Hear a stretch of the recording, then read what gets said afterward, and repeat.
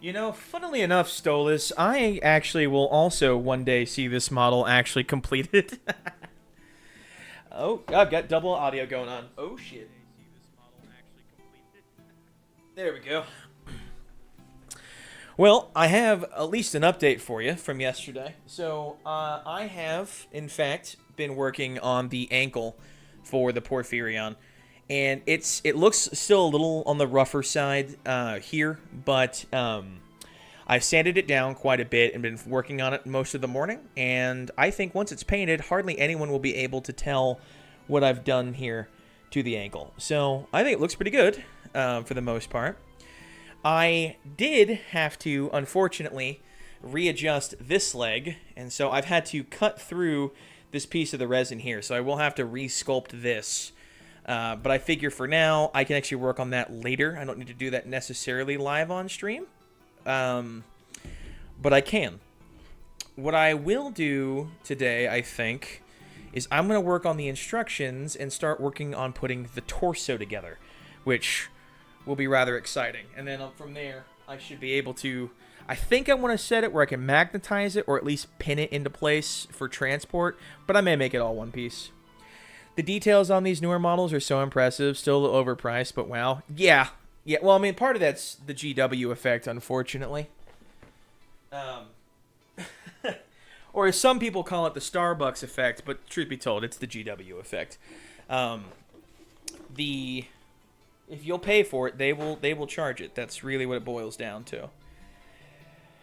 Let's see.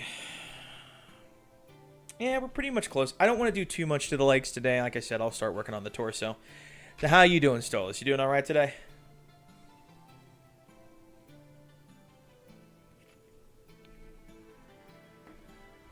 This music in my ear, just a touch on the loud side. I hope the volume is balanced on it for you guys. Like I said, OBS updated recently and really screwed me over. Yep, and forced scarcity of the product. You're not kidding, man. You know, I've been in the drama when it comes to GW for quite some time now, unfortunately. And one of the issues I've really run into with GW that really irks me to no freaking end is how they've been treating the old world, because I really like the old world, you know, the return of Warhammer Fantasy, and I swear the only reason they're selling out as much as they are on those pieces is only because they don't make as much. They don't make as much when they're printing. Really? Huh.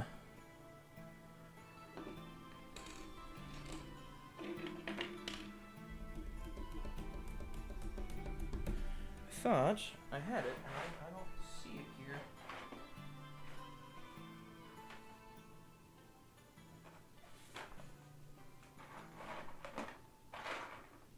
Huh. Interesting. Okay.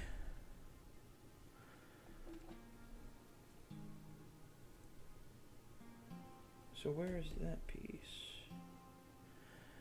I know it's the console. I just saw it, and I can't remember where... Oh, there it is. Yeah, the forced scarcity thing really does irk me. Yeah, you're right. It's a model Nintendo uses too. It's kind of predatory. I think it is absolutely predatory.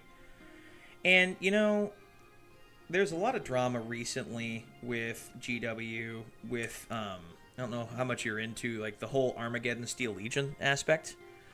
I'm going to assume ignorance here, but you know, they had a model range for an Imperial Guard force that is known as the Armageddon Steel Legion, and we're going back to Armageddon in 11th edition, and they've kind of primed everybody that if there is no model, there is no force. So in the lore, everyone was expecting, like, oh, if we're going back to Armageddon, they're going to release some models for Armageddon.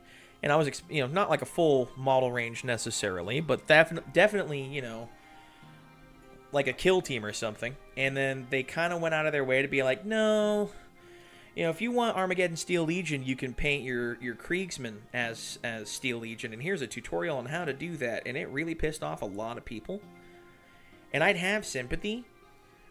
I promise it's going back to the predatory thing here, but I'd have sympathy, but if it was a mom and pop shop, but this is a multi-billion-dollar company, and they've primed their customer base that they're not going to let them customize forces however they want. They want model ranges to exist for people to buy from them directly, but then they're not going to include one of the most beloved forces to save a few $1,000. You're a multi-billion-dollar company. Why do you desperately need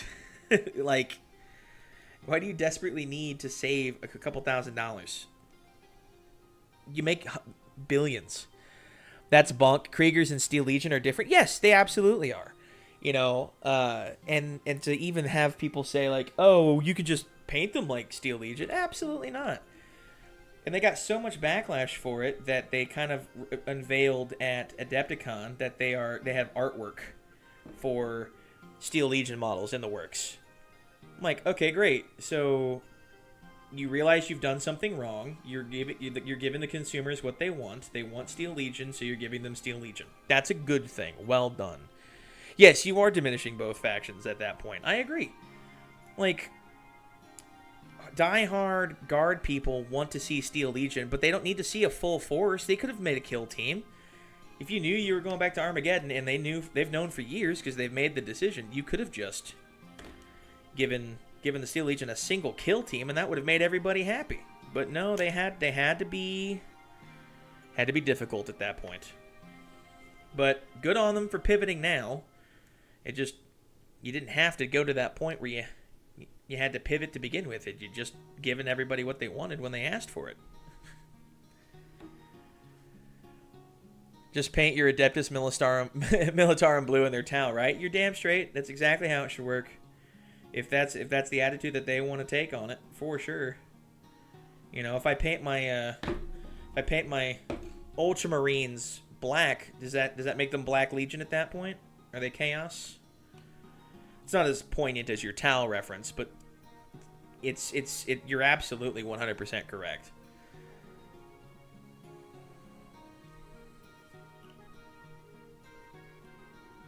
Oh, maybe I shouldn't have done that yet.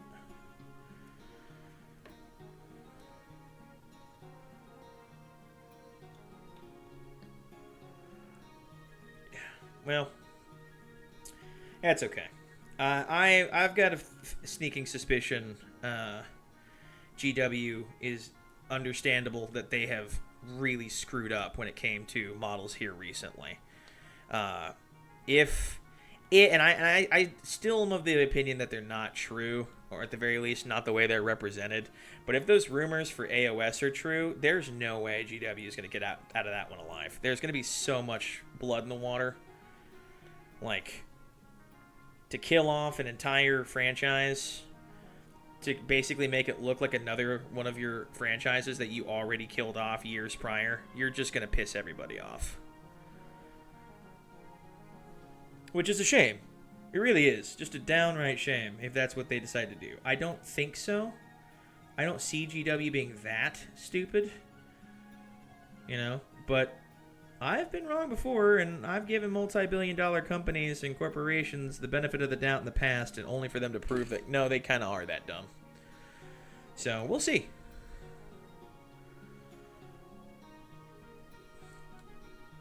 There we go. As a company, they seem to underestimate their product. It's almost like they're embarrassed by something a lot of people really enjoy. Dude, you hit the nail on the head. So, it really does feel that way. I have been ranting for a long time recently about how GW, it comes across like they're embarrassed by their own product. This is particularly in relation to Warhammer Fantasy and Warhammer the Old World, and when those leaks for AOS were like, they're going to reset the world and basically do an End Times 2.0 again. They seem embarrassed by Warhammer Fantasy, right? If they kill Sigmar, the character, off in Age of Sigmar, they kill him off. Like, Sigmar is the most important character GW's ever made. Like, not just for their fantasy line or AOS or or any of that. No, like as a character, Sigmar is the most important character they've ever made, right? Sigmar is the original Emperor. Like, Big E, as much as I love 40k and I love the Emperor and all that jazz, Big E is just a knockoff, derivative version of Sigmar. A not as cool version of Sigmar. And the way they've treated the old world in terms of how they released it, in terms of like, support for it, it's almost like they're embarrassed by it. And, like, how... This is the game that made you what you are. Without Warhammer Fantasy, without the old world, you don't have a Games Workshop. You know? Like, even if people are going to go, no, the Middle-earth battle game, that's saved GW. If we wouldn't have that, if we didn't have that game, we wouldn't have GW. But, like, no, we would have. It's just GW would have gone bankrupt. But Warhammer Fantasy made the company what it is, and they act like they're embarrassed by it, and I don't understand why. Like, I get it, like, they've been pretty corporate for a while, but come on, it's not like you have to even, like, particularly care about the product you make, but at least care about the people who buy your product. I don't understand why they act like it's, like, embarrassing. Like, yeah, we make hundreds of millions of dollars a month, but it's to sell plastic to nerds or something, you know? Like, I mean, it boggles my mind. It really does.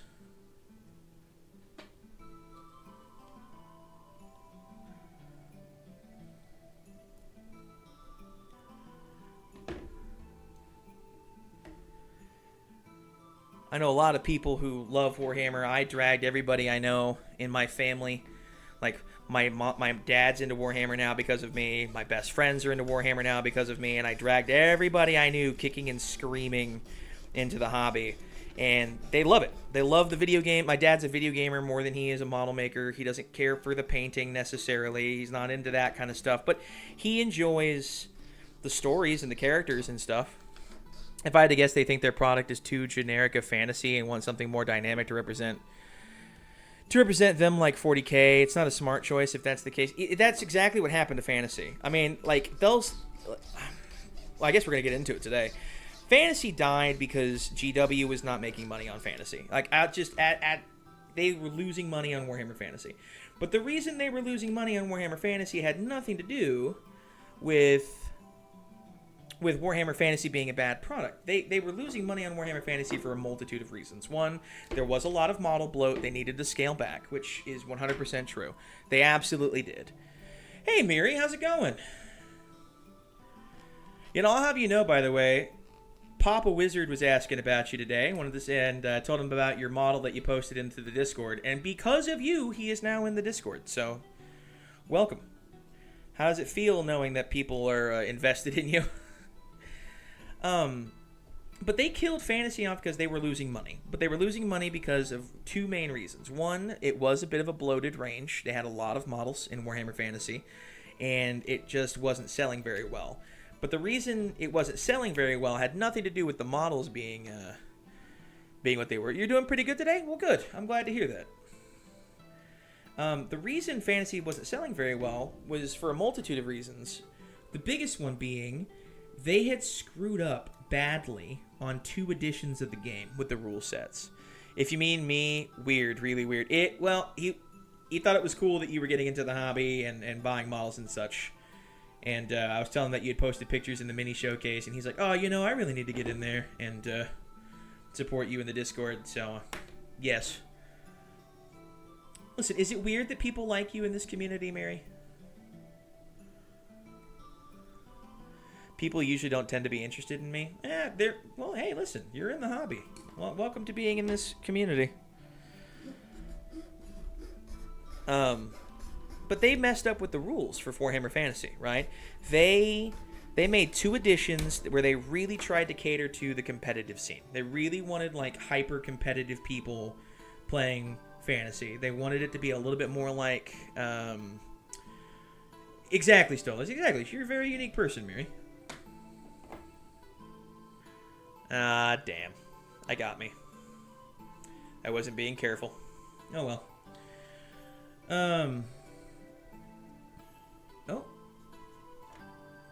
Oh, I'm still bleeding. Oops.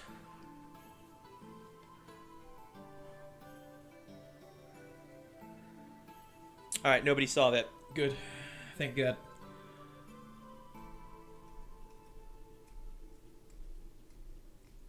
Anyway, so they really... Jesus. I love doing finicky stuff with my hands and painting things and seeing progress. I can also hyperfixate and obsess over characters and sub-factions, and it won't be weird in here. You're darn right. To me, Warhammer Fantasy shines most in video games. I agree with you. One sec.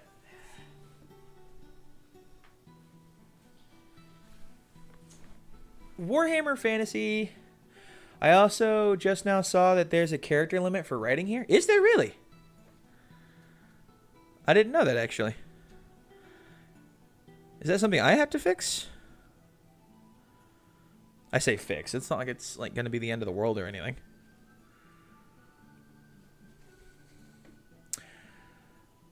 There's a character limit in live chat. I did not know that. Huh. Fascinating. You learn something new every day.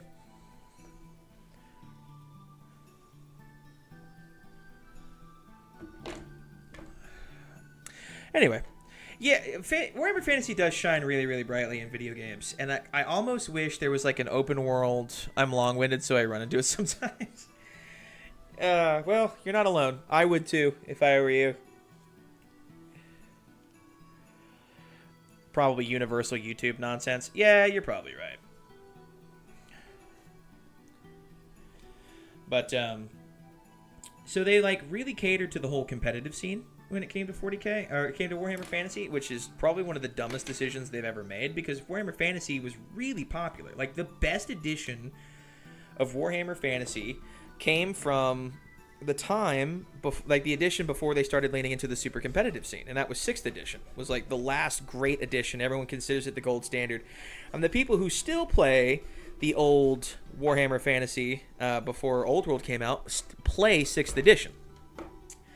But then they doubled down and tried to make it super competitive and super meta chasey, and tried to make it as like tournament friendly as 40K was.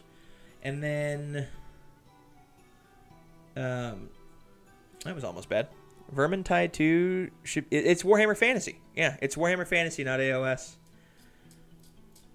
It's one of the reasons I love Vermintide 2. I might actually, you know what? I might play that on stream one of these days. Vermintide's a lot of fun. Vermintide and Darktide. And Darktide just had a recent update with the Leave the Hive edition, where you like basically the Chaos Wastes version of Darktide, and that's very interesting. So I should probably, you know what? I should do that. I should play that on stream one of these days. I did one of my very first streams I've ever done on YouTube for this channel. I got drunk and I was playing Vermintide 2 while being absolutely like wasted. I drank an entire, I drank half a bottle of really high proof rum, and I was just coasting. My wife said I was slurring my words. I don't think so. I think she was wrong there. A friend chucked that at me years ago. Never really played it. Also can't right now because my hardware is too shitty. Oh, I'm sorry to hear that. Really? Really? It's not... I find it to be not very taxing on my system. Of course, I now have a really nice PC. So... But... What kind of GPU are you running? Or is it like... Or is it your cores? I don't know. Gameplay streams too? I'm glad I subbed. Yes, it's been a while. I should do it again. I did do Vermintide 2 for my very first stream. I was incredibly wasted. Incredibly wasted. Probably shouldn't have been streaming. Had a bad day and decided I was going to fix it through alcohol. And I had a blast.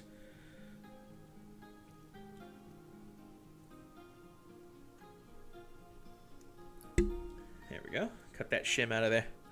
My laptop ain't got a GPU. Well, it's integrated. Oh, gotcha. Gotcha. I should probably get the bloody paper towel off the stream. Sorry about that, everybody. Just cutting the shit out of myself. Yeah, it was a lot of fun. I should do that again. Vermintide 2 is some peak Warhammer Fantasy. That between Vermintide and Warhammer Total War, a lot of like interest in Warhammer Fantasy was generated, and a lot of people believe that's why the Old World as a tabletop game came out. And I'm actually really glad that they did Warhammer the Old World. I want them to do a second edition. I really hope they do a second edition of that. I want them to see them support that. You know, I think it could be bigger than AOS if they really gave it half a chance. I don't think they want it to. Oh, I know. Did I miss the blood? Yes, finally, you did. I sliced my thumb open. Very small cut, but it would not stop bleeding. Also, Final, welcome.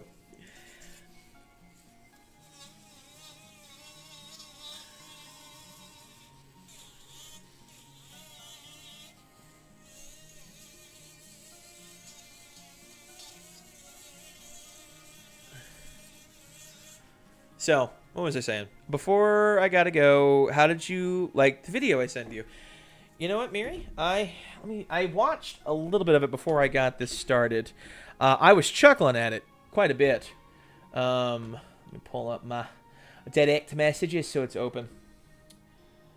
I was chuckling at it. I ain't gonna lie to you. And any has-been hotel meme is by default going to make me laugh and chuckle. So, well done, Mary. Well done. Also, I've got some big announcements since I got a few of you here. I will be adding some new stuff to the Discord this next week. I have an idea for a community collaboration I think would be awesome. I'm going to be a little tight-lipped on it, but it's coming in the near future. Do you think Corn gets excited when he sees someone get a bloody nose? Well, my friend Stolas, Corn cares not from where the blood flows, just that it flows. So, yes. And at this point, when I was a kid, believe me, I probably made Corn very happy because I would have bloody noses that would last for like an hour. And that's not even an exaggeration. I had a nosebleed happen, and I failed a test. Somehow I acquired a lisp. I failed a test in algebra class because of it. Because I was sitting there, and I had a blood drop land on my test as I was working on it. And I got up, and I asked the teacher to let me go to the bathroom so I could take care of my bloody nose. And what was funny about it is she did, and I was in there for 45 minutes. Like, that period ended, and the next period started because I had a bloody nose. And she sent someone in there after me, and they came in, and I had, blood all down my chin. The countertop was soaked in pink water because I was trying to, keep my nose moist. Because what it was dried out, and it was allergy season. So, but I did. I failed that test. I did not get a chance to retake it. She thought I went to the bathroom to get out of taking the test. Corn watching when you're young with tinted fingers, just like, yes, exactly. Exactly. So, there you are. Canon, it is confirmed now. This chat has confirmed it, everybody. If you get a bloody nose, you are favored by Corn.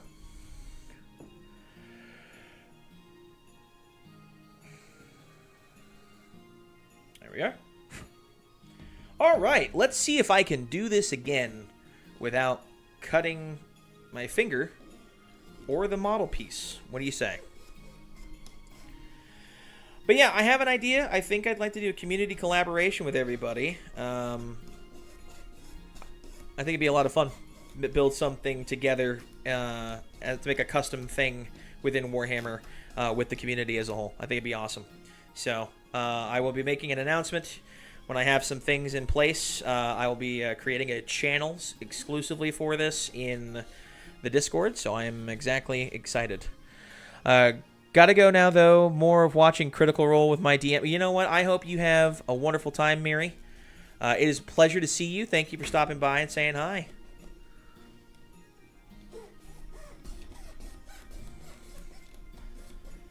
Tell your DM we all said what's up.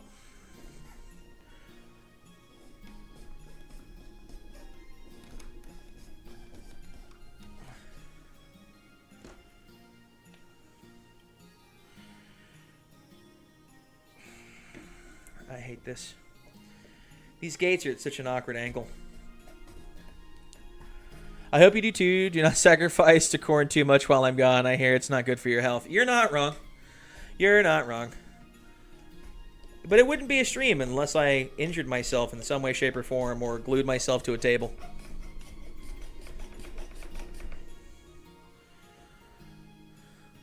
You're a Kenku? That makes sense, Stolas.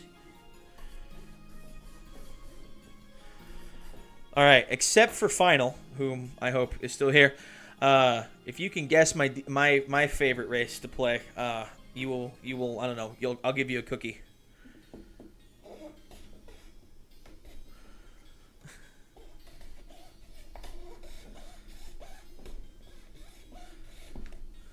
Alright, I think that'll work. Ta-da!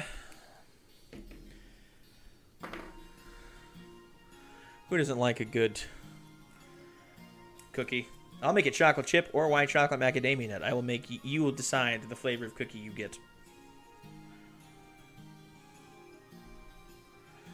Goliath or human? You're always here. It is neither, actually. I actually said it on stream the other day, although you probably didn't pick up on it.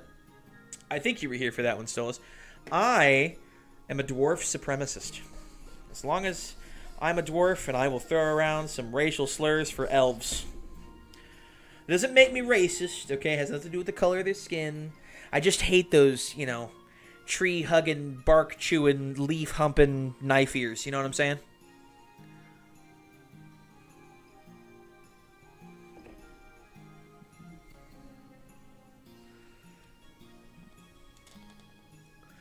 Which is ironic considering the army I want to play the most in AOS right now is cities because cogforts. Reduce movement speed though? Yeah, but guess what? I got that extra constitution. Alright? Plus I got a beard. A kick-ass beard that I can make a part of my personality.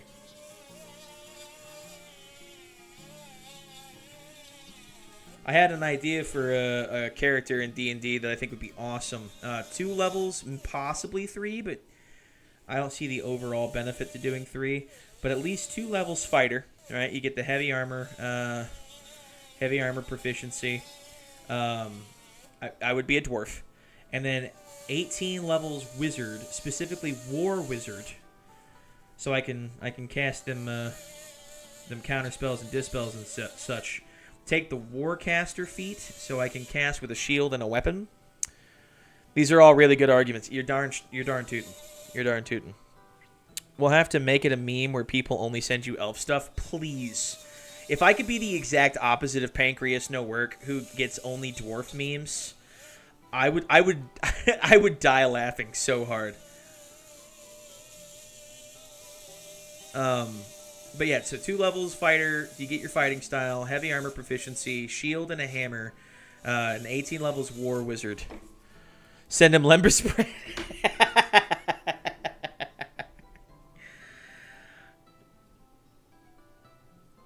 Listen, if we start quoting, my dad laughs. I can't watch The Fellowship of the Ring and not quote along. And we watched the extended editions in theaters for the 25th anniversary. And you have any idea how hard it was for me to not talk like Gandalf in the beginning of that entire film? The scene that gets my dad the most is he'll just randomly look at me and go, Bilbo Baggins! Then I start going off into, do not confuse me for a conjurer of cheap tricks. I'm not trying to rob you. I'm trying to help you. Every time.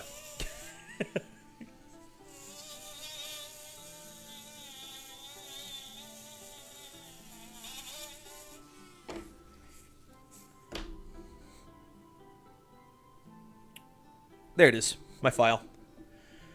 So, long story short, yes, Warhammer Fantasy is peak. I need to get myself an old world army there. I have the exact same issue with those movies and a few others. Every time, dude, I watched the entirety of Fellowship and I was doing my best. I was mouthing along, but I didn't say anything out loud. but I would not have been the only one in that theater who would have quoted along happily. I guarantee it. Those movies are so good. I genuinely fought tears watching Return of the King on day 3 in the theaters towards the end, because they're so good, dude. You, my friends, bow to no one. It's just so good.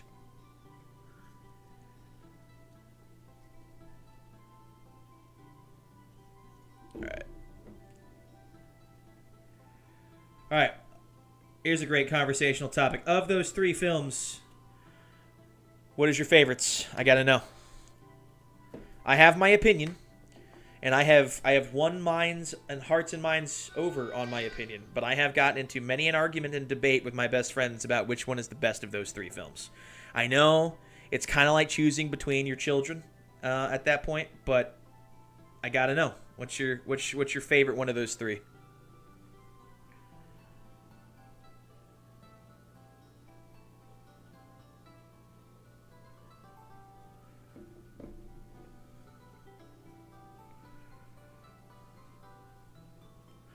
Towers, Helm's Deep is too good. This is the correct answer. The Two Towers is by default the best of those movies. I love them all, don't get me wrong. They're so good. But Towers is my favorite because Rohan's my favorite. Battle for Gondor isn't even close. Helm's Deep is the best. All right? Like, I get it. The Charge of the Rohirrim at the Battle of Pelennor Fields is pretty great and all. I get it. Believe me, I'm a Rohan guy. I have been a Rohan guy, and if I ever, and I'm not going to final before you say anything, but if I ever did get into the Battle for Middle-earth tabletop war game, I would play Rohan. 100%. I would play Rohan. However, I'm not going to do that. I don't have that much money. I can't go into multiple mortgage debts. But Two Towers is the best film of all 3 of those films. And that is coming from a guy who just happens to love those films so much. Who in the hell is blowing me up right now?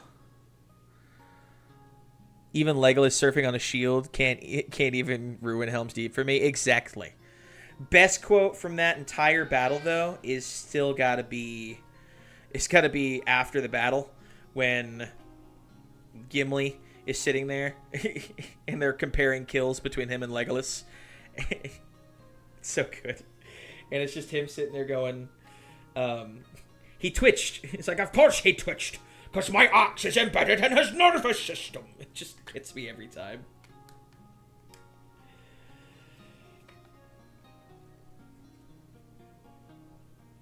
It's so good. That still only counts as one. Yes. Although it comes from Return of the King. It's still a great quote, though. What about you, Final? What's your favorite one?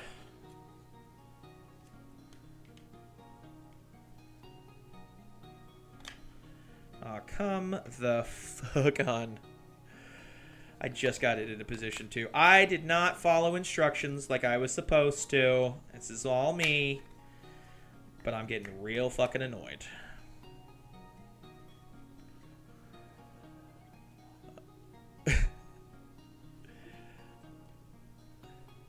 I hear they're making a Hunt for Gollum trilogy now, which I don't know how the fuck you make a trilogy out of that.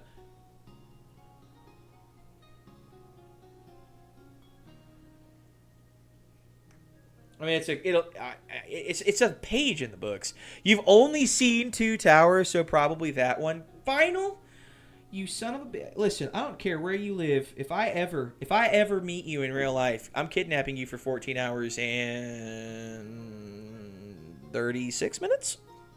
I think it's 14 hours and 36 minutes. I think that's the runtime of all the extended edition films. Sounds terrible to me, but I'll probably watch it. Yeah, listen. I don't know, man. I saw a lot related to What was the Rohan movie they did with Helm Hammerhand? Not good. That's what that was. That's what that was. Not good. It was atrocious. That was an abomination. The Two Towers is the best of the three, but the other two are exceedingly great in their own right. You're damn right, Dad. Also, hi, Dad. If anyone's curious, Dad is feeding kittens. Or probably done feeding kittens now. Hope the movies are as memorable as the Golem game from last year. I think they're probably going to be on par with the Golem game from last year. I think that is a given, my boy. Sheesh. What was that movie called? The Rohan one. It's terrible. That means you'll have to come out this way. We'll have a ton. We'll have a ton of too thin coat stuff. Oh, yes. You think I'm not willing to do that, Final? You think I'm not willing to figure out how to get out to you, to make you watch those movies and bring my pants along? Because I will. All right. We'll build a model and make a reel together.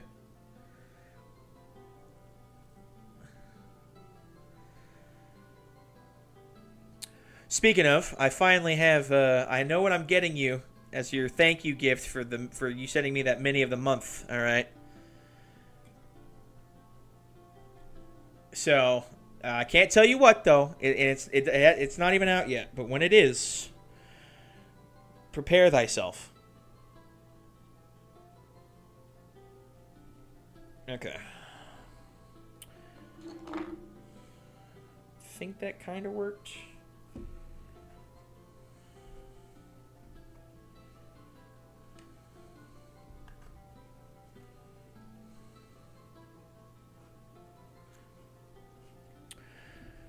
And hammer out the custody arrangements? Yes, we need to. I didn't hate the Rohan one. I just thought animation was lazy and it was really mid to me. I hated it with a fiery passion. But that comes from a strong knowledge of the appendices. Like what they based the story off of. They invented a female character for that film instead of going with a whole bunch of the already very kick-ass female characters that exist throughout the entire lexicon of Lord of the Rings. And they decided they wanted to invent themselves a female character, give her a very suggestive lesbian romance, and in the process ruin the story of Helm Hammerhand, perhaps the greatest Rohan character ever. Oh, you haven't seen JD yet, right? I have not. I have not talked to JD. I've tried. He's been a very, very busy man, so I am told. So I have not had a chance to even talk to him but I have made many attempts to do so. I have called him repeatedly. I have texted him repeatedly. He says he's just been very busy as of late. So how are we feeling about the cog forts? Like how can AW and I not come home with an autistic wizard with a box full of them, over the top and magnificent? I agree. My wife wants a cog fort. I want a cog fort. Final wants a cog fort. Josh wants a cog fort. You want a cog fort. Like, Final made a great joke yesterday. Where's Oprah when you need her? Oh, I could have sworn she was in the appendices without the lesbian plot. She is an unnamed character in the appendices because the story is not about her. She was just an unnamed character, and she's mentioned on one page, and that's just like the marriage subplot that was there. That's her character. That's the entirety of what she's mentioned in the appendices. And there are plenty of other great characters. I would have loved to have seen, for example, like what Galadriel would have been like in the earlier days of the First Age, or even the Age of Myth beyond that, or any of that stuff. But she's only an unnamed character for a singular page in the appendices, and they make the story all about her. Which, again, like, I mean, it's not that it's inherently a bad thing to do that. Don't get me wrong. Probably just confused her with another character. No, you didn't. I mean, she is there. She's just not an important character, and they made her a very important character, which is a little bit of an insult to me because I love Helm Hammerhand and his story so much, you know? Yeah.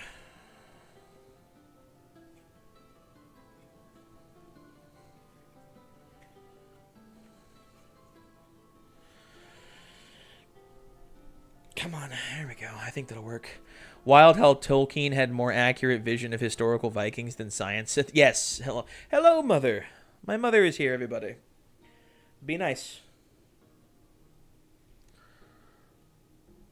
There it is.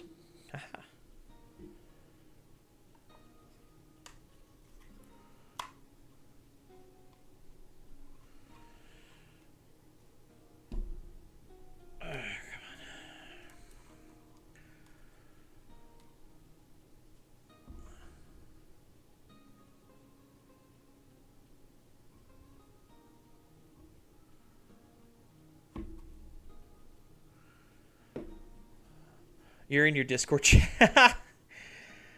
How? Yeah. But are you in live from the tower basement, mother? A tower dungeon, excuse me. Are you telling her to be nice to us? Yes. Yes, final I am. You know, final, yeah, I'll tell you this. I said this yesterday. I know that the Cogforts are cool, because I saw the Cogforts with my own eyes when they announced it at Adepticon, and I was like, this is fucking sick. I can't wait for this. Right? But, like, the way I knew the Cogforts were cool is when my wife, who's not interested in very much at all in terms of Warhammer, looked at the Cogforts and said, you know what? Those are really cool. You know, Mother, you can actually say hi if you wanted to.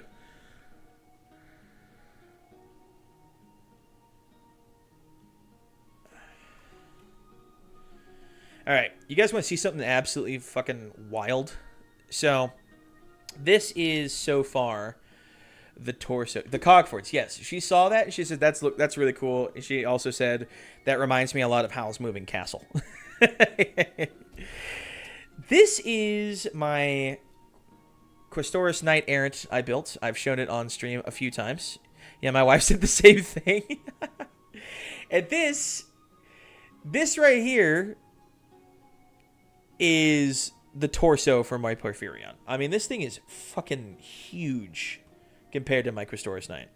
I'm hearing Cogforts, right? Not something else. You are hearing Cogforts for sure. If you have not seen the model for those, I don't know if you are into Age of Sigmar at all. You should absolutely look up Cogforts.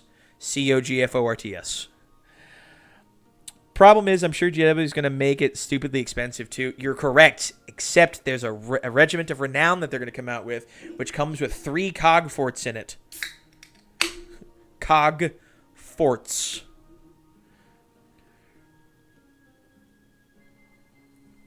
Yeah, not Cockforts. Very different. Although, one in theory could make one. While he was talking about his stones yesterday, so I guess it could go either way. Every time someone types GW, I think they mean your dad. Rachel, my sister, was the same way. Also not Cog Forks. That is correct. Thank you, Dad.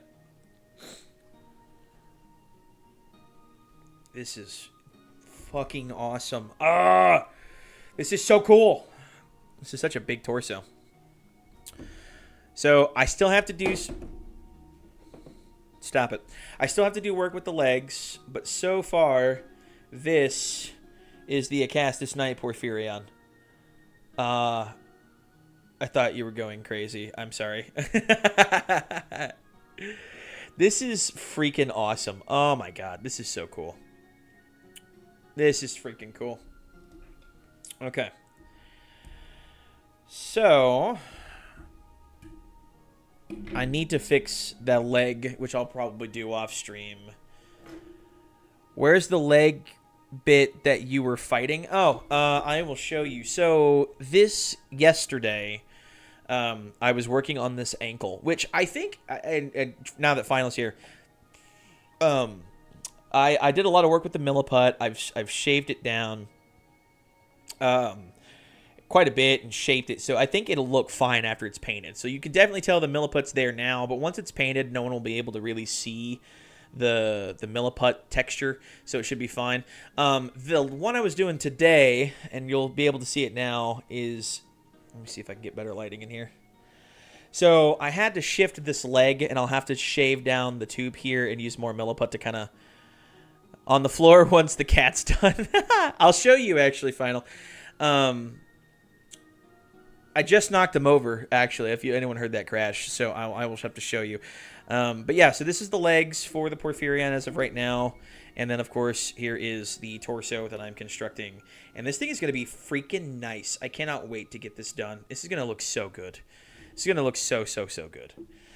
So I knocked him over just now. I don't know if you heard that crash at all, Final. I think well, Mom, you should absolutely go take a nap. It's fine. Also, you can just talk. It's okay.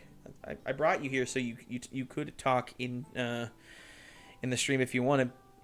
So normally, I actually set them up right here on the side corner of my desk on their bases that I was working on. So, you know, with the rock for the preceptor here.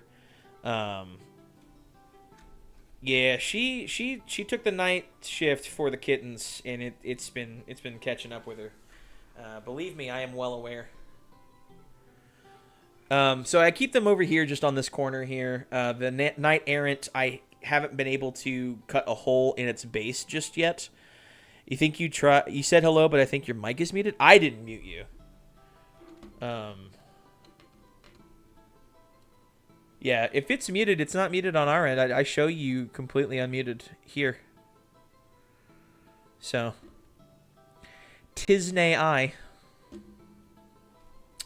But I got everything over here. I've got the base for the castigator I've been working on, and I have to get back and get more cork to get some more rubble here around the base of the...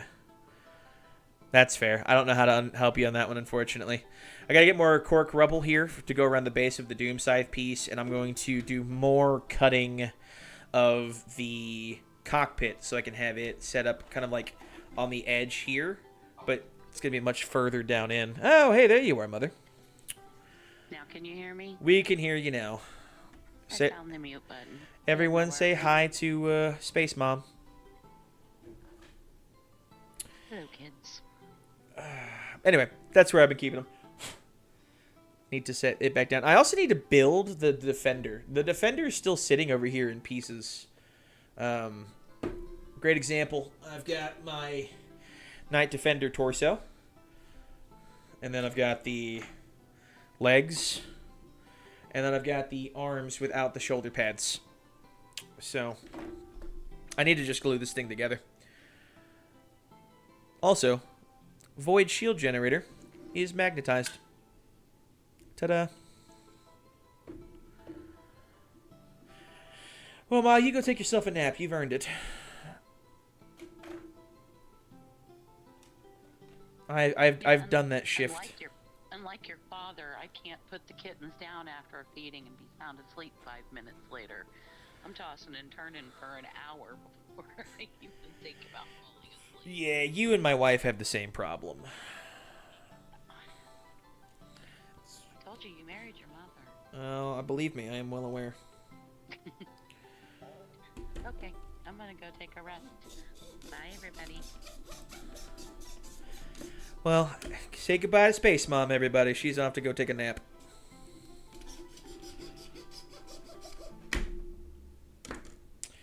Well, I did all that sawing for no reason. It just snapped right off at the point where I needed it to.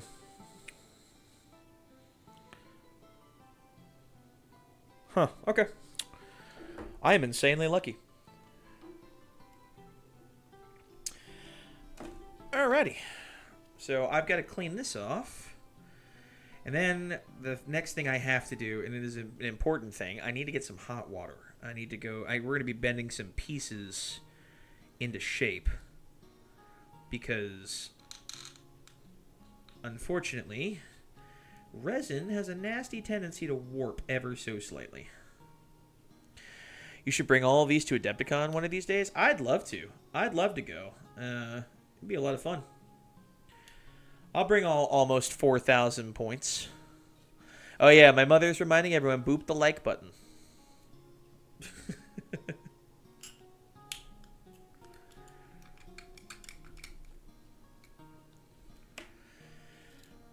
See, here I was thinking this part of the resin was actually going to be really thin compared to the other shims. This is the thickest shim I've come across so far. I also feel like I'm saying like a cuss word every time I say that, like a cuss word in Hebrew.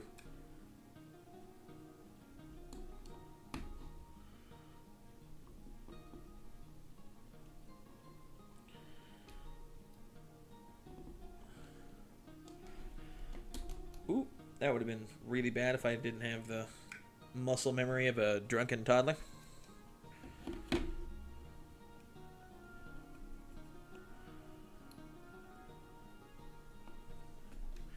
So, I should do this though. I should bring these to Adepticon when they're all said and done. That would be a lot of fun.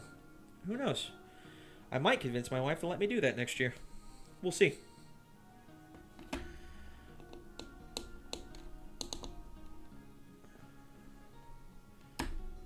Sheesh, this resin does not want to give up the ghost.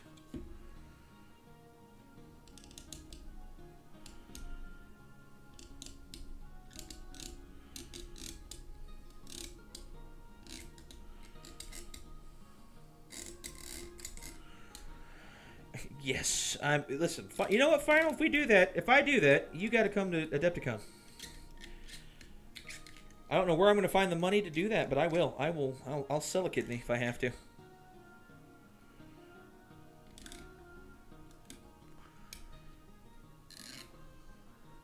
Man, sometimes I think about how Chaos tore the galaxy in half and how the Emperor is a stinky chair zombie. Chaos is so cool.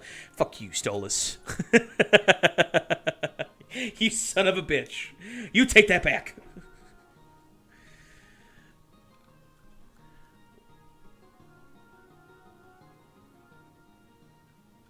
Is this...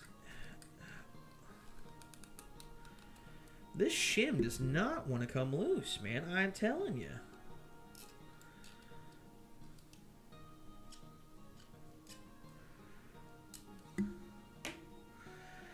It does add up quickly, especially if you want to go to any game workshops, any workshops or whatever. You know, exactly. That's the problem, man. That is the singular. What am I doing? I just realized I'm doing this, and I'm not even gonna have it where you can even see into the cockpit anyway. Damn. You know, I'm saving it to go next year. Exactly. Yeah, we should all do that. I'm in. My wife may want to go, actually, now that I think about it. She's the breadwinner in the house, so she gets a really big bonus usually once a year around that time. So it may happen. We may go. Okay, let's try that again. I'm cutting that shim out, and I just realized I don't really need to do that, because again, I have this hatch I'm going to put over that hole, and I'm just making my life a living hell for no fucking reason.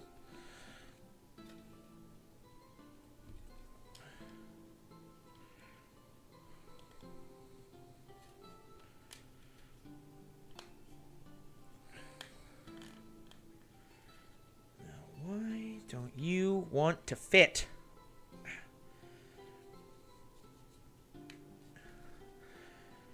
Hey, you provide the insurance? It's true. It's true. I have the best health insurance, I'm pretty sure, in the country. So, and that's not even a brag. I think that's just like an actual designated fact at this point.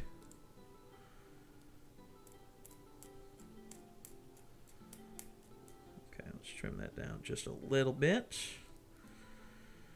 Maybe there's still some resin gate here that is just stopping me. I'm such a perfectionist. I don't think I could ever do painting. I just get so in my own head. You know, here's the thing.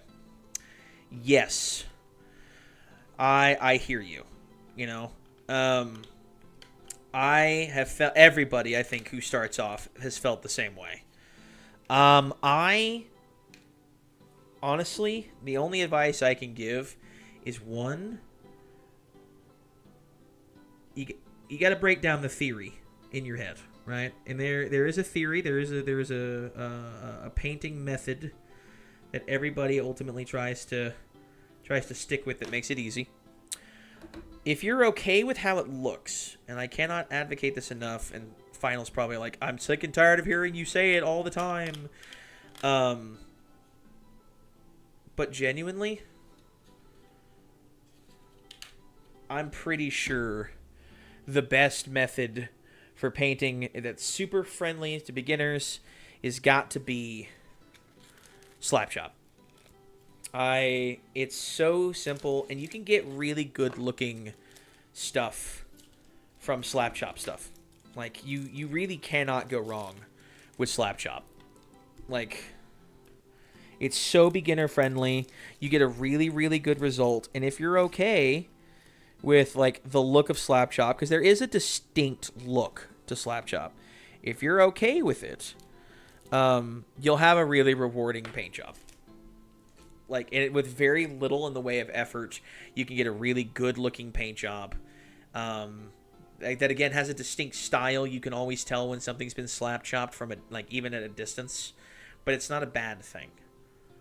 And your perfectionism, it doesn't go away, but like slap chop gets you so close if you're as careful with a brush as you think so. Wizard Tower meetup session, hell the fuck yes. By the way, I didn't even see that final. Hell yes, I'm in. Okay. Is it bad to get Milliput into a slightly open cut? Maybe?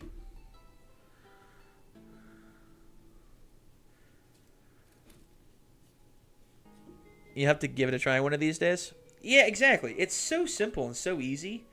It's all about, I mean, I think everyone will say this about any kind of painting method. It really is just all about the technique, though.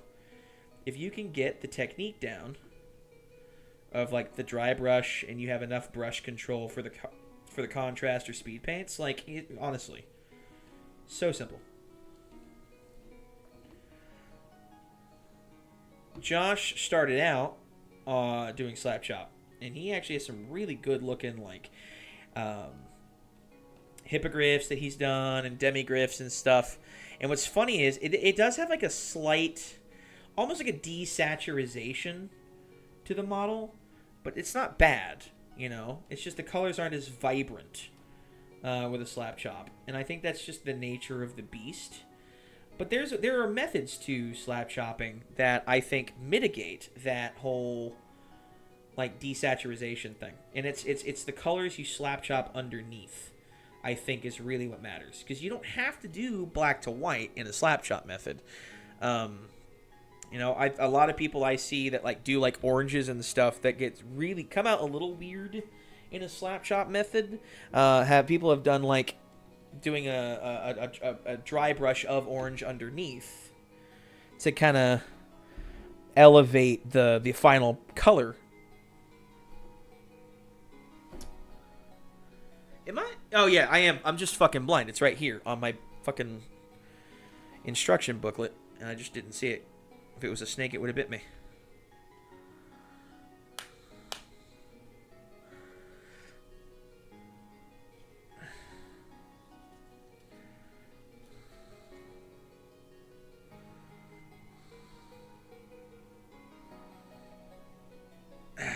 Get that pushed in there real good. And I'll come back with a knife and scrape up that excess.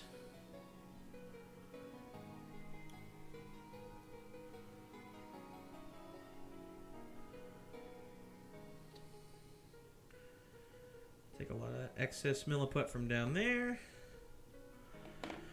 The basic way to do it, prime black, dry brush, gray, less dry brush, light gray, and even less dry brush, white, then contrast. That is the basic theory, yes, behind it. For the basic version of it. You might try it on a Cryptic Guard Mini of the Month. That probably wouldn't be a bad way to do it, you know? There is the other method, like I said, is like taking another color for the underlayer of it, because what's going to happen is that zenithal that you're dry brushing on with the black and the white is super, like that's going to be your contrast underneath the contrast paint. I mean, obviously that's the name, right? But if you do another color, you know, let's say like you're doing like a gold, right? Maybe you dry brush from like dark gray to yellow, for example, and then you might get a more vibrant contrast of yellow over the top of that, which is kind of like the whole idea behind, I guess, like Slap Chop 2.0, you know? It's just building up contrast with different shades to kind of show through a little bit. You ever see the Fear and Hunger series? It's one of the few things I've seen to pull away super dark material in a relatable way like Warhammer does. You know what? That sounds familiar, but I don't know why that sounds familiar. You know what? Let's find out. Let me look here.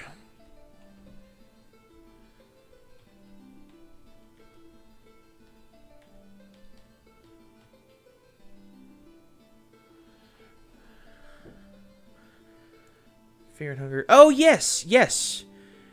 I've not played it myself, but I have seen it. Some people play that before. Golly, gee, that's like a blast from the past. It's been a long time since I've even thought about that. Wow. That's a deep cut for me. And I don't remember the first game. I remember there was like a second one coming out, and this was a long time ago.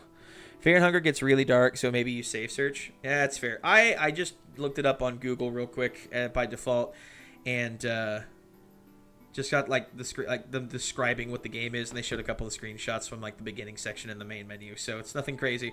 But yes, I have seen that. Who did I watch play that? It was somebody a while ago, a long while ago, years now.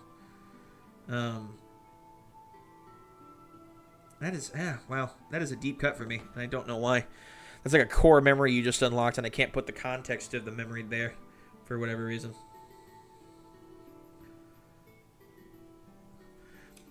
All right. Was it overkill to do some milliput there to hide the worst of the gaps between the panel? Maybe. Maybe, but I feel like I've done a pretty good job hiding those gaps. So when it comes time to paint and prime, no one will be able to know that they were there to begin with. Except me. I will know. And that's okay.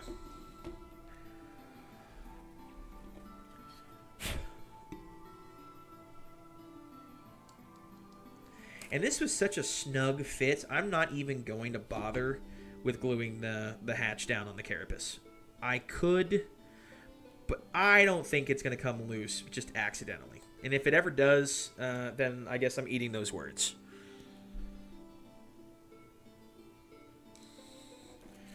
Man, let me tell you, that cut on my thumb is starting to really hurt now.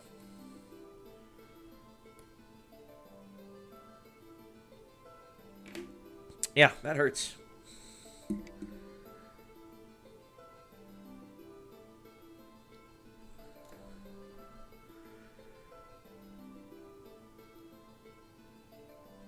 not gonna lie though, the first place I went to when you said Fear and Hunger was Fear and Loathing in Las Vegas, and that's a very, very, very different, very different thing entirely. And all of us, since we watched you do it, yeah. Well, all 7 people currently here. I'm willing to take that chance.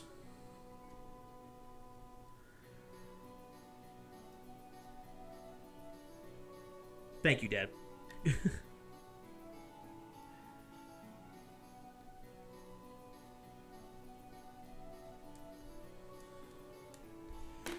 All right. Where are... There they are. My good nippers. Nippers. I'm glad I missed that, lol. Yeah, it was pretty early on. Cut myself pretty good. No shit. Oh my god. It is almost 200 subs. Holy crap. You know, I didn't notice at all. I mean, that was it yesterday. I was at like 193. That's crazy. I'm growing pretty good. I'm happy with this. You know, I'm still getting views on my AOS video I did, which blows my mind that people are even like still watching it, and I'm getting a lot of comments on it for something I've made. Considering it's my second video on my channel, so I'm in. I'm happy with that.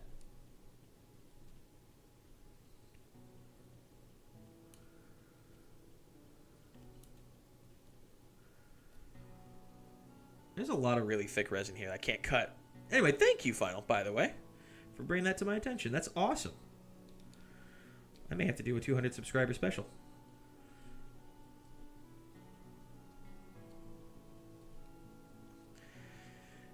That and it is a sad day today, just a little bit. It is the last day of my mini vacation for my birthday. Tomorrow I am back to work, so my normal streaming schedule will have to stand, so Wednesdays and Thursdays. So I hope I will still see everybody during those times. But if I have any other free time during the week, I will gladly hop on and at least hang out, maybe do some video gaming. Who knows? Maybe Papa Wizard can hop in and we can play some Space Marine or something on stream. Or Red Dead.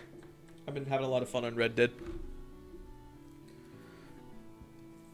Also, I commented on my wife's comment, but hi, honey. It's good to see you. Hope you're having a good day.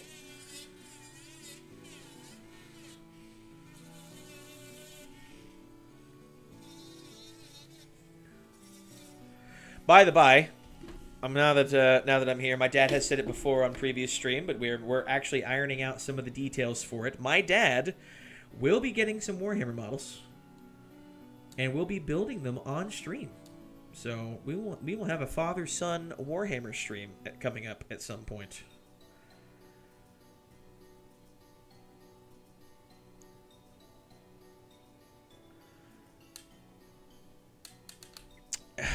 Man, I'm glad Red Dead Online has been so much fun for you, but smiting bugs and heretics is always a good time.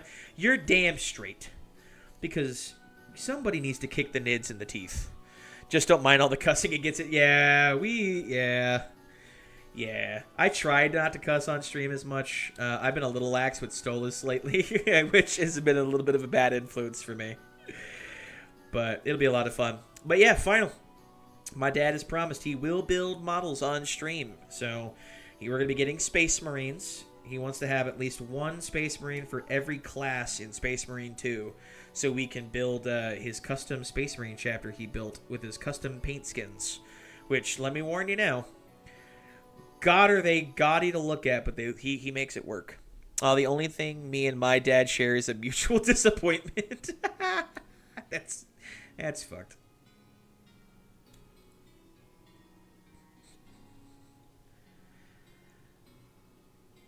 Well, you know what, Stolas? Congratulations. You've been adopted by a random stranger's family. So welcome to the team. Hey, I'm not cussing. Don't blame me. You've encouraged me to cuss, young man. I say that. I'm pretty sure I'm younger than you are.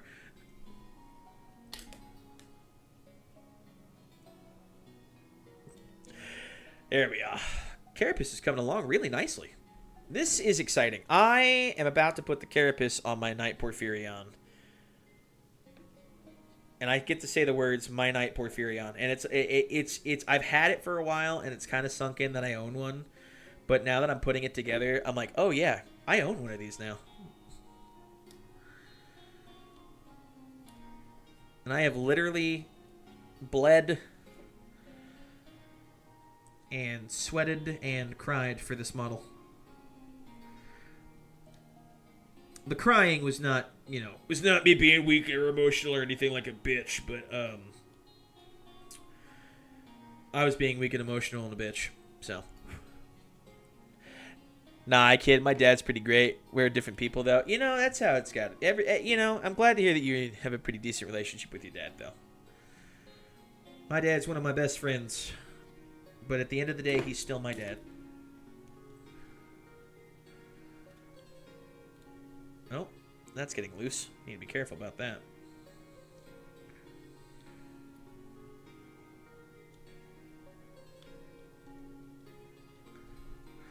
There's probably the resin dust burning your skin. I get 2 lungfuls of resin dust like an idiot, and we're making jokes already. Well, you know what? That's kind of funny, Final. That's kind of funny.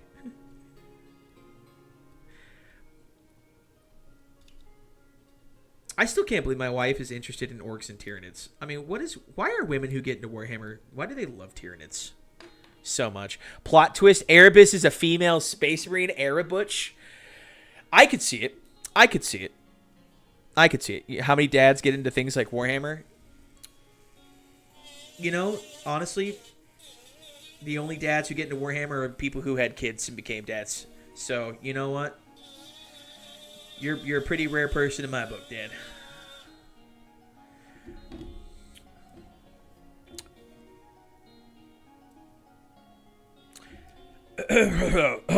Apparently my Fantic has died yet again. And before anyone says anything, I did charge it 2 days ago. I also used it a lot this morning. I could not. I spent about, I kid you not, I spent about 2 hours today just going and filing this down ever so slightly to make the ankle work for the Porphyrion. So, I probably wore the battery out this morning.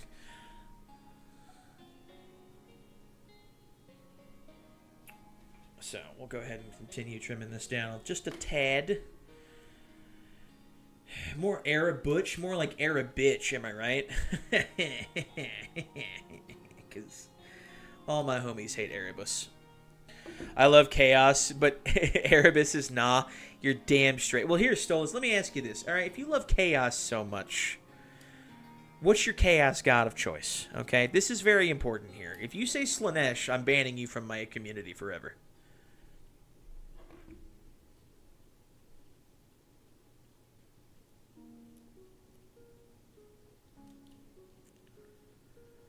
I'm waiting. That's the worst part, is I am waiting very patiently for this answer. I also know there's a pretty big delay because OBS is stupid. The Erebus smear. TM.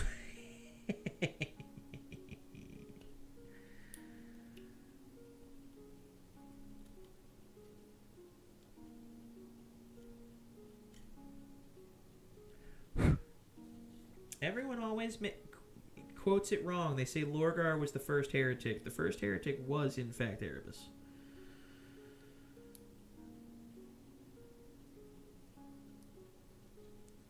Never Slaanesh. Khorne easy. Looks like the most fun. That is a respectable answer.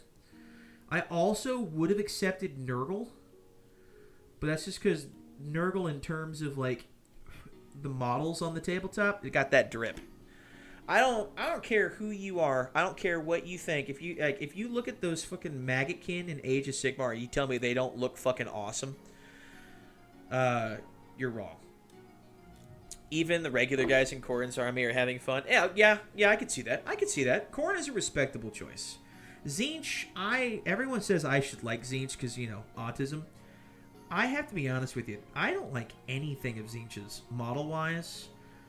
Nor do I like anything of Tzeentch, like, lore-wise. JD at Spruta Saga, my buddy Josh, he challenged me to try to come up with a homebrew or custom faction for the Disciples of Tzeentch in Age of Sigmar for his project. I can't stand Tzeentch. He makes for a good bad guy if you need, like, a generic Chaos Cultist kind of vibe going on, but other than that, nah. Get that shit out of here. Nurgle is too pessimistic to me, but the drip can't be denied. Nurgle's pessimistic to you, really? See, I always get, like, the optimism vibe from him because, like, everyone's having a party. But you know what? To each their own on that one. But at least you agree, though, the drip. The Maggotkin models, like, nothing made me want a Nurgle army more than the Maggotkin models, the recent ones they've done with the, what do they call them? The Rot Knights? I can't remember now. But the Knights that they recently did, oh my god, they look so good. They really do. Oh, man. The Rot Swords. I think that's what they're called. Rot Swords. Final, you know this better than I do. Tzeentch sounds like a vitamin gone evil. You're not... Vitamin Tzeentch. That's good. That's good, Dad. Well done. And you know what? Kind of, actually.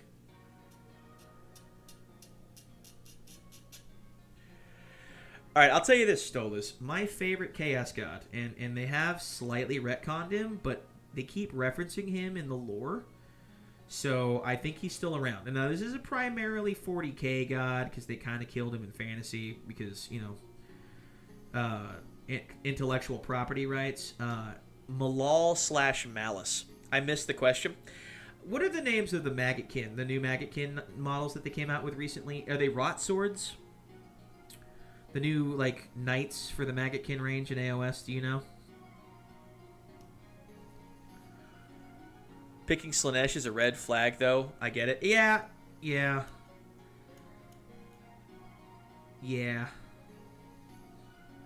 I agree. Which is a shame because I think like the Primarch that got fumbled the hardest by Games Workshop in the lore is Fulgrim. Like I really like Fulgrim.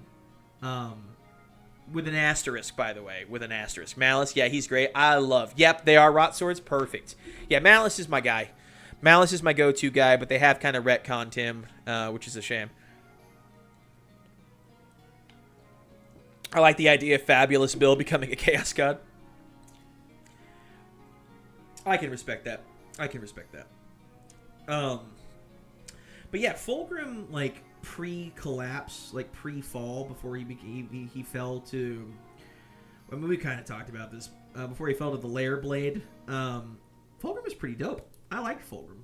I like the Emperor's Children quite a bit pre-fall, but now that they're like super Slaanesh guys, I'm like, I'm good. I don't need to. I feel like if I'm a fan of the Emperor's Children now, I feel like I have to be on a watch list somewhere. I don't know if anyone else feels that way. I certainly do. Where are we at here on Thief? Yeah, okay, we're doing all right. What are my notifications? Who's making notifications here? Okay, Valrak is doing a new stream. That's all that was. Thank you, Valrak.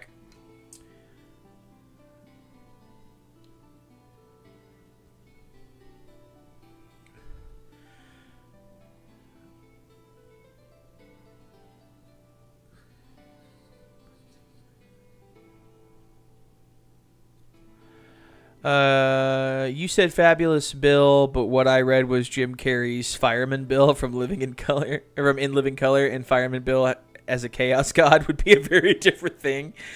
They need to lean into the Epstein stuff less with Slaanesh. It's not a one-note god, but you wouldn't know that from the models. Yeah, like, well, you know, I don't understand. Why does Nurgle have, like, the monopoly on fat guys? Right? Like, if Slaanesh is the god of excess, can you get more excessive than people who eat too much food? And that's coming from a fat guy who eats too much food himself. Oh, Fire Marshal Bill, Lord of the Chaos Flame. Yeah. But why does Nurgle get the monopoly on fat dudes? Which we're just like treading old topics on previous streams. Because we literally talked about this. Because, like, the whole planet... The guy who's just a fucking planet because he's so fat as a worshiper of Slaanesh.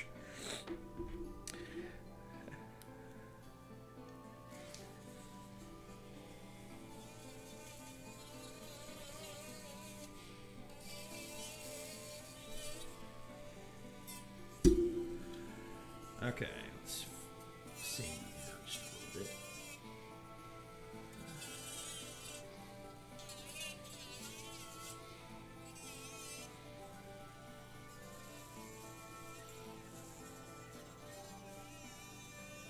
There we are. Just polish that down ever so slightly.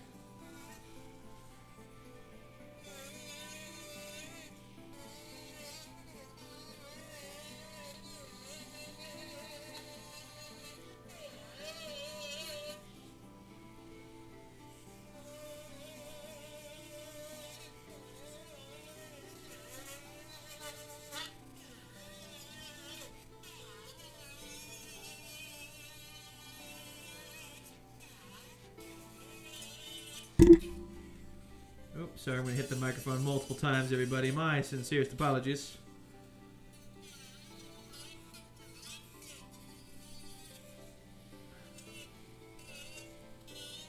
Okay, just hit that just a little bit.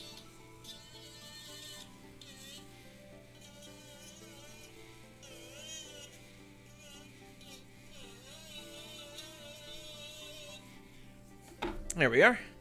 Just had to hit that just a little bit. I'll have to trim off that gate just a touch, but I think I'm pretty much there.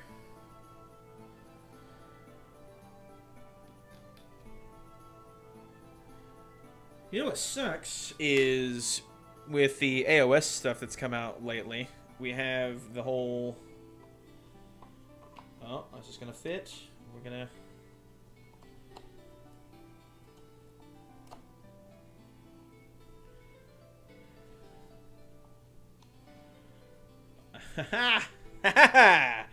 Now we have a Porphyrion carapace. Now I'm not glued it down yet. I'm just really testing the fit, make sure it's going okay. Problem is I can't get. I'll have to bend it a little bit, unfortunately, to get it to properly fit the way it's supposed to. But that's pretty much the Porphyrion carapace right there. And again, just a quick little size comparison with the Preceptor here. Yeah, I'd say this is pretty big. Hey, Alec, welcome back. How's it going, man? How's it going, bud?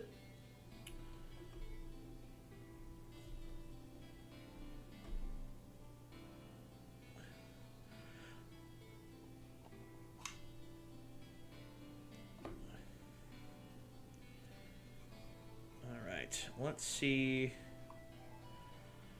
if I can't. I gotta glue this down there real fast.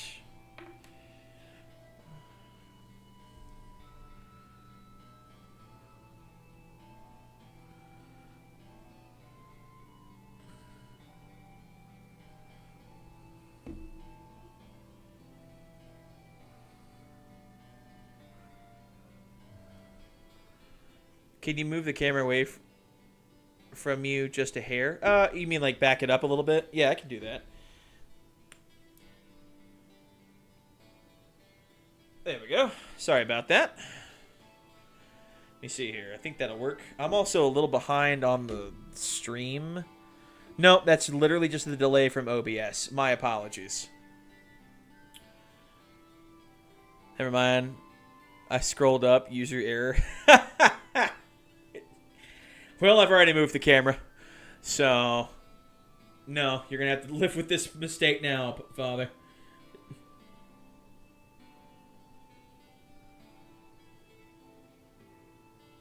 By the way, Alec, how you doing? Are you doing all right today?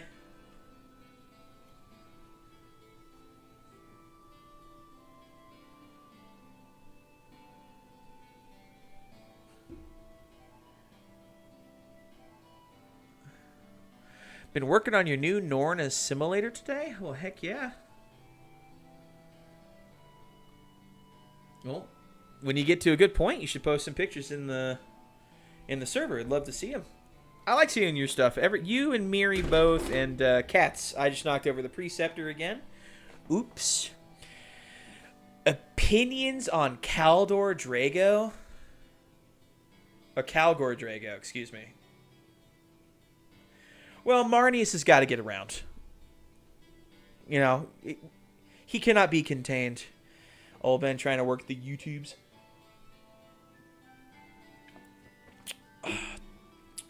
It made me laugh. I had to send it to Final the second I saw it, but we were making jokes about Marnius Calgar and all his different armor iterations that he has in the community in terms of memes.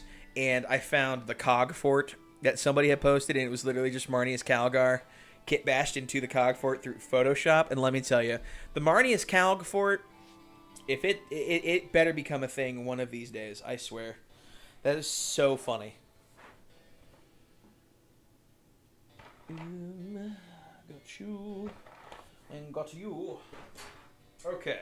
I'm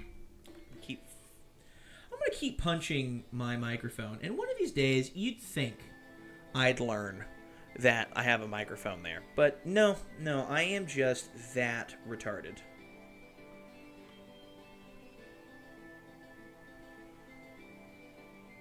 Nice. Okay, so that'll fit there. Kind of. That'll kind of fit there.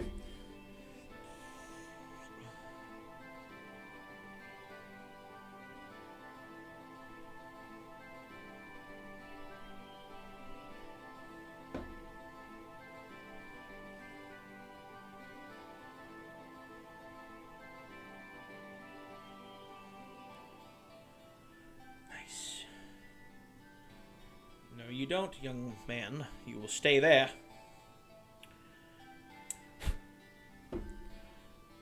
It's not too late to make Marnius Calgar into a Calfear. It's not too late to make a Marnius Calgar and Porphyrion armor.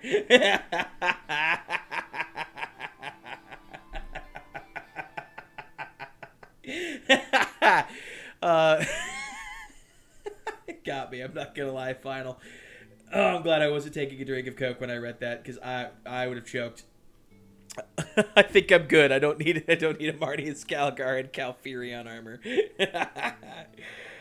If I was an Ultramarines fan, believe me, I probably would.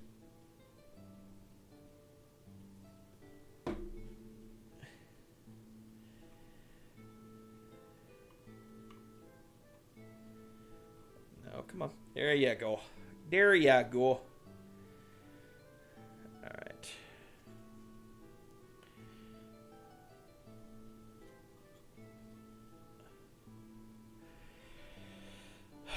Okay. Nice. Alright, so next up, I have to glue you down to the torso. And it recommends glue along the back here.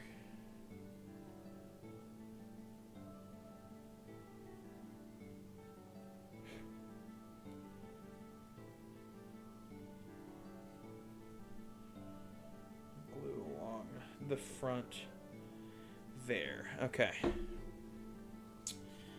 Moment of truth.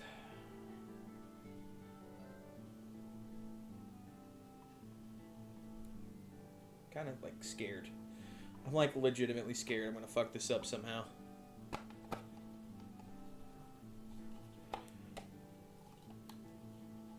Uh-oh. Yep, I'm gonna have to re-glue that cable down. Oh well.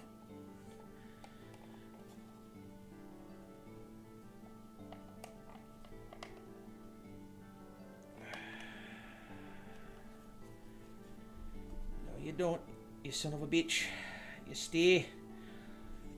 I don't know why I'm speaking in an accent.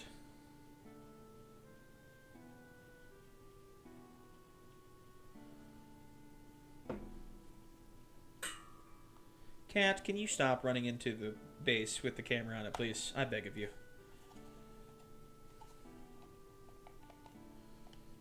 Alright. Just gotta hold this here for a sec. Alright.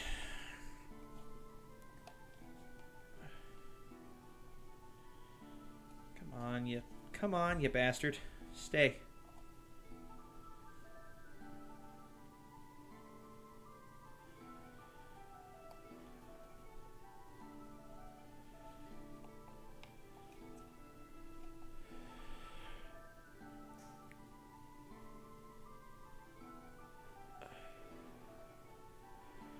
If they ever make this in plastic, I will be very happy for anyone who builds this in plastic.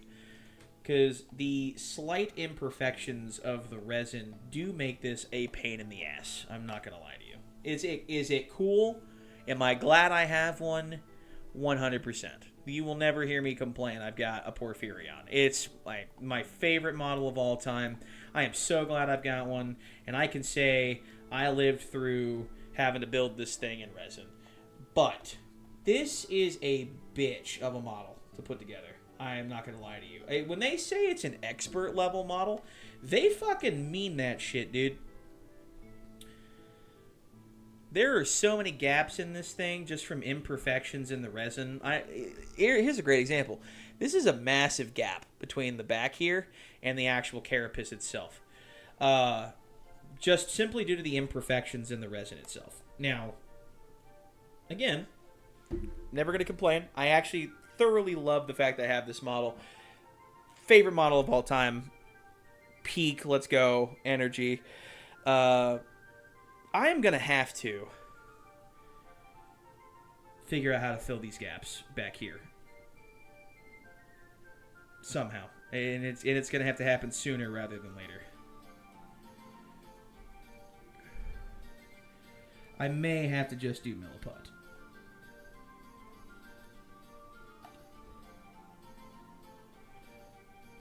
If anyone has any ideas, I would love to hear them.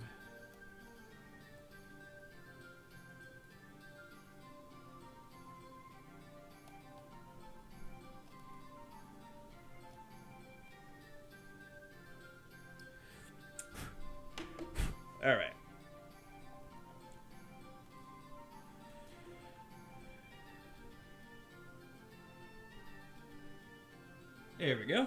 Get that glued down. Make sure I'm up to date there. Okay. So...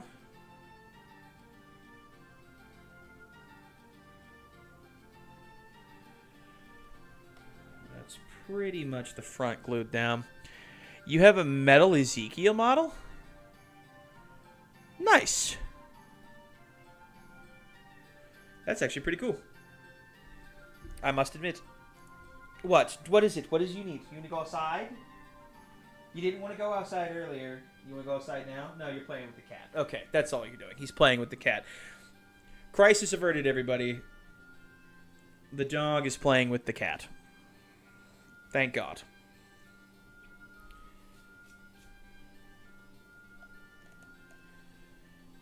Okay, so that's pretty much glued down.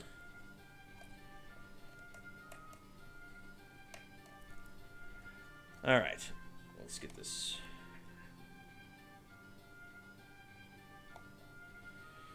Okay, we're gonna try that. I can probably get a good amount in there. I hate to do this with my silicone brush, but I need to brush out as much of that super glue as possible. Okay.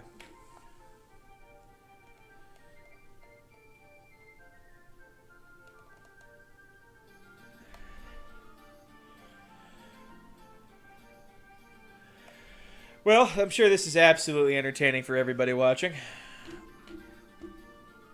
Just going to be sitting here holding this for a hot minute.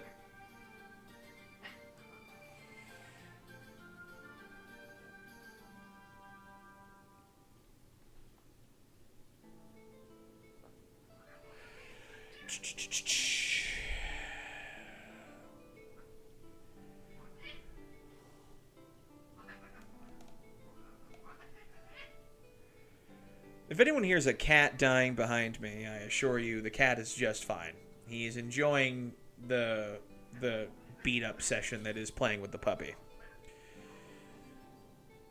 It's his second favorite pastime.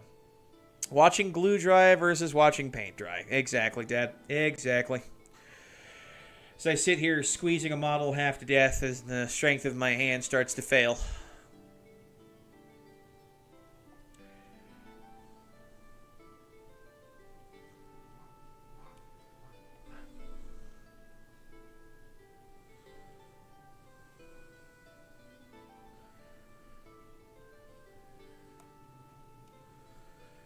Kind of. It's kind of working. I think I'm just really...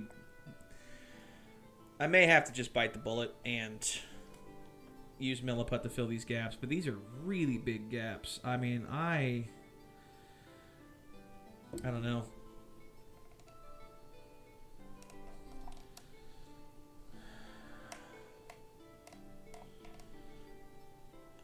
Evening, Wilson. How's it going?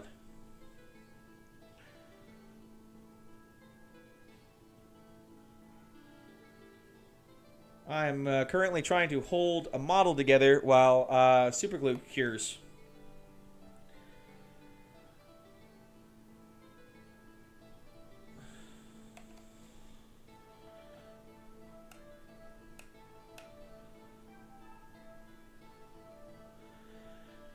Well, anyone know any good knock-knock jokes? Look, we're here for cool models, and this is part of it. Has to be done. You're not wrong. I'm just trying to be somewhat entertaining to people watching, so... Well...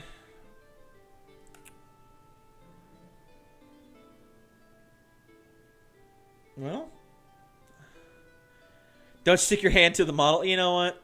Thank you, Wilson. I've already done that at least twice today. But, where were you like 45 minutes ago?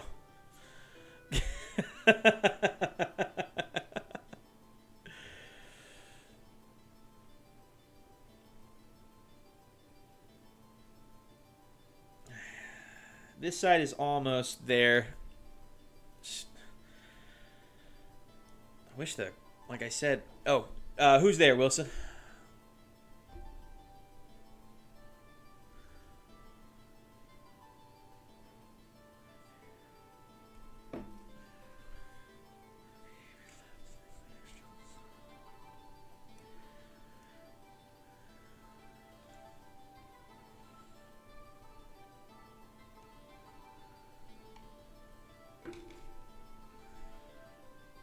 Someone too short to ring the doorbell? Okay, that's somewhat clever. I'll give that one to you.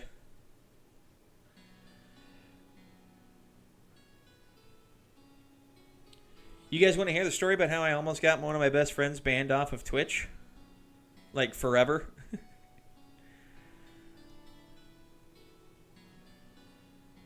If Stolas was still here, he would laugh. He would laugh.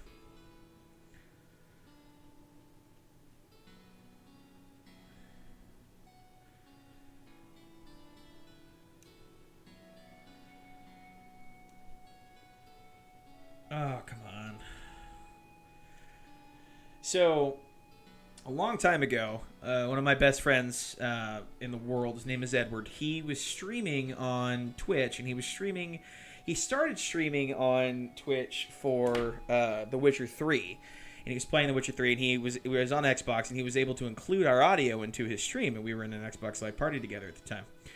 I had managed to take some adult gummy candy, and had taken a little too much of the adult gummy candy, and he and my other best friend Josh were in the party together as he was playing The Witcher 3, and I'm he's getting into combat and fighting monsters and all, things you do on The Witcher 3. And what was so funny about it is I'm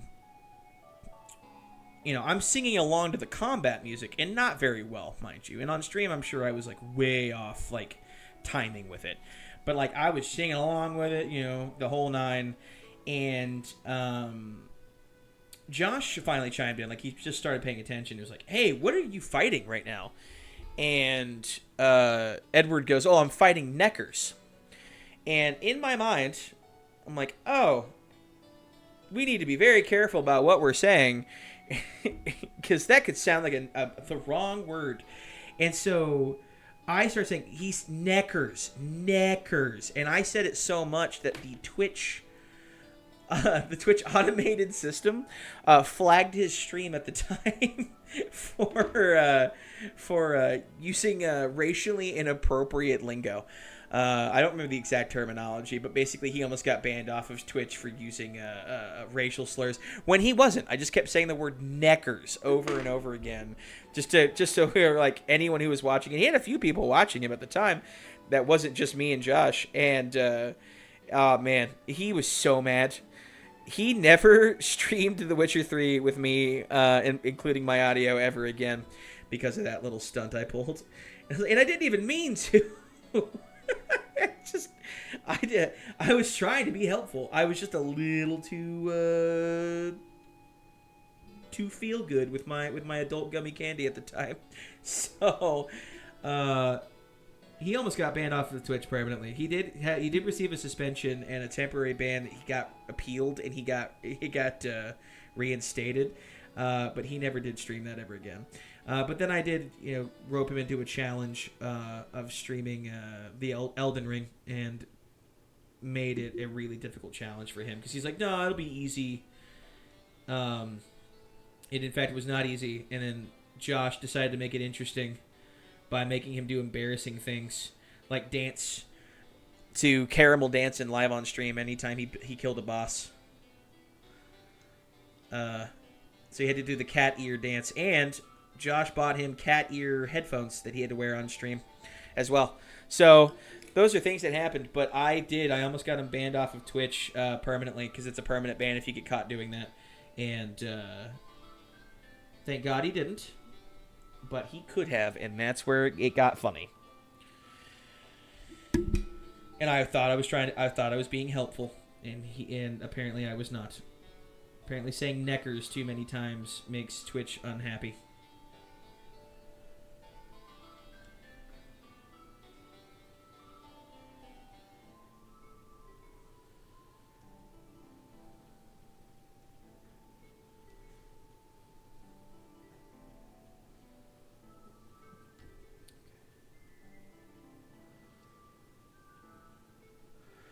So, that's that story. The caramel dance and stuff, I think he still has those archives somewhere. He has a YouTube channel where he archived most of this stuff. So, you could probably watch him and hear younger me, having too much fun saying Neckers over and over and over again. Lols, go to a party, bake brownies, put a note in an envelope, and tell them not to open it until everyone has eaten a brownie. And on the note, write, these brownies are for shits and giggles. Good luck. Yeah, it would be fun. And I think technically illegal depending on where you live. But I'm okay with this. Let's go.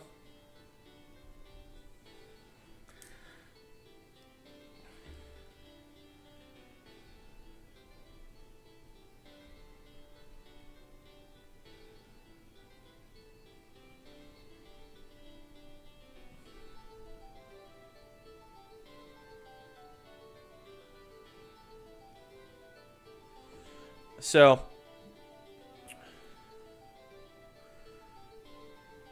oh, come on. This milliput does not want to agree with me.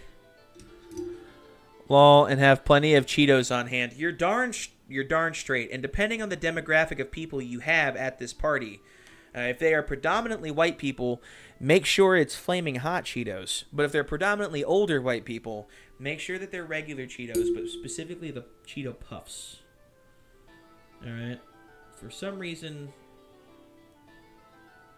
older demographics think the Cheeto Puffs are the way to go.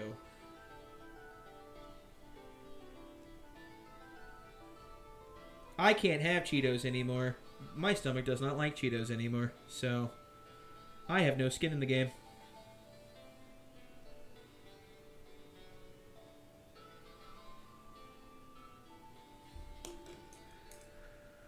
So once you have that bit done and you attach the legs, what next?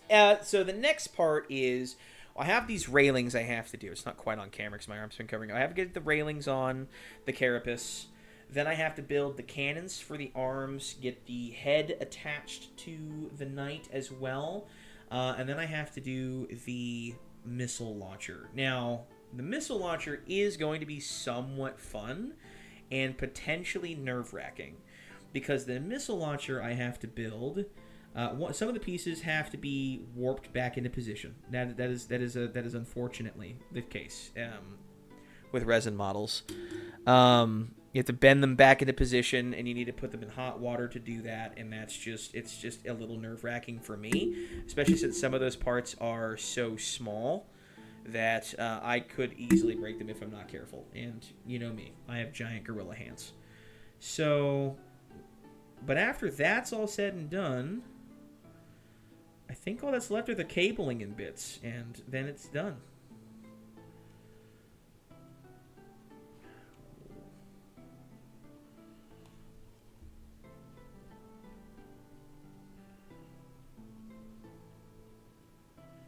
Which would be very exciting, and then it's just priming and painting at that point.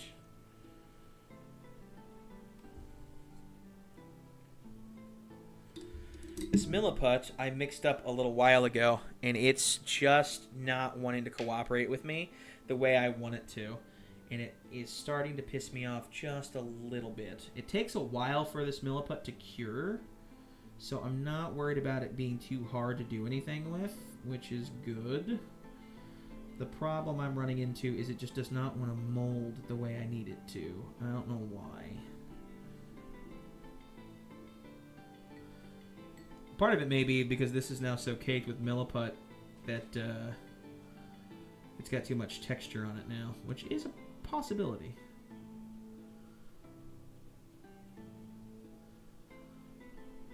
There we go. I got that crack filled in quite nicely. I feel like there's a "that's what she said" or "that's what he said" joke to be said there, but I accept this. Okay.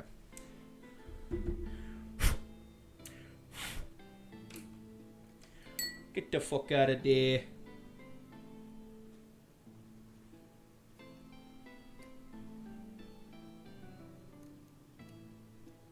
There we go. Alright. I've got so much caked onto this tip here between super glue and silicone. I'm just gonna start chopping.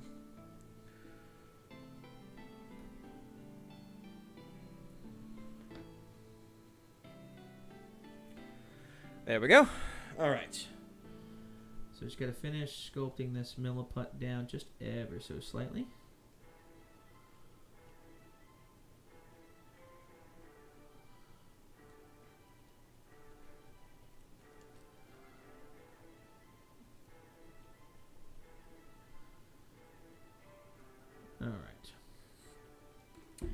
what needs to happen is I need to take this definitely stained red because of hot sauce paper towel and just dry that off just a little bit.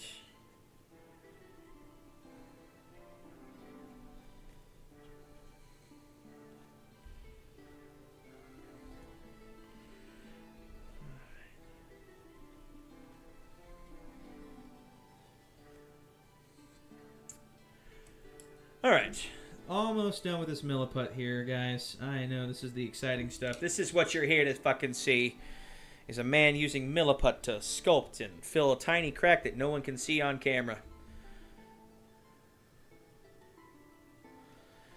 Now, as I said, the missile launcher, what's going to be fascinating about doing that is, one, I have to drill into this with magnets. This is the part here I'll have to drill into. And it comes with two types of missiles, and I kind of want to do both, so I can't just take one or the other. But, no, I think it goes the other way, actually. So, what's this community event? Are we all painting something? Aha, okay, well, I'll go ahead and talk about it a little bit. So, the event I want to try is a community collaboration. So I think it would be really cool if we all participated. It doesn't have to be, necessarily everyone builds a model or anything, but it would be a lot of fun if it were. I'm playing around with missiles right now. I don't need to be doing that. I think it would be a lot of fun if we were. But what I'd like to do is, as a community, is together collaboratively build a custom faction, right? We could do our community Space Marine chapter or Sisters of Battle or whatever have you, and then we all work on it together. We can all come up with a character individually and kind of work together and build that kind of lore thing, because eventually what I'd like to see and what I want to do if I ever get enough success here on YouTube is do a gigantic narrative driven kind of crusade that the entirety of the community could be able to participate in some way, shape, or form, right? Coming up with a unique faction for each of the major factions, so custom Tyranids or whatever have you, and then doing a gigantic lore-driven community narrative campaign where we're all fighting over a sector of space that we've built together as a community. And I think it'd be really cool to do, and we don't have to necessarily meet up and do physical battles, although that would be really dope.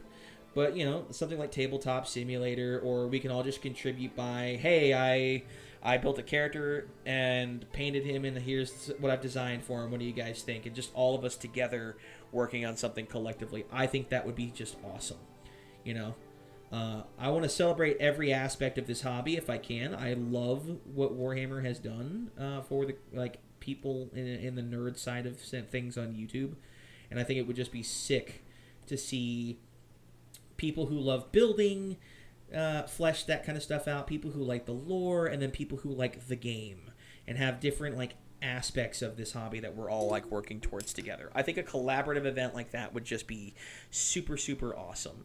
And if you don't like to play, you don't have to play. You don't have to do a Tabletop Simulator battle or meetup or anything like that. You could just, hey, I built a model and painted him. What do you guys think? Should we give him a name? Or, if you don't like the building or the painting, maybe you just come up with lore and help design story from there. Or if you do like to play, we could play battles and battle out in Tabletop Simulator, or if you're close enough, get together and play. And I think it would be awesome to do that and create this community-driven affair.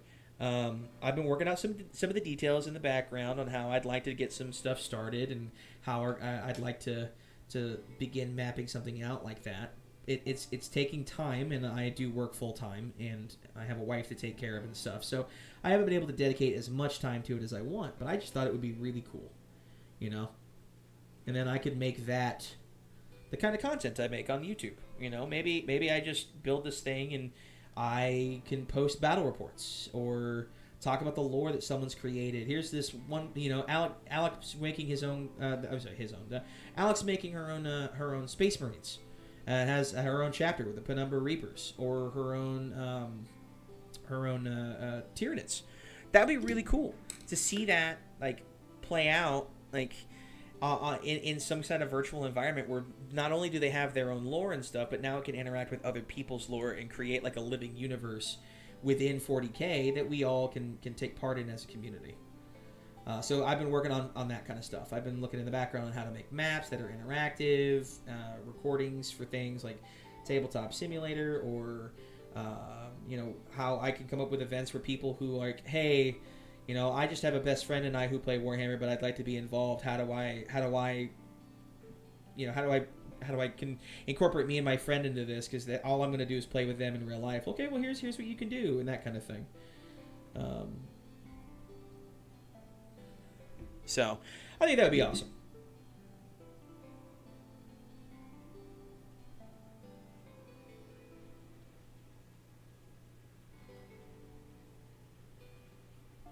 So that way, and if you're like, no, I'm just here to watch the video or watch you stream, I think that's perfectly fine too. Just a way to incorporate a little bit of everybody in this community I'm building into doing something collaborative together. I'm also rambling ever so slightly because I am just paranoid I'm going to fuck this up with the milliput up in here. And I'm doing my best not to screw this up, because if it stays, it's going to be a pain in the ass to clean properly.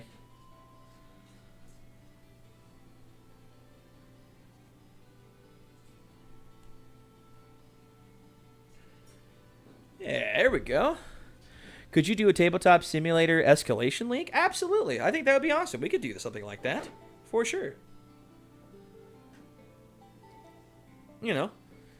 Somebody could just agree to do like a 500-point game or a 750-point game or whatever have you. I think that'd be a great way to do that. Can't quite get that in there the way I need it to.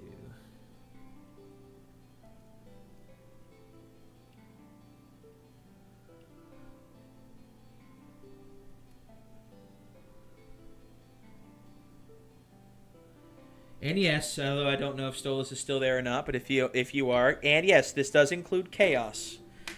I was thinking about using.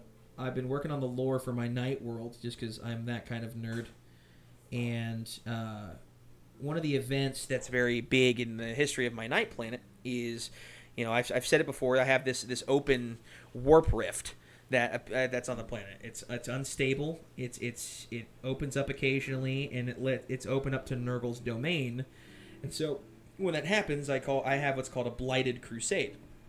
And this is just where, in Chaos Night Houses or Forces of Nurgle or anybody in the warp really that can invade this planet, and they have to fight them off. And the lore I have right now is that the planet is engulfed in the 7th blighted crusade. Which is the largest blighted crusade that's ever been there. So, like, the forces on my planet have sent out a call to the rest of the Imperium in their segment, their sector that they're in, which is located in the Imperium Nihilus, to send aid to the planet. And I was like, you know what? That would make a really cool backdrop for a giant narrative crusade. And so I was like, oh, well, I could do something like that and make it narrative where anyone can just build a custom guard regiment, Space Marine chapter, Inquisitorial Agents faction, and just kind of incorporate and help save or doom my Night World, which I think would just be kind of cool.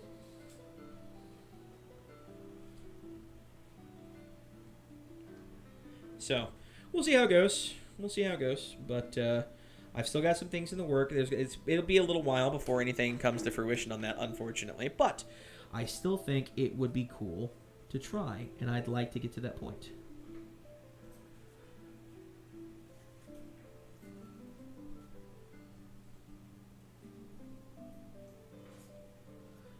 Haha! So, I don't know if it's going to come through on camera. I need to put my glasses back on. And these are just slightly in the way. Let's see, what do we got here? Samwise, the not-so-wise. Wait, is this the Titan you were doing all those shorts for? Yes, it is, actually. Technically, it is a knight, but it is basically the smallest Titan that ever exists. And I'm actually building it right now, which is exciting to me. So, holy crap, this is going to be a big, big, big toy. I can't wait. Again, just a little size comparison here. This is going to be massive. Holy moly, I cannot wait. Has a faction ever gotten into a civil war with themselves? Like some of them go to chaos and some don't. Yes, actually. Yes, it does happen. There are quite a few. So it mostly was Space Marines and lore, but super glad you made it, man. Thank you, Samwise. Believe it or not, my dad, who's in the chat, was Wild Geezer, got with my wife, and they got me this as basically a giant thank you gift for all the hard work I put into with helping her with her recovery after her surgery and all of that. And they got me this as a massive thank you for working so hard / early birthday present. And I am so stoked. I am so happy that I have this. I'm tickled pink. So sounds like a good excuse for me to start a new faction. Yes, Final, it is. Most of the time, you'll see it with like Space Marines, Dad, where that's the case. Famously, the Dark Angels of Lionel Johnson, half of them did fall to chaos and half of them didn't. And they actually fought a civil war with themselves that destroyed the homeworld of Lionel Johnson. So it does happen far more often than you'd think. Samwise, it really, I know I said thank you. It really does warm my heart. Thank you for saying something like that, man. It really is nice. I'm glad you're into it. I am, by the way, just in case anyone's worried, I am working on a script for a video. It's just I've had a lot of personal stuff in my life going around, so I haven't had the chance to properly dedicate to it, but I have not stopped yet. I'm actually doing these streams to help supplement because I didn't have the time to dedicate to making full videos like I wanted to. So if you're waiting for me to post a full video, it is coming, I promise. It's just going to take me some time. So I haven't gotten that far in the books yet. So far, if they all go to chaos. Yes. Well, it's very common that that's the case. But it does have some factions where that's the case. A lot of, for example, Sons of Horus, they ended up going back to being called the Luna Wolves, and they actually stayed loyal to the Emperor. But most of them do fall, if they fall. Lionel Johnson's his thing. I think it happens before. No, it happens after the Siege of Terra, so it may not pop up in the books yet. But he does, however, have some of his sons fall to chaos, and not everybody. And they actually, it's like a mark of shame on the Dark Angels. They won't tell anybody that that's what happened. They try to keep it a secret. And because most of the time, if the Inquisition finds out that, well, now in the contemporary timeline, most of the time if the Inquisition finds out any of you have fallen to chaos, they treat you as though everyone fell to chaos. So it's kind of damned if it gets out. So usually a lot of the times now it's, oh, well, if some of us have fallen, well, we might as well fall because if we're going to be killed either way, and I don't want to die. But yeah, it happens. All right, now just got to keep working here. Get that smooshed. Is that the vacuum cleaner, or is that... Nope, that is the cat. The cat and the puppy running into my chair. Thank you, guys. Okay. So, I'm getting... Han, can you not, buddy...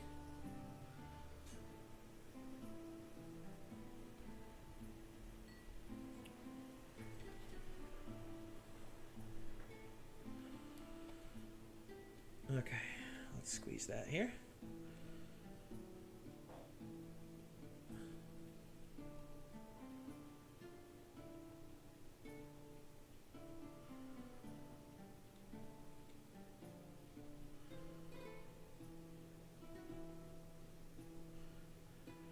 Okay, let's try dabbing that up just a little bit.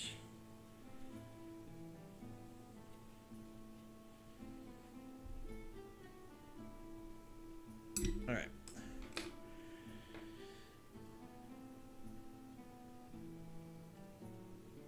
Just a little bit over that to fill the gaps of the milliput. I gotta hold this here for a little bit. So yeah, that's the idea. I am working on some stuff. I think it'll be a lot of fun, especially when my army's done. I'll have no choice. I will have to I'll have to figure that out and get that working together. But I think it'd be a lot of fun.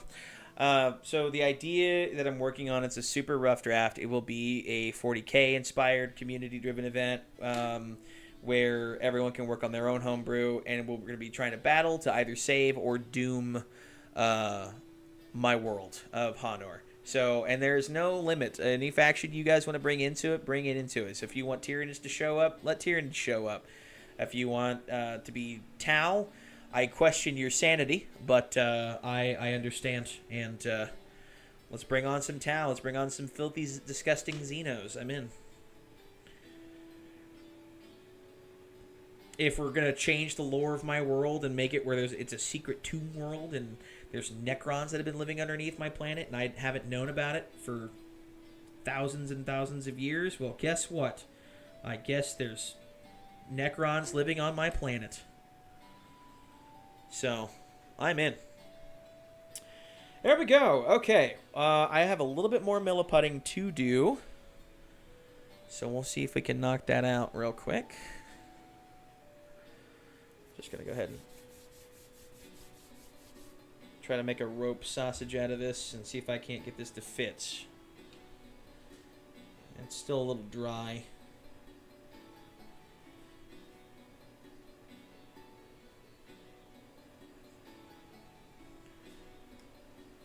Alright, let's get that wetted.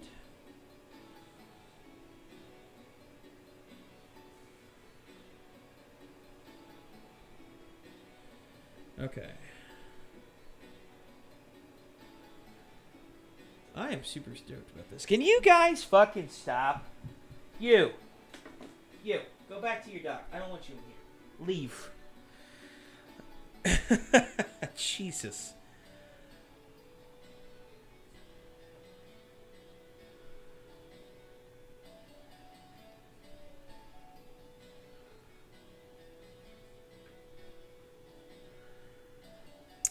Yeah, Dad, I forgot. Where are you again? I know he's reading the book right now with Perturabo and Fulgrim. I'm pretty sure he hasn't gotten that far yet, so no spoilers. But I'm pretty sure it's the book where Peter Turbo introduces Fulgrim to his Warhound Titan and gives him a very close look. If you know, you know. If you also know, please don't spoil it. My dad has not gotten to that part yet.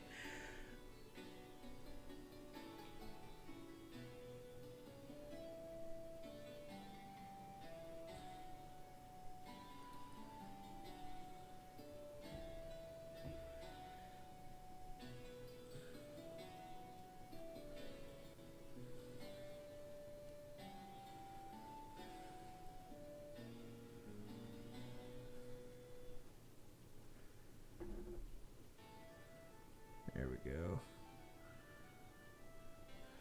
Yeah, Purdy is building a theater for the big reveal from his brother right now. Ooh, pretty sure I know where that is.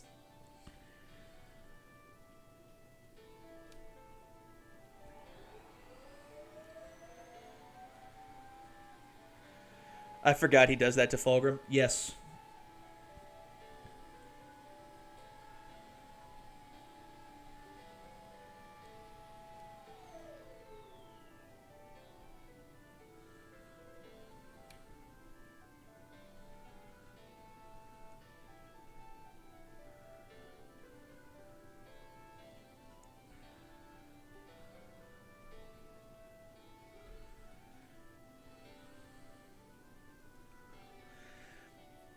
I believe the book is No Fear.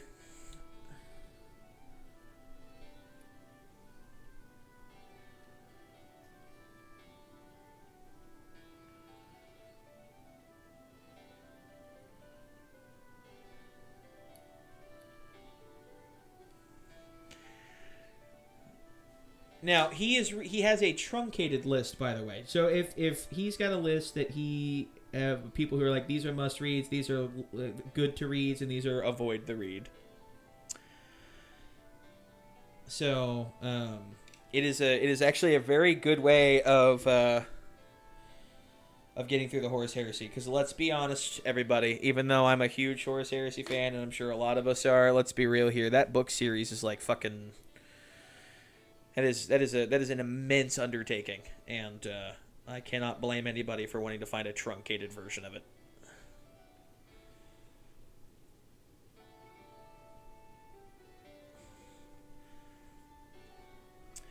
Yeah, that up there, the scene that is being described is up there for me with "I hear you do strange things to your men." Funny how everything that is badass in the story in some way, shape, or form involves Fulgrim. Except for the Vulcan scene with Conrad Kurz towards the end, but...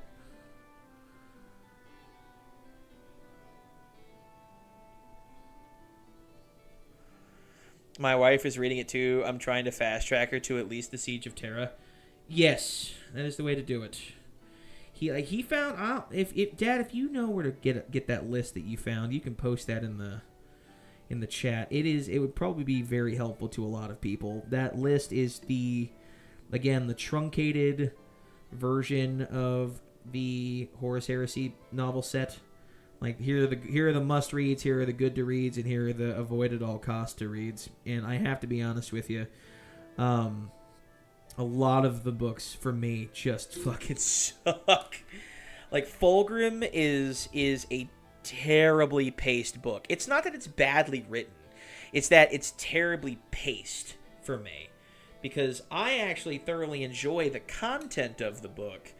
Because it gets really good, and then out of nowhere, the pacing just drops dead because there's a time skip of some kind.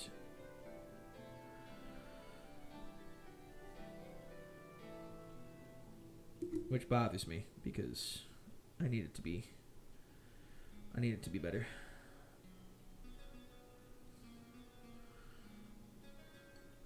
Very much enjoying them, but I seem to either be macking through 5 chapters a night or I leave it alone for weeks at a time. And that's okay. Passions wax, passions wane.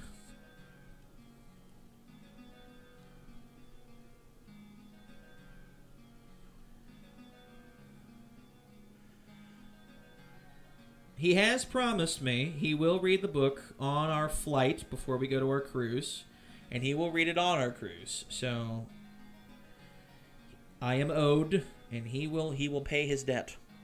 Yeah, she didn't like Fulgrim either. We had to skip to Angel Exterminatus. I think, dude, here's the thing. Fulgrim as a book, the content again is really good. Actually, like I really like the content in it. It's just it's paced so fucking miserably.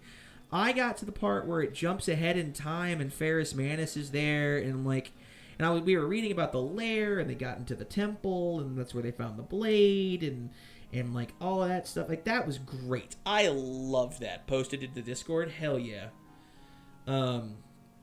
I loved that. Actually, it's a good point. Samwise, I don't even know if he's still here. I hope so. I had a good seeing him.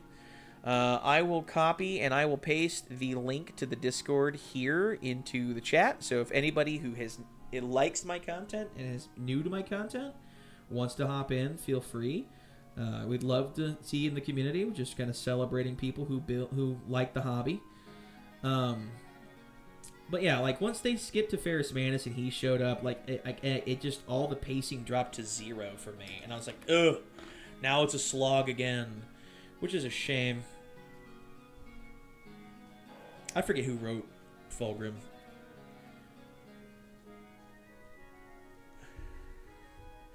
I don't know that I'm going to necessarily say they're fired, but like they got to figure that shit out because that was awful.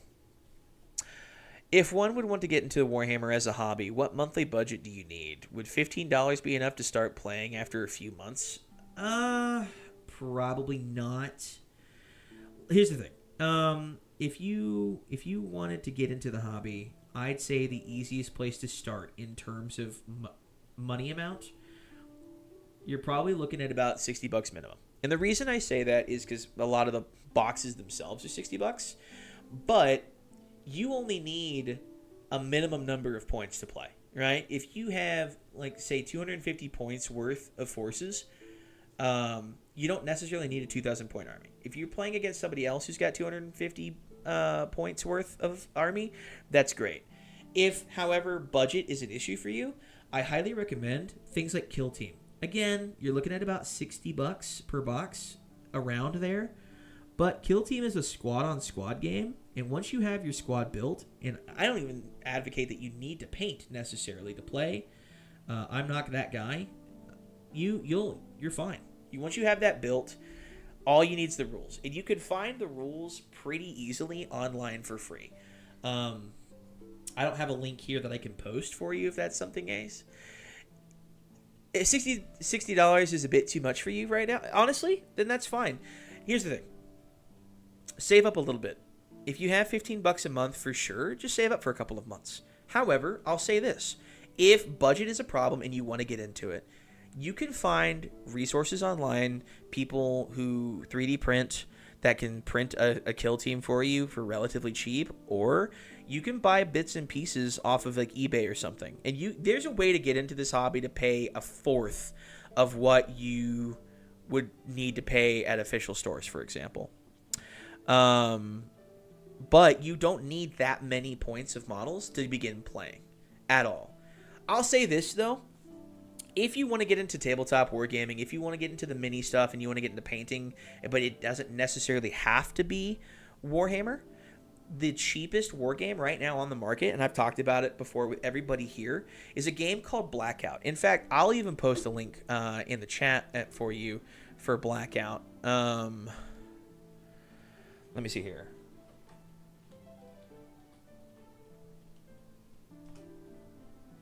There it is. So again, it's around $60. So if you save up for a couple of months, that's not a problem. And they run coupons and sales all the time. There's that link for you, by the way. They run sales all the time. They always have coupons and discount codes at checkout. All you need is $60. If you have that amount of money or whatever you need with the discounts that they run, and they do run a lot of discounts on their website, that's all you need. One set of forces, and that's it. The rules are free on the website, and it's honestly a really cool game, and it's actually on the rise in terms of popularity. You'll always find somebody who will play a game of Blackout. I promise you if you look.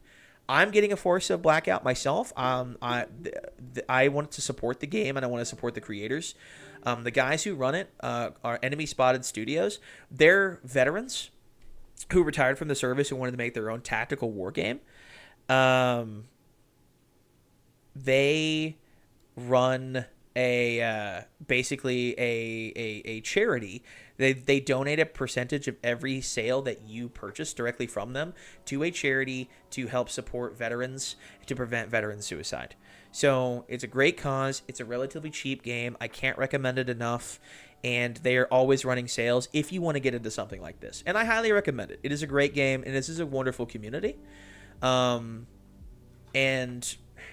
sorry, the dog is stepping all over the stand. My apologies, everybody. I think Adepticon only happens in the U.S. The game does look fun. Yeah, I think Adepticon does, but they always do sales, and Warhammer in general usually does things around Adepticon, even if it isn't just in the U.S. itself. But yeah, I mean, honestly, yeah, there's 1,001 ways to do this. If you're interested in getting into a hobby like this and you want to talk to some people about getting into it, feel free to join the Discord. Everyone in the Discord is always super helpful and wanting to help people out. Ignore the servers a little sparse at the moment. I'm still currently trying to get it exactly where I want it to be. But here, I'll post the link into it again if you want to join. And there are people who'll be willing to help you get into this hobby for as cheap as possible. So, honestly, Big Booper or Han Wayne Gacy? It's Han. Han is absolutely running around the house. He's got zoomies. I'm actually gonna try to let the dogs out real fast. Give me 2 seconds, everybody. You go outside. Come on, let's go outside. Y'all are being way too much. Go.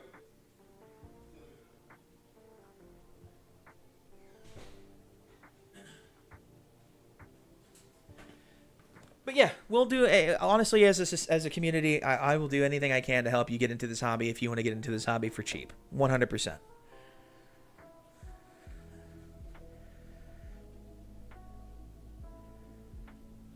Also, I hope everyone's digging the Lord of the Rings vibes in the background today. I figured it was a little bit better than running a magic sword after my dungeon synth playlist.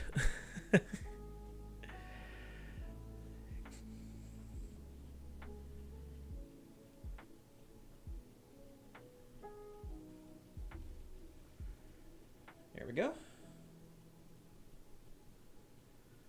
Let's get this milliput in there.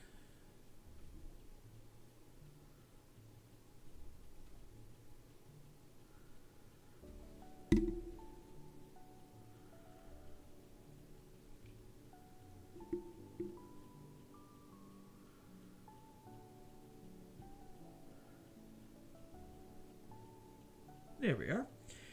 I think that's going to do it there. We've actually filled quite a bit of those gaps. I'm having a small problem right up here, so we're going to fix that real fast. Milliput and super glue. I don't know if I'm making a weapon or not, but you can see the milliput reacting to the super glue. I may be making mustard gas. But at the very least, finally, a mini I'm making is gas. So there's a little bit of, what is that? Is that Gen Z humor? Am I hip with the kids now?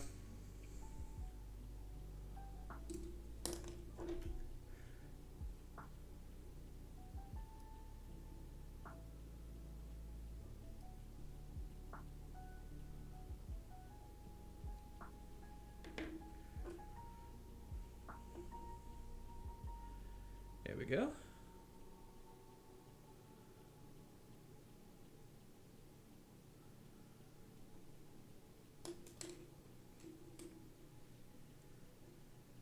There we are. Get some of that milliput mixed in with some of that super glue to finally fill that gap in. And that is the gaps on the torso pretty much done. I mean, not that you can tell much on the camera here, but it looks a lot better. And once it's primed, you won't even be able to see the milliput, which is going to be nice. So I'll just go over that real quick. Ignore the definitely hot sauce on a paper towel. Definitely not my blood or anything. All right.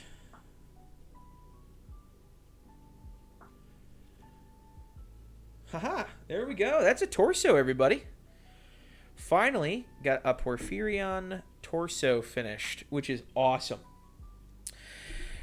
Well, I think that's all I'm going to do on the torso for now. I will have to get some parts, unfortunately. I'm going to have to bend them into position to make them fit properly. Like, for example, this is going to need some filing down. It's just a little too wide in some areas to fit in with the missile launcher. You can't quite tell on camera, but like there's quite a bit of give here. It's moving back and forth. The model looks very big. Oh, it is. It is very big. So I am a collector of Imperial Knights. That is my favorite army in the game of Warhammer. And each of the models are pretty expensive individually, but it's probably one of the cheapest armies to get into.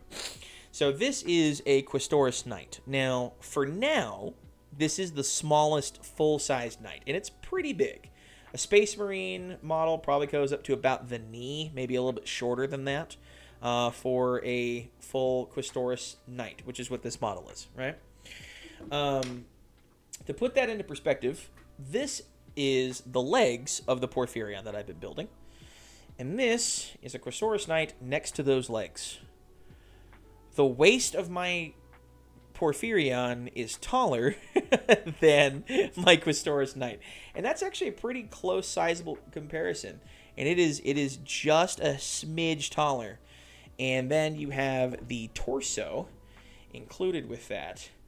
This thing is going to be massive. I am so excited to get this ready. I cannot wait. This is going to be a lot of fun.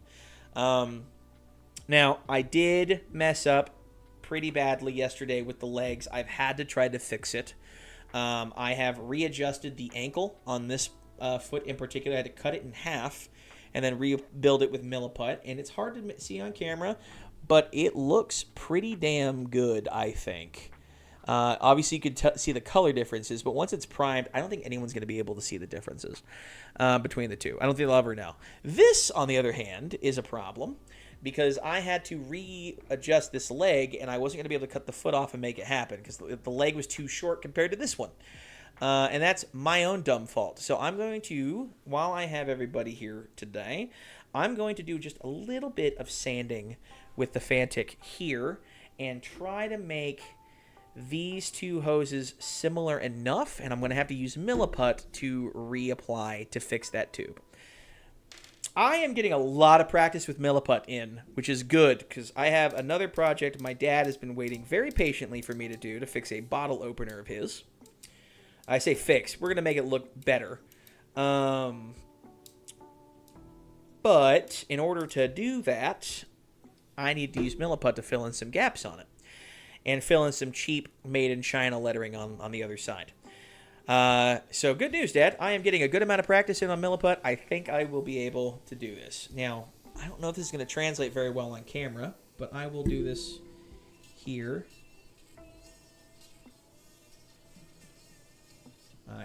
Yeah, the file's not going to work. I'm going to have to use a cutting tool.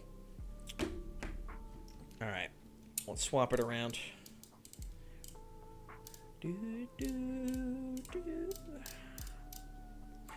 Who doesn't like Lord of the Rings music in the background? Am I right? Will I get flagged by YouTube? Maybe, but I'm not making money on these streams. So, what are they going to do? Take my monetization away from me? Joke's on you, YouTube.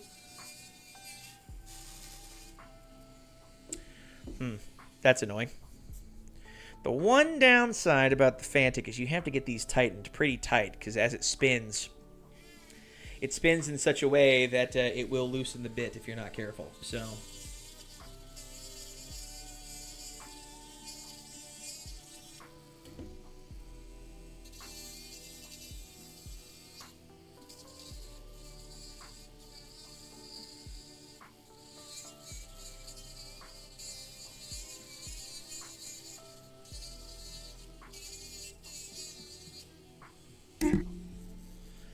this is going to be a very tricky thing to do with the shape of this model, but I think I can do it. Now the question is, Final, can I do it without breathing in all the resin dust? And that, we're going to have to wait and see.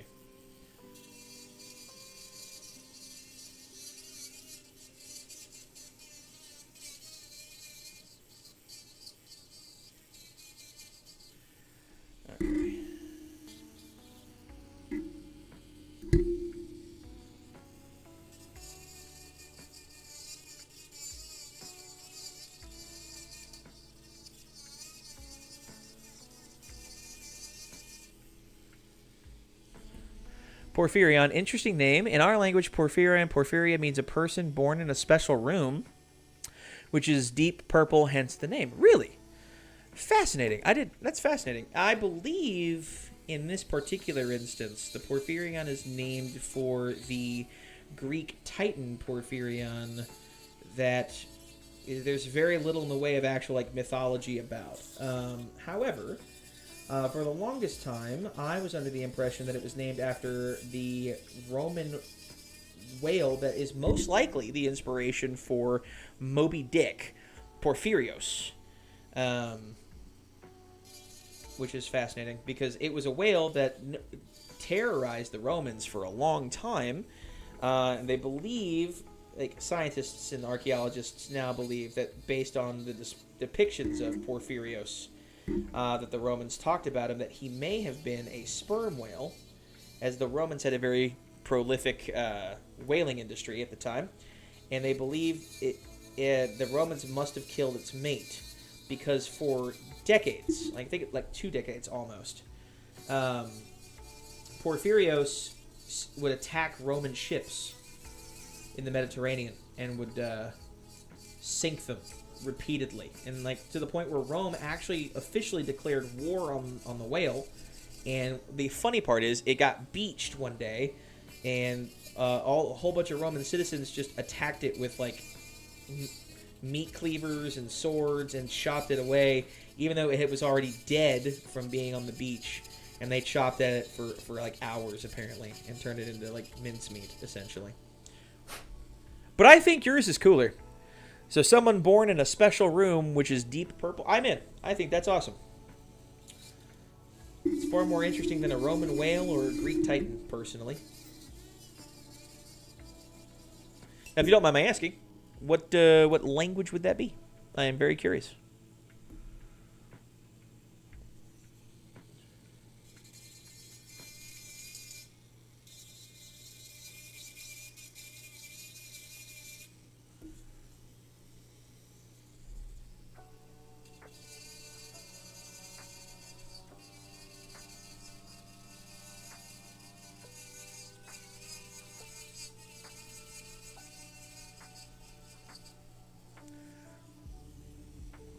Not that anyone can see, but I am bobbing my head along to a little bit of lo-fi 8-bit concerning hobbits.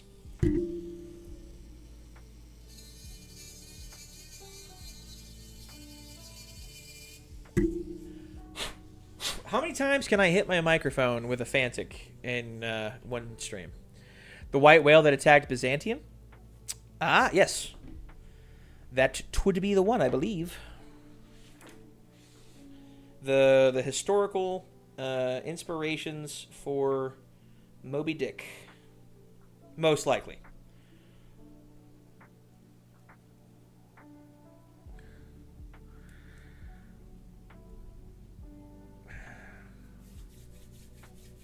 Alright, I may have to mix up some more of this stuff, but that's alright.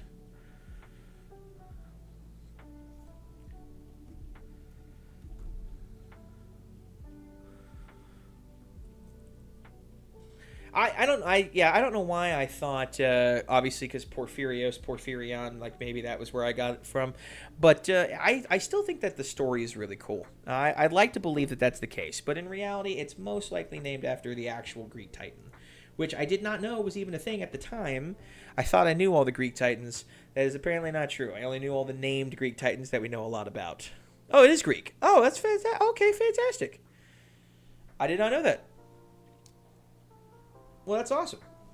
Well, then no Doug. You probably don't need me to tell you about the Greek Titan Porphyrion. Sorry, I am just a dumb American who knows a little too much about Greco-Roman mythology. So, forgive me if I'm saying stuff you already knew. It comes from a place of love and admiration for history. I'm a huge history nerd.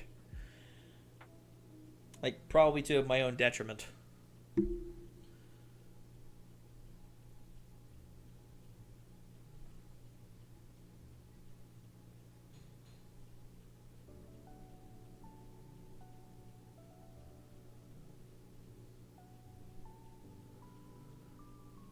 Okay.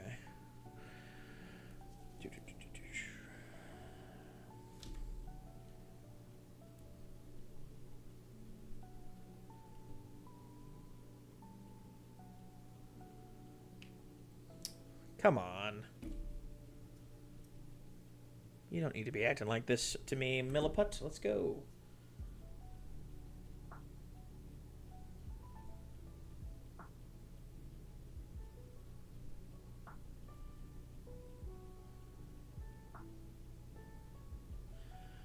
Alright. This is... Sculpting is not my forte, I've gathered, but seeing as how I've only ever done it since on this particular model. So was the Greek Titan born in a special purple room, and that's why he's named that way? I remember him being a blessed Titan, if I remember correctly. He was a special Titan. I can't remember what it was though that made him so special. I think he also kidnapped Hera at one point.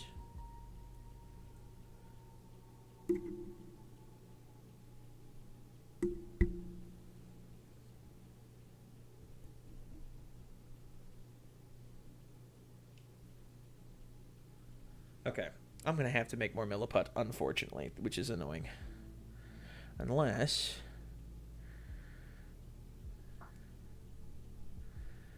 I can kind of work in some water to it. Maybe that'll make it a little easier to work with.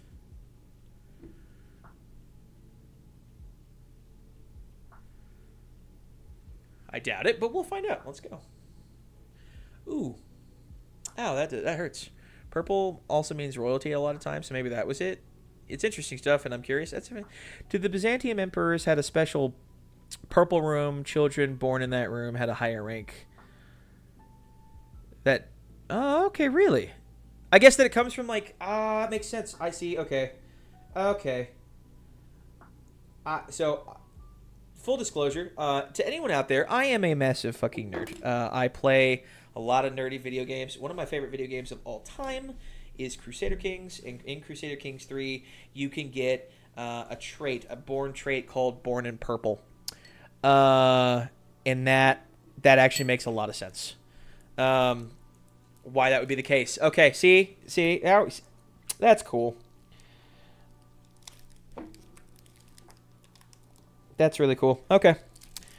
Born in purple, purple room, higher standing. That makes a lot of sense. I wish I knew more about the Byzantium Empire, because the Byzantine Empire was so cool, and they considered themselves Romans. I know that much. They considered themselves the true inheritors of the Roman Empire, which is awesome. And it's a shame what happened to Byzantium overall. Hashtag let's rename Istanbul back to Byzantium, everybody. Let's go. That's really cool. Yes. Final. You like CK3? Oh, man. Let me tell you. I have a dream one of these days. It's not a cool dream like some people. Or even the LVO. But I want to play Crusader Kings 3. And I want to play co-op. Where it's me and one player for every single one of the sons of Ragnar Lothbrok, and we just conquer England and France together, and Sweden. So one of us plays Bjorn Ironside, one of us plays Halfdan White Shirt or Hvitzerk White Shirt. One of us plays Ivar the Boneless. Is one more. I can't remember. It's not Ube or Uba, because Uba is not a playable ruler, but it would be so much fun. And again, yes, thank you, by the way, for telling us about the Purple Room with Byzantium and Porphyrion and all of that. Is actually rather fascinating stuff. I love learning more stuff, especially cultural stuff from around the world. So thank you very much. I appreciate that. And if you think for a second I'm not incorporating that into some of the lore for my Warhammer stuff, you'd be sorely mistaken, because I got a couple of ideas I might work with that.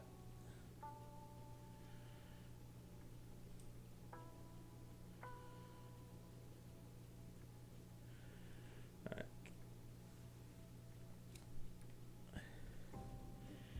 Okay, I gotta work this milliput just right.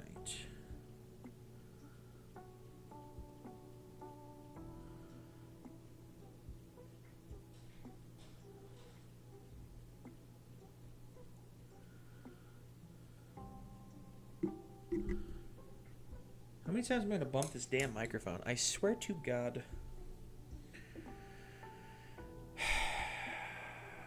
Milliput stresses me out. My mom's likes Europa Universalis. I sometimes watch her play after work.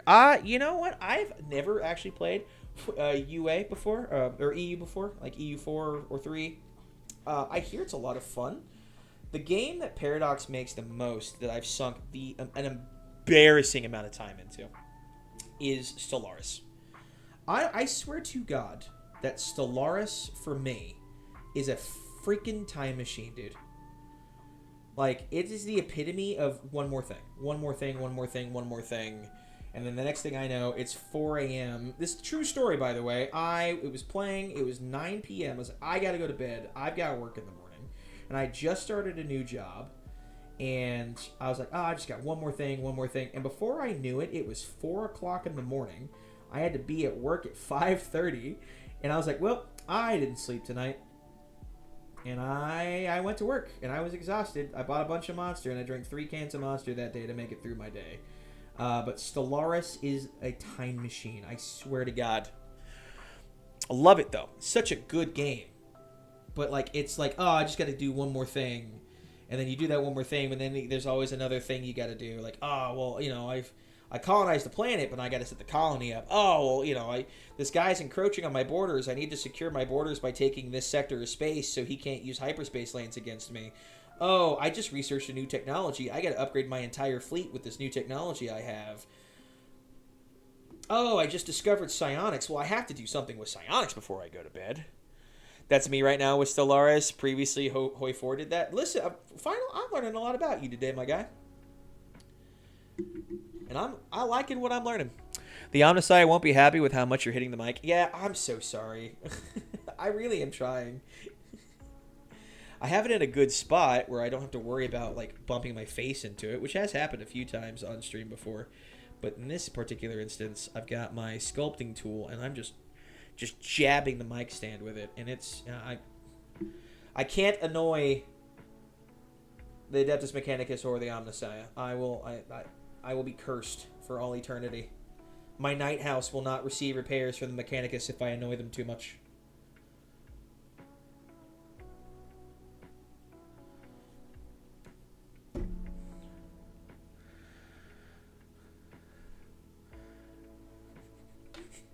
I like how the more I learn about Final and his game taste, the more I'm like, yeah, this dude's alright. This dude's alright.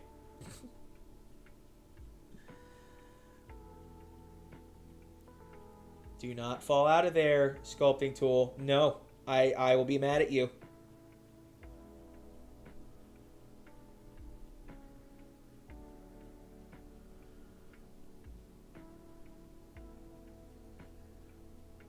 Okay. This is working. I feel like I'm going to be little kid Anakin from the first episode of Star Wars. It's working! It's working! But we're getting there.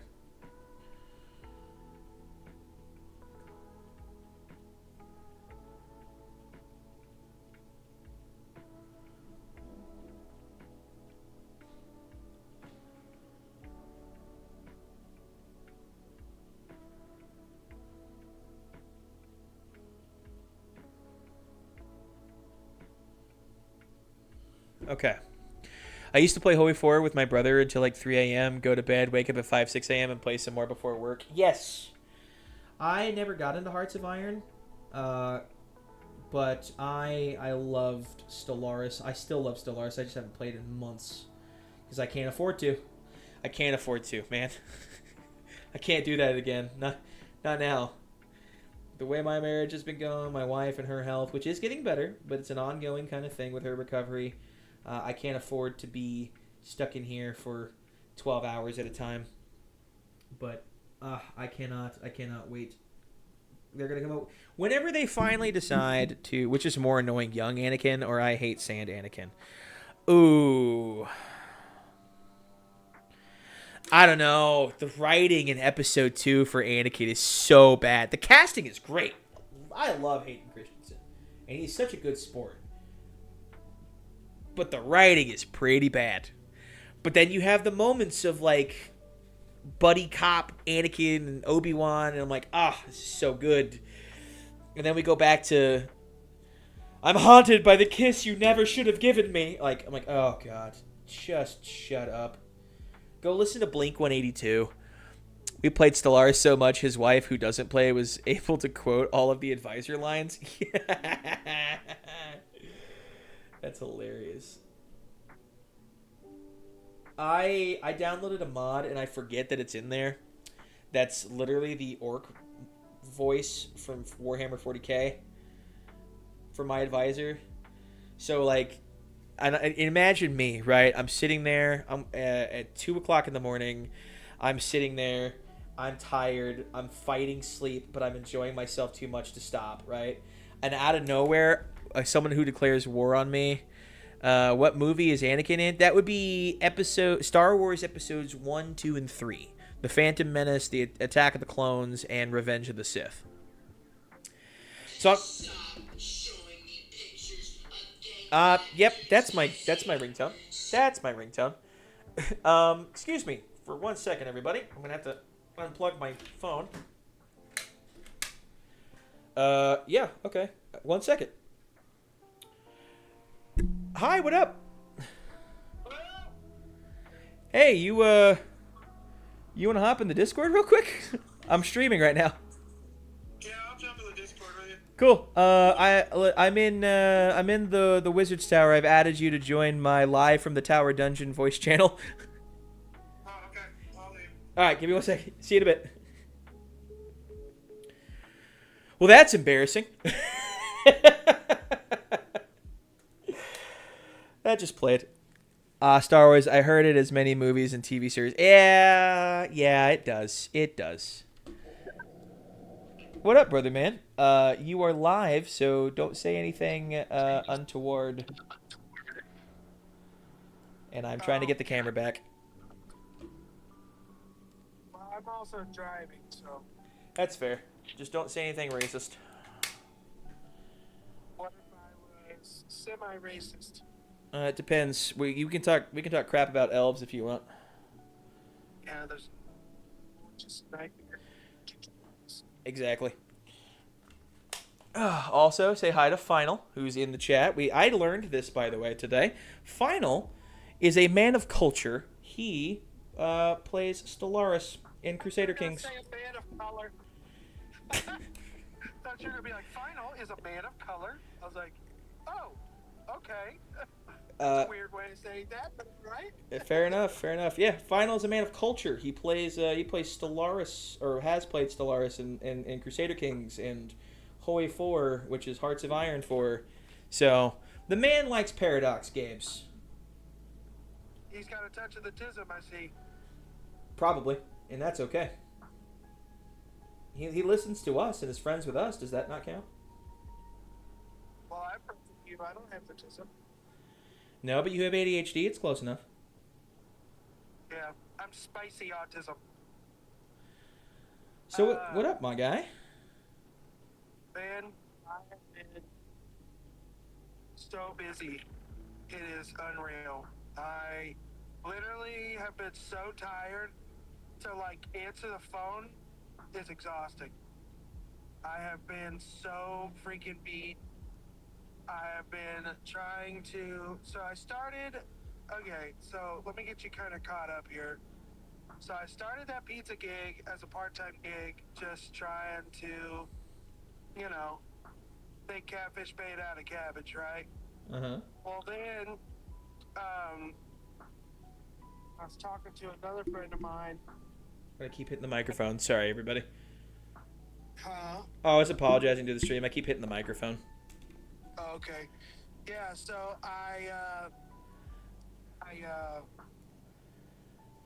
what was I saying? Oh yeah, pizza spot. Anyway, I talked to a friend of mine and I was like, hey, like I'm thinking about going, like I want to be a carpenter and do woodworking and just crap like that and da da da da da da. And I was like, you know, I could go to school or I could learn under a friend of mine. And so I called a friend of mine who's an old boss of mine from like way back when I did some little carpenter stuff. Uh-huh. And I was like, hey, are you, you know, do you need any help? Like, I was like, you know, basically I was just like, hey, I'm trying to learn to be a trim carpenter. You know, I would like to, you know, if you could teach me. Right. And he'd be like, yeah, I'd be happy to, you know. And Here we are. he's like, I'm kind of on light duty right now because of something. I forget exactly what he told me, but he's like, you can grind around with a little bit, blah, blah, blah, blah, blah. And I was like, all right. So we started talking, and I just said, hey, like, I'm wanting to learn, Perfect. you know, trim carpentry. Okay. Dude, because here's the thing, Jim Terrell's name dropped him on the internet. He's a little bit of what people know as a pack rat, and it's the like ethnic version of Porter. And I was like, Damn I it. was like 90% certain that if I was going to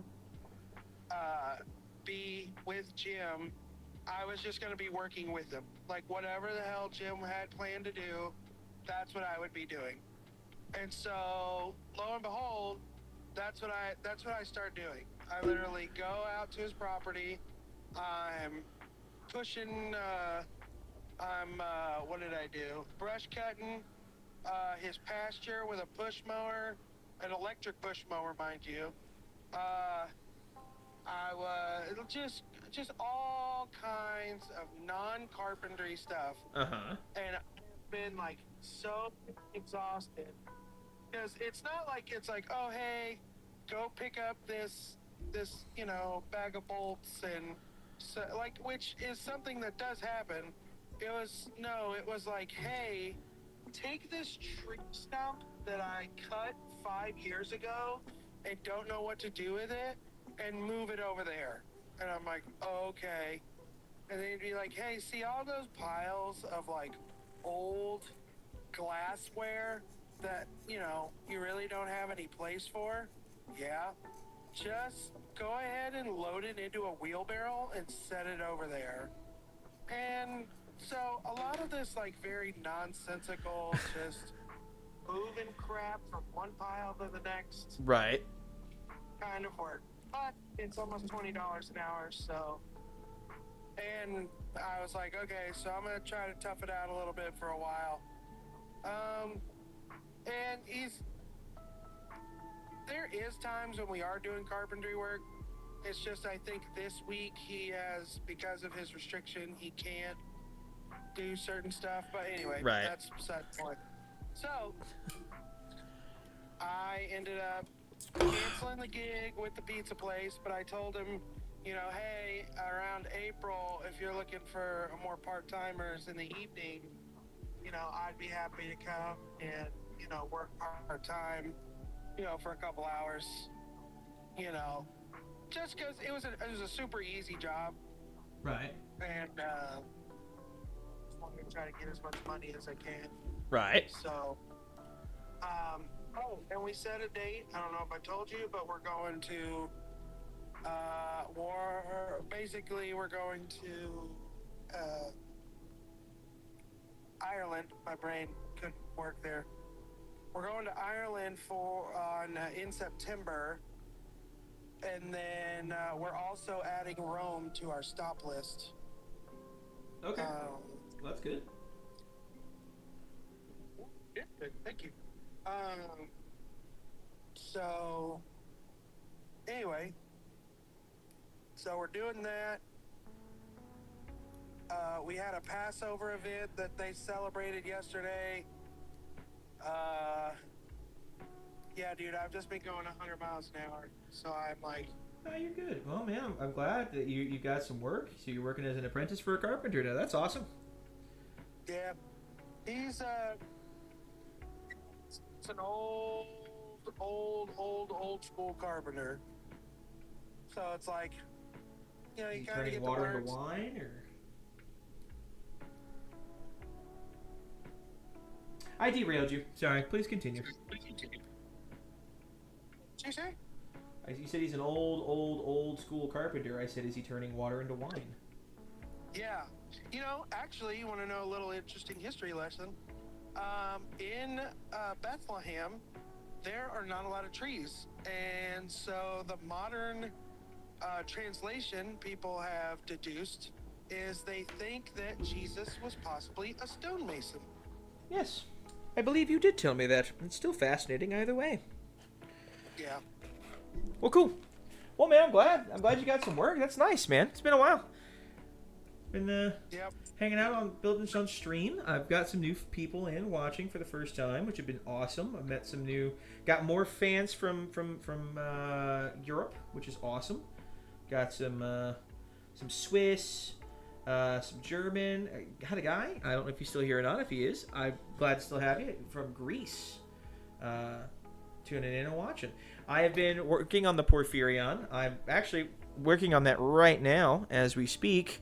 I've had to do a lot of surgery on this thing. Oh boy. Because I did not do some stuff correctly, but it's mostly an issue of the model itself because there's no supports for a lot of it, unfortunately. You're kind of just building as you go, despite the fact I've measured as much as I can.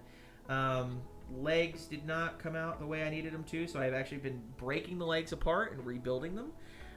On stream today, I have actually rebuilt one of the legs, and I've used milliput to reconjoin them. And I think, I don't know if anyone out there is out there, Final or my dad or anybody, I think this looks pretty good. Once it dries, I'll have to sand it, of course, give it back some of its texture, but I don't think you could tell me that this doesn't look like a natural fit for the model. I think it looks really good. The legs are nice and level. I mean, I could tell you. Well, I mean, anybody who's seen the stream and saw me do this work could tell me that it's not normal, but yeah. I've also built the torso, which is awesome. So I now have the torso and the legs, and let me tell you, dude, this thing is massive. Just the legs alone and the hips are taller than my Questoris Knights. And now with the torso, it's no contest. I mean, this is massive. Freaking massive compared to my other Knights. This is going to be a lot of fun. I'm very excited. I'm also very excited to work with you and finally get to that game you promised me oh so many years ago when we thought this stream would never happen, of having my Porphyrion fight your Mortarion. So, chop chop, buckaroo. Yeah, if I can find the time, yeah, I would love to. I'm sure. Anyway, you were saying, sir. Have you got the blackout stuff in yet? It's ordered. It's actually, the blackout models will be here at the earliest Saturday, or at the latest by Tuesday. So they will be in, and then I will be painting the Task Force Boon models on stream. I've had a few people actually asking me about certain kind of painting techniques, and I thought I'd go over some techniques with some of those people. So I'll be showing them the proper way to do the Zenithal dry brushing for Slap Chop coming up, which will be a lot of fun. But I'll let you know as soon as they come in. But unfortunately, as of right now, we're kind of in limbo waiting for them to be delivered. But they will be here. I told Hannah that as soon as I get my first check, which I get paid every week, once I get this first check, I'm going to Okay, let's get this cleaned up just a little bit. I'm gonna order my allied forces. Oh, nice. Let's see. I'm not even going to try to pronounce the name. I apologize. But the gentleman I was telling you about from Greece asks, what type of carpentry is it? Furniture, floor carpentry, or stairs, or something artistic? You said trim carpentry? Yeah, it's a little bit of everything. So we do custom cabinets. We do like made on site custom cabinets. We do. We actually have a house that we are working on. Nice. I went and saw on my first day. For those that don't live in Oklahoma, there is a neighborhood, or at least Oklahoma City. There is a neighborhood in Oklahoma City called Gaillardia. It's basically where all the rich people live, like upper high echelon rich people. Like our basketball players, Thunder basketball players, just all kinds of people live there. Oh, Shelob, you said you have one? Really? You've built a Porphyrion, you just haven't painted it yet? Well, or are you talking about Blackout? Either way, that's awesome if you have either one of them. But you have a Porphyrion too? That's dope. You should paint it, though. Continue, Josh. Sorry, Gaillardia. No, you're good. So, Gaillardia is where it is. And they have... I'm not going to expose who the client is, but we're working on a very, very, very, very, very, very wealthy family's house out there. Oh, nice. Very wealthy. Like high. It's crazy. It's the kind of. All right. Yeah, it's just a lot of crazy work put in. They Ian was telling me that when they got the job, the people that there's been people working on that place for years. He said there's been people working on the wood in that house for almost 4 years. Crazy. Of just like hyper detailed. Okay, let me Just- let the dogs in real quick. I'm still here, bud.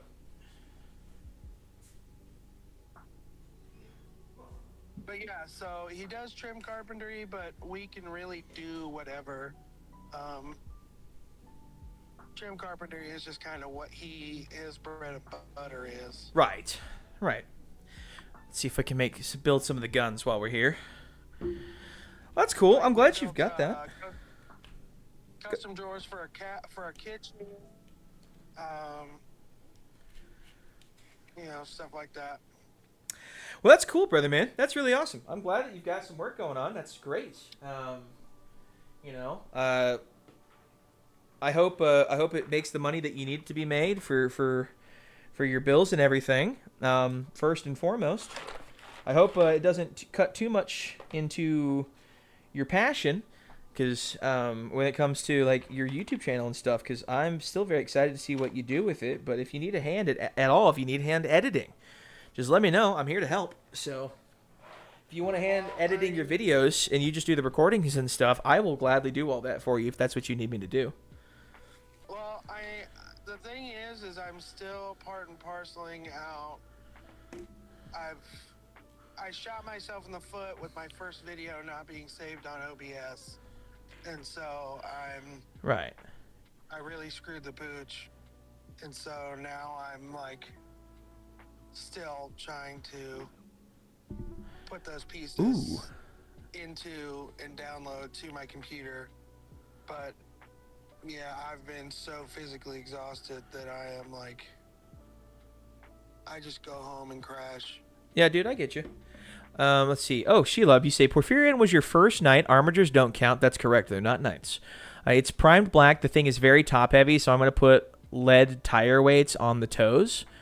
Make sure the feet are flat or it'll top over a lot. Yes, so that's actually why I'm doing the surgery on the legs now. But the other thing I'm going to do, and I think you're going to think this is cool, because there's only 2 points of contact, I have plastic rod of various diameters that I'm going to put in here to make it look like it's shooting, and I'm going to have the weapons pointed down so it'll actually act like a third point of contact to keep the model relatively stable.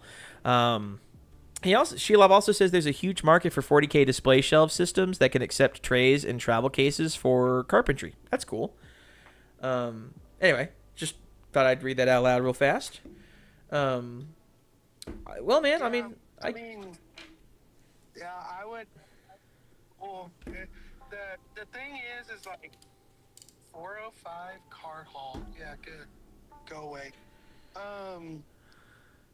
There was a Pokemon card shop, like it was closed down, so I was like, good, screw you guys.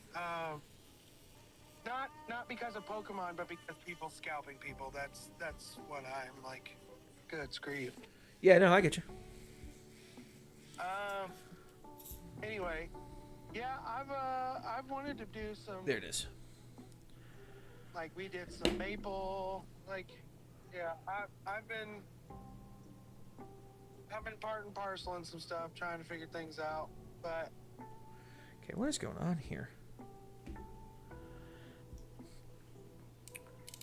I'm also going to pick up my dog, who is at the vet, because my mom called me and freaked out because they thought she had bloat, and so they had to call my brother to help them load the dog to the vet. And so now nobody can get the dog in the car because she's so big, and they're just. So now I've got to go do that. Well, I'm sorry, brother man. Yeah. Jeez. The hits don't stop coming. Well, they don't stop coming, and they don't stop coming. Just like Final, he doesn't stop coming. Coming up with great color schemes. Coming up with great processes for painting. Coming up with excellent techniques, excellent videos, excellent content. Why? This is already plugged up. Are you kidding me? I've been able to use this all freaking day. Damn. What is going on here? All right. I may have no choice. I may have to clip the bottle. This is stupid. I love this brand of super glue, but this bottle has given me so much trouble today. Finals making faces with emotes in the chat now. Way to go, Josh.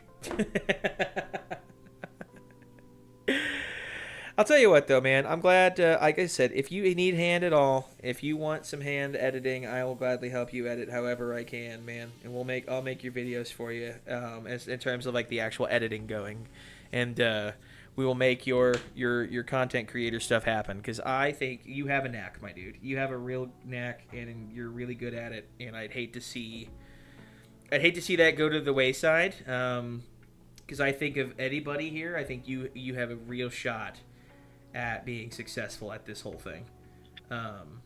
But I understand life comes first. So handle what you got to get handled. But if you need a hand, don't be afraid to ask, man. I'm here to help you out, okay? Now, you FaceTimed me while I was at dinner with my grandparents for my birthday. So my apologies that I did not answer. But what was up?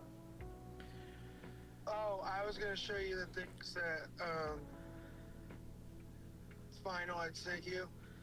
Oh, really? Okay. Well, my apologies, man. I felt bad, and that's why I called you back immediately, like as soon as dinner was over. But like I was still out. I was in the shower, and I was like, not kidding. Fair enough. Let's see. Ooh, Sheelop says, "See, mine the guns aren't locked in, so I can change the poses as little as it can." Oh, okay. And now I have one Cerastus, including an Atch. Oh, you have an Atropose? Oh, damn it. Fuck you. One Dominus, one Questoris, and you have 2 Destriers ordered? Nice. I have not played Knights myself yet. I've been collecting Knights now for about, what 3 years now, Josh? Has it been that long? Yeah, it's been about that long. Yeah, I've been collecting Knights for about 3 years. I want to get an Atropos. I don't have one yet. I have one Acheron. Originally, they were just anti-tank allies for my sisters. 10,875 points so far. Whoo! That's awesome. Damn.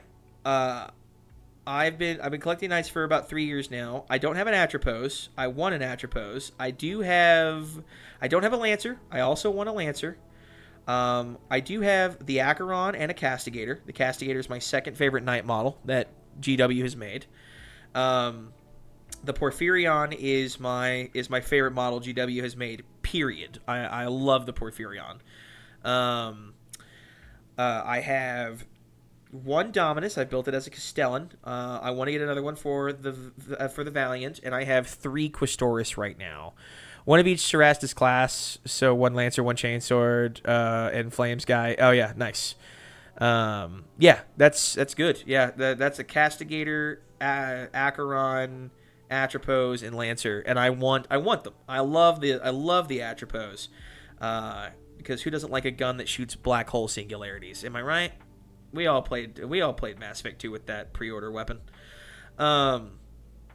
But I do have 3 Questoris Knights. I have a Preceptor, an Errant, and a Defender. 4 Armigers, so 2 Helverins, 2 Warglaves, and I will be getting a Destrier at some point. My wife says I'm allowed to have one, but it has to be after May because we're going on a cruise together. So I have to say I can't spend any more money on the credit card, she says, unfortunately. So. But I will be getting a Destrier. I want 4 of them because I want one of each variant. 2 double range, double melee, and then one of each. But that's okay. I will have a Destrier soon, my friend. And that's all I've got right now. So right about 3,845 points, I think it is. I can't remember now. Actually, I can tell you. Give me 2 seconds, everybody. I'm sure this is the most riveting portion of the stream you've seen so far. Let's see. Is it general? No. Tisney. Oh, look, there's the kittens. Oh, that's so cute. Doesn't like kittens. Let's see. Is it Warhammer general?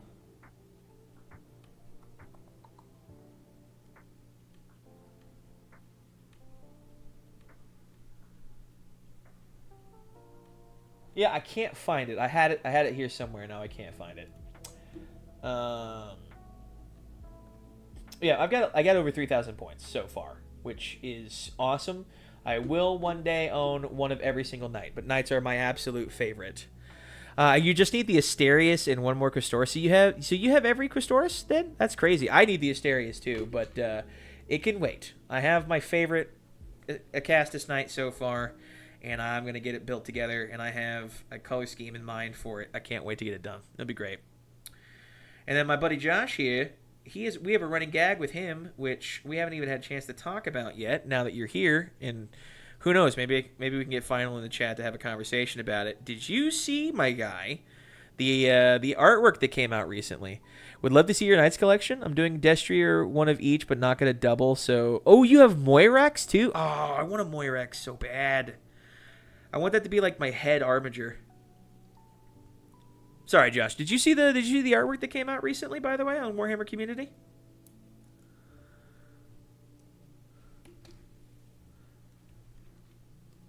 Uh-oh. Josh may have died. He did. He left me. Oh, well. That's okay. More Stories only have one magnetized to be any of them. Ah, that's fair. That's fair. I built mine... you know what? If you're interested, Sheila, let me show you some cool stuff here.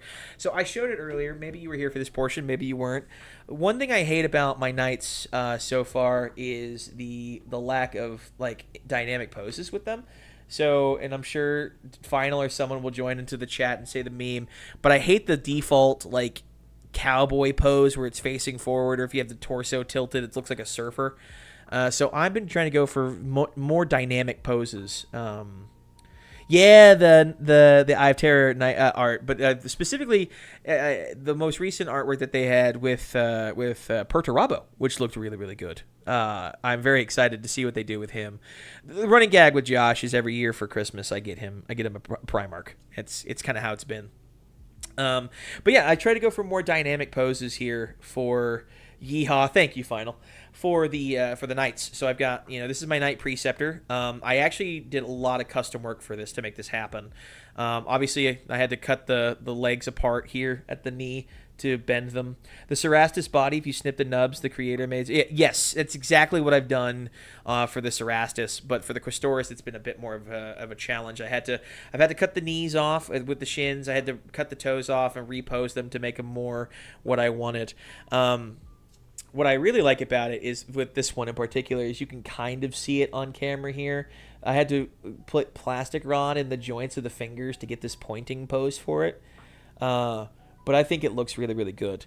I have based this off of an existing model that GW has.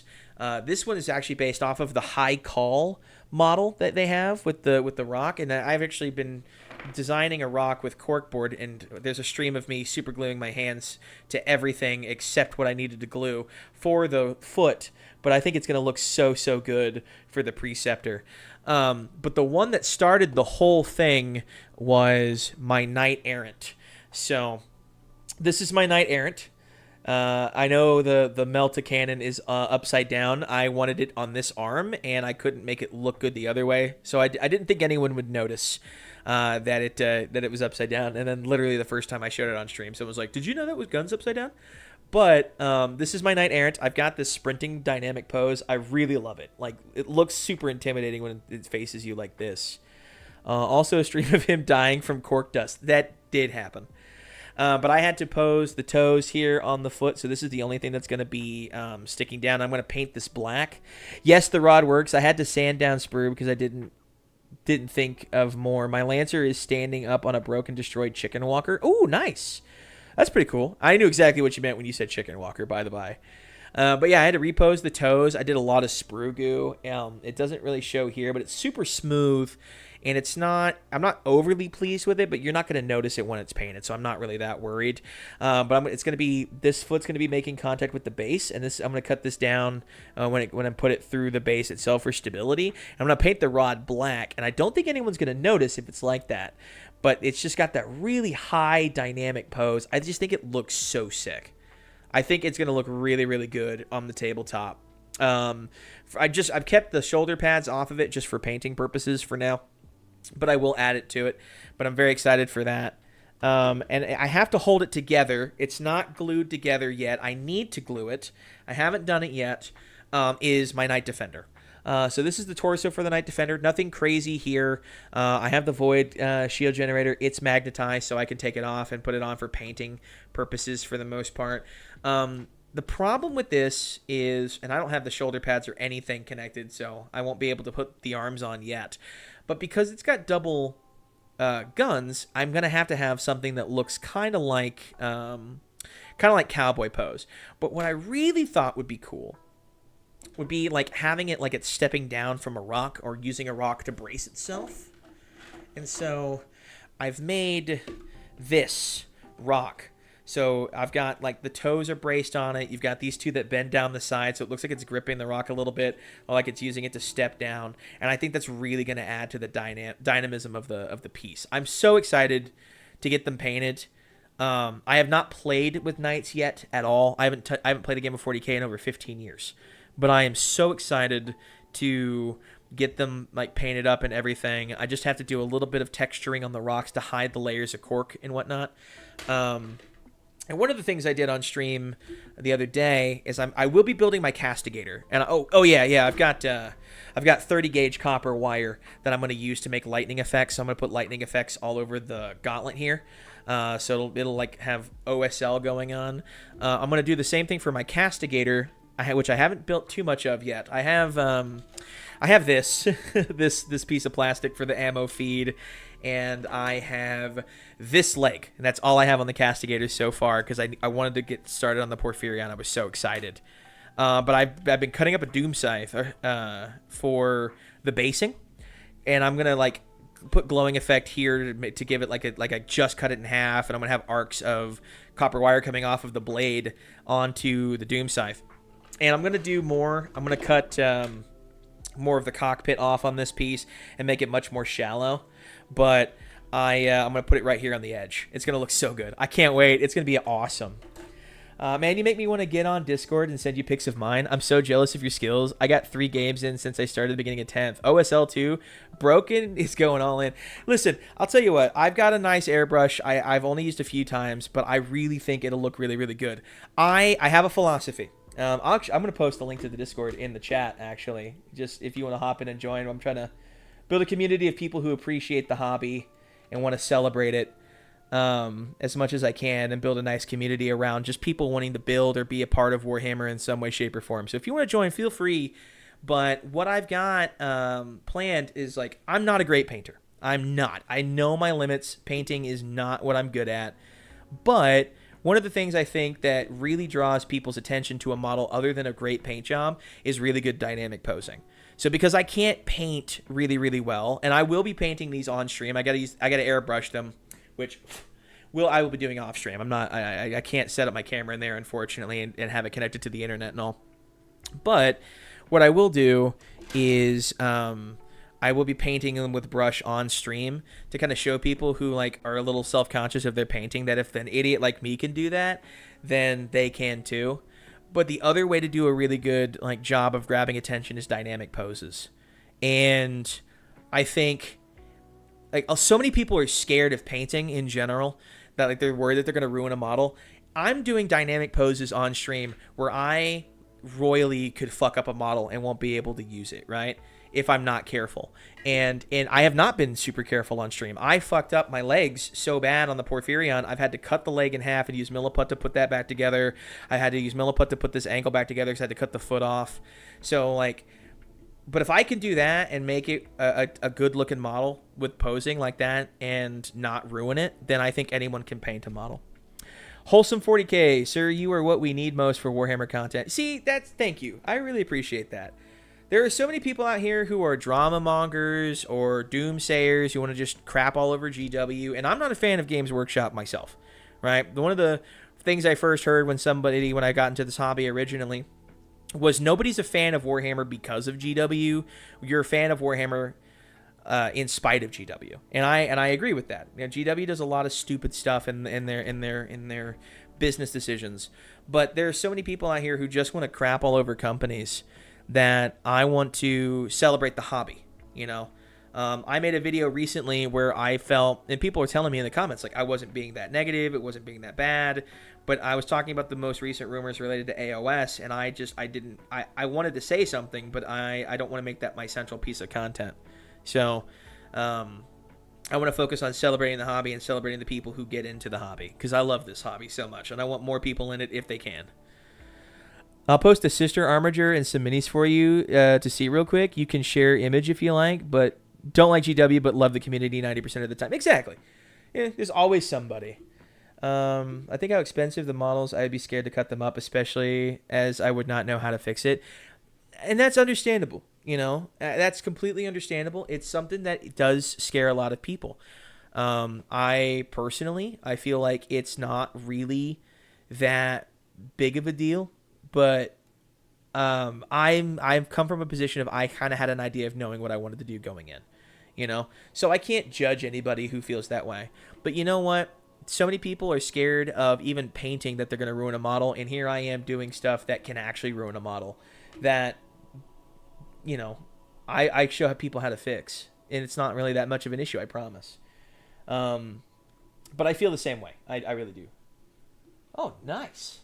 These are really good pictures, too. That's a really nice paint job. You know what? I'm going to... Let's see if I can do this. I think I've done this before. I've set it up where I can. Haha! Yeah, we're gonna transition here. We're gonna go to weird OBS mode just for a second. These look really good, man. These look really, really good. That's a nice sisters model there. That looks really good. I like that paint job. Oh, wow. They look so good primed. Even just primed, it looks really, really good. Wow, that's really nice. Let me see if I can actually get this to... I think... Is it working? It may not be working on stream. Oh, it is working on stream. Good, okay. Wow. That's really nice looking. I like that. Wow, that's really good. I love the white and the color that you've got going on this. This is really, really nice. This is really, really nice. Holy moly. There's the front end of it. That looks really good. I keep saying that, but it looks awesome. Wow. The glow is nice. The glow is really nice. And then we're back to that. This is a really solid. Like, I love the focus on the model and as it gets blurred from the picture. But the use of color here is really, really good. It's really solid. It really draws the eye to the vibrant reds along the model. And then, of course, the stance draws your eye upwards where you get to see the rest of it. That looks really nice. The wave blending and glue and toilet paper on the Sacrosanct, Sister of Battle, Ebon Chalice Armature. Nice. Really? That's bending glue and toilet paper. Huh. And this, of course, the piece de resistance for me, because this is, again, my favorite model of all time is the Porphyrion. And the Sunset Sarsaparilla bottle, that's a nice touch. Yeah, brother, this is awesome stuff. You should be proud of that, for sure. 100%. That is really cool. That is really, really cool. And then, of course, you have Final down there with the dam. That's nice. That is awesome. Yeah, we're just gonna go ahead and, like, love that. That is awesome. Well, cool. Well, firstly, thank you for posting that and showing that off. That is awesome. Wow, really, that is good looking stuff, sir. Thank you, Sheila or Banshee, whichever you prefer.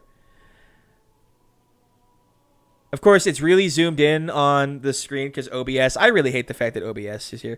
You can see the feet aren't flat on mine. It tips over a lot. You know what's funny about that? I literally just had this issue, and I was just worried about that myself for me. One of the things I was going to do, and I thought it would look goofy because the way I was just really pissed off with how my Porphyrion came out. So each of the feet were at an angle a little bit like this. So I'd have on both sides, and it kind of looked like it was bow-legged or doing like a self-conscious anime girl kind of pose, and I hated it so much. I was gonna fix it with some corkboard and carve that up, glue that to the feet, sand it down so it was at the appropriate at the appropriate angle to be flat on the table. And that may be a good option for you, by the way, if you're interested in something like that. It's actually really easy to work with. You just need to do a little bit of sanding with it, and that's the only caveat for that. But what I would have done is I would have just glued corkboard to the bottoms of the feet, cut around the size to make it look like broken earth or something, and then sanded the model itself on a piece of sanding paper, like a coarse sanding paper, kind of like that. That may be a good option for you, but I was going to be pissed off, and that would have been defeat for me had I said that. So that's had I done that. So I was going to do the milliput angle and kind of just save the stance, and I think it'll be fine. Like I said, if I prime that and I paint that, nobody outside of the people that I've shown on stream, and I've sworn you all to secrecy, by the way, will know that that's what happened. So I'm really not that worried. The gangsta lean porch seems to be a normal issue people have. That's the problem, and that's what really bothers me, is that there's no support naturally for the model. So when you're putting it together, you can't like hold the waist here and have the leg, because you're like having to awkwardly manhandle this. So for me, I was thinking like it would have been easier if there was some kind of support to let you do that. Because you can't hold it and check the gait of the model beforehand. But I think my solution, and I've hopefully I've shown it off here, because I'm not a great sculptor. I mean, you could tell the texture on this milliput already is not great. But I do think that showing off that there's a way to fix it, and some knucklehead like me is able to do that and fix the pose, hopefully will inspire somebody to try something similar if they're having the same issue. That, or like I said, the corkboard thing would have worked, but to me that would have been defeat for me. So, and then of course, like I said, the other thing I want to do, a good friend of mine, I've talked about him before on the channel, Final, I don't know if he hasn't posted anything in the Discord server, so you probably haven't interacted with him, but it's a good friend of mine by the name of Edward. He's actually, like I said, 3D printing me a great unclean one, because of the lore I have for my night house that I've been working on. And one of the things I'm going to do is I'm going to take this plastic rod. Like I said, I'm going to cut it up and glue it into the ends here to make it look like lasers shooting. And I'm going to have the gun pointed down, so it'll have a third point of contact with the gun shooting into the ground. And I'm going to have it blowing apart that grain unclean one that he's 3D printing me. So, and that'll be like the other part of like the basing for the model. I think that'll look really, really cool.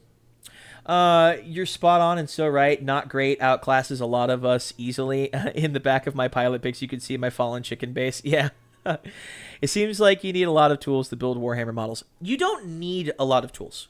I have a lot of tools because I'm doing some more expert level building stuff. Genuinely speaking, all you need to just get started is a hobby knife, several sets of the heads, which are super, super cheap, and a good bottle of plastic cement. I love Tamiya. This is pricier stuff. You don't need Tamiya. I like Tamiya because it comes with a brush inside the bottle to build, and that's all you need to get started. And some nippers. Now these are really expensive nippers. These were about $50-$60 for me to buy, but I've been doing this long enough that I can justify getting something. But you can get a really cheap pair for like $2 or $3. This is a pretty decent pair that I got for like $15, and this is better quality than some of the super cheap stuff out there. But for years, I used really cheap, really crappy nippers. Here, let me give you a hand. Let me show you kind of what I'm talking about here. So this is a sprue of my Night Castigator. I have not built much more of it yet. I only have GW paint, good nippers. I had GW starter pair for a while. Still use the GW glue Gorilla for Forge World and cheap Amazon brush set. That's all you really need if you want to paint and stuff. I'm doing more advanced stuff when it comes to my models. So, like you don't need all this extra stuff that I've got going on here, by the way. But let me show you what I'm talking about. Let's say you have a really cheap pair of nippers like these. Let's say you have like a $3 pair. What you want to do is you're cutting these. Let me get it closer to the camera so I can kind of showcase this without hitting my microphone. That would be great. You don't want to cut right next to the model. You want to cut a little bit out, something like that, right? And the reason you do that is because cheap nippers, you can't put right up against the model. They might gouge into the model a little bit. Now, like I said, my expensive ones, I can do that without cutting into it, but you don't need something like that. Then all you do is you have these gates that connected the piece to the sprue, and all you need to do is just trim that away a little bit. Try to make it as flat as you can. You don't have to be perfect. It's okay. And then do the same thing with the other gate. And you could do this with any kind of like hobby knife at all. My buddy of mine bought a scalpel off of Amazon, a legit medical scalpel. And the reason he did that is because it was cheap. And he uses that. Every time he cuts, he uses a scalpel. And then that's it. Now you've cut this off. And I've used a cheap pair of nippers and a cheap X-Acto knife you can get pretty much anywhere. And as long as you have some plastic cement of some kind, you can glue this to any other piece of plastic. And the way the plastic cement works is it melts the surface layer of the plastic just enough. And if you put some plastic cement on one side and you put some plastic cement on the other piece you're going to glue it to, the two surfaces have melted, you stick them together, and as soon as the glue dries, the plastic has basically melted together and re-solidified. And now it's like one piece of plastic.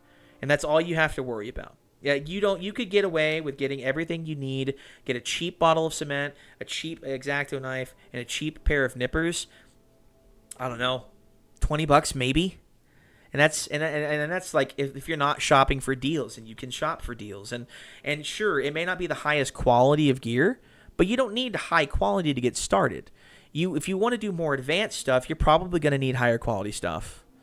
But if you're starting out, if you're building a Space Marine, which is one of the easiest user-friendly, like beginner-friendly models to get, you don't need that kind of stuff.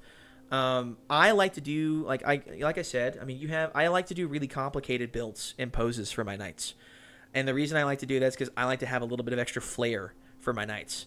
But you don't have to do that. You can just build bog standard and be perfectly fine with the cheap stuff. No problem.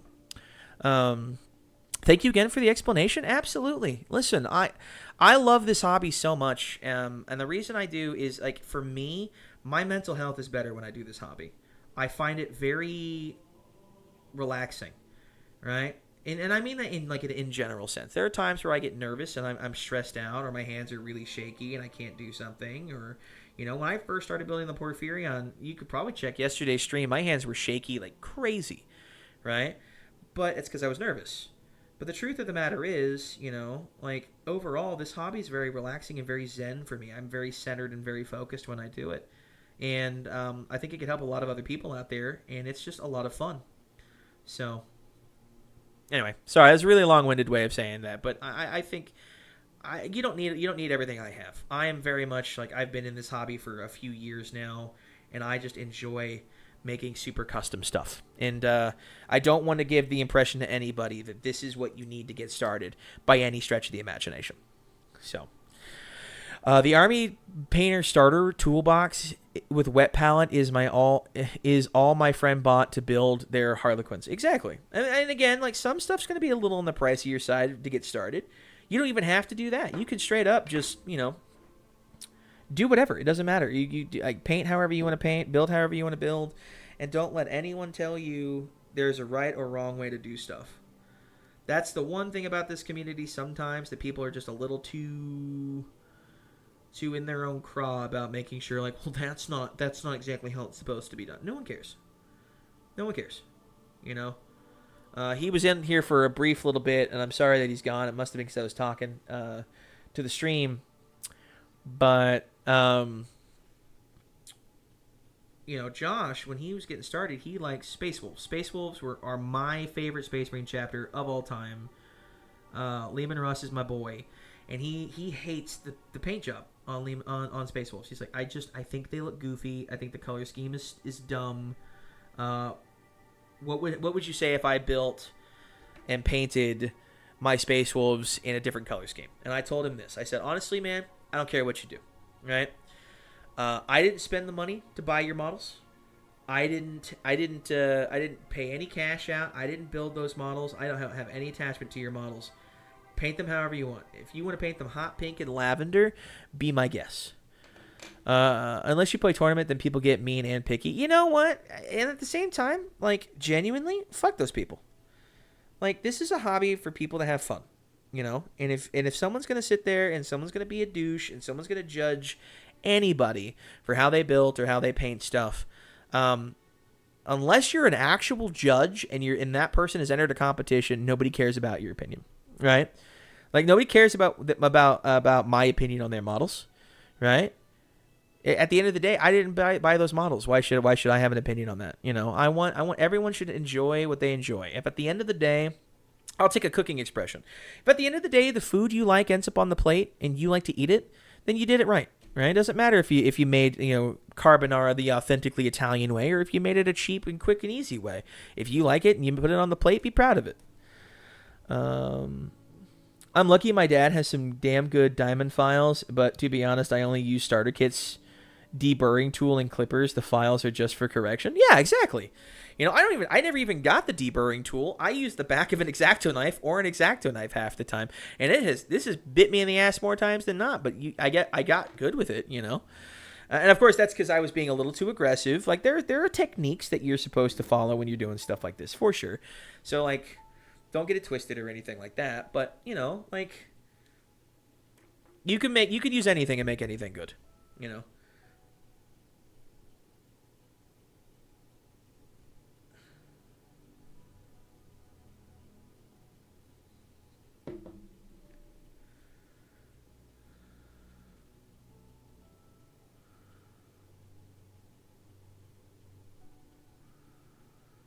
Jesus, this lo-fi Halo music playlist is nice, but like, damn, it's making me want to cry. Haha, I love the energy. F them. To be honest, I do kind of like when people like my models, but don't go out of my way to please other people or enter companions. Did get my triumph done professionally though. It was exactly, but like, listen, it's like I want to praise people for doing something well. And, you know, I have a bad habit in my professional life because I love cooking and food. I'm a chef. I'm also fat as fuck. So, you know, take that for what you will. But I'm a chef. And like I've had people like who cook food a certain way, and like I bumped the microphone once again. We need to get a timer or like a counter for that because like that's hilarious that I do this so much. But like, you know, I have to ask people like, hey, can I show you something? Because I want to help them out. But I'm never gonna say like, yeah, you did this wrong. I hate when people do that because all you're doing is tearing people down. And I can't tell you how many times I may have started a project or something where someone has just torn me down instead of build me up, and I've dropped that hobby. It's happened too many times, and I don't want to see that, you know, here. To a point, I think we need to gatekeep our hobbies so people don't come in and try to change our hobbies fundamentally. But I still want to encourage people in this hobby. I still want people to want to be here and want to hang out. I'm going to bump my camera that time. And I think that's more important to me, you know. If you don't want to begin on a Warhammer model, grab tools and get a cheap model somewhere and have a go at it. Exactly, Dad. For sure. For sure. Wizard just about has me talked into building my first model on stream with you all just to show everyone not to be afraid to dive in. Want to bet I mess something up? Yeah, absolutely you will. You know why? Because everybody does. I mess stuff up on my first model. We don't even want to talk about how I built my firstborn Marines. I didn't know things like nippers or that you don't twist things off of the sprue and gouge into the model and stuff like that. I don't even want to think about that. It happens. Everyone fucks up. It's part of getting better. 15 years food service too? Nice. It's not fat. It's Primaris sized. Getting painting advice a lot of the time is destructive rather than building up. Exactly.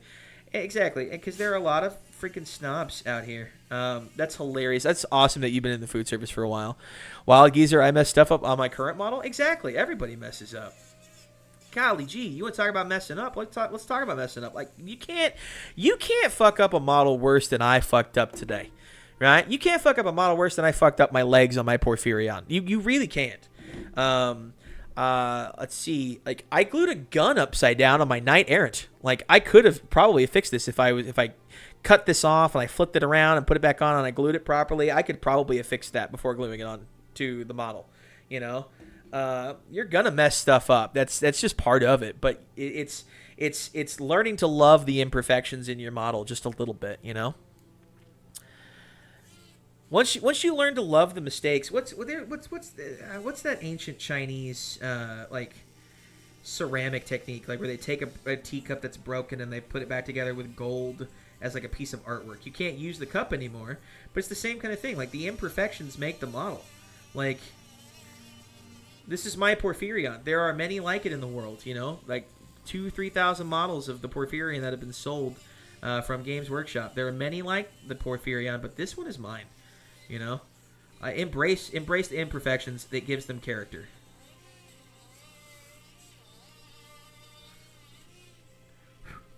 Ooh.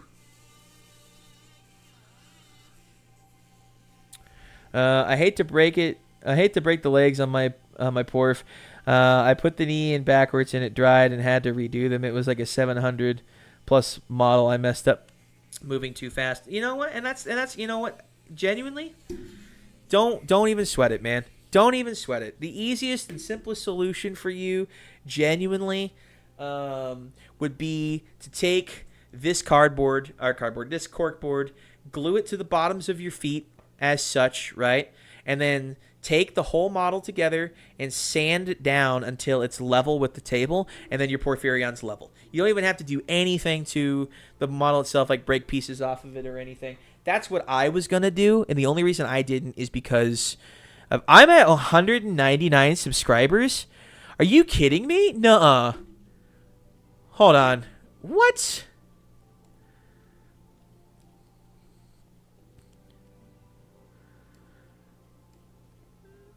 Holy shit. Yes, I am. Holy crap. How many people want to come watch an idiot build a model on stream? This is awesome. Yeah, I guess I'm going to have to. I guess my next video will be a 200 subscriber video. Oh, I just snapped and glued them on the right way, hence the leaning back instead of leaning forward. Yeah, you know, exactly. There's easy ways to fix stuff like that. Yes, Final, I'm going to have to do a 200 subscriber special video.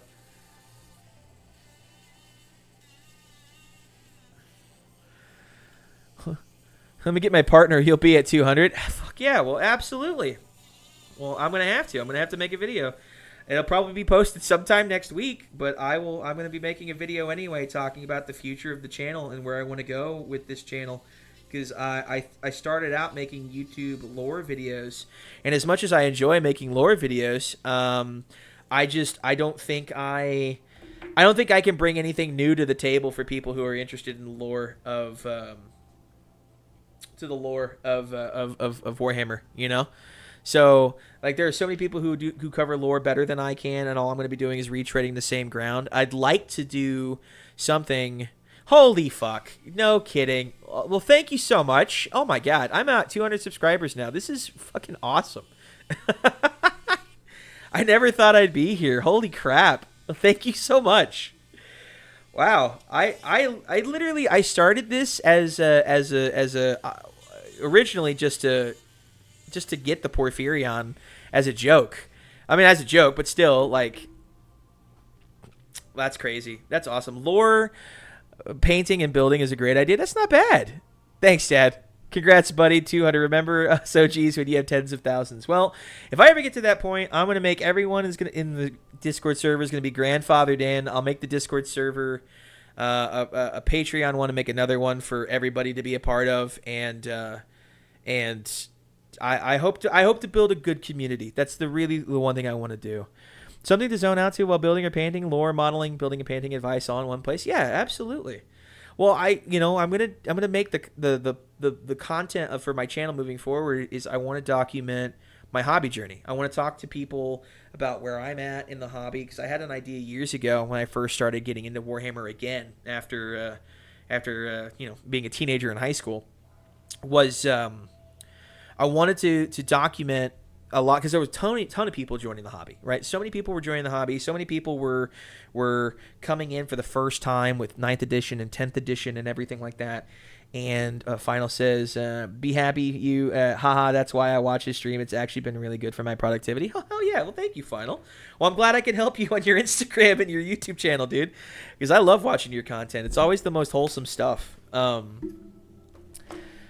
But yeah, you know, I so many people are getting into the hobby. I was like, wouldn't it be great if there was a channel out there that was just some knucklehead who's getting started?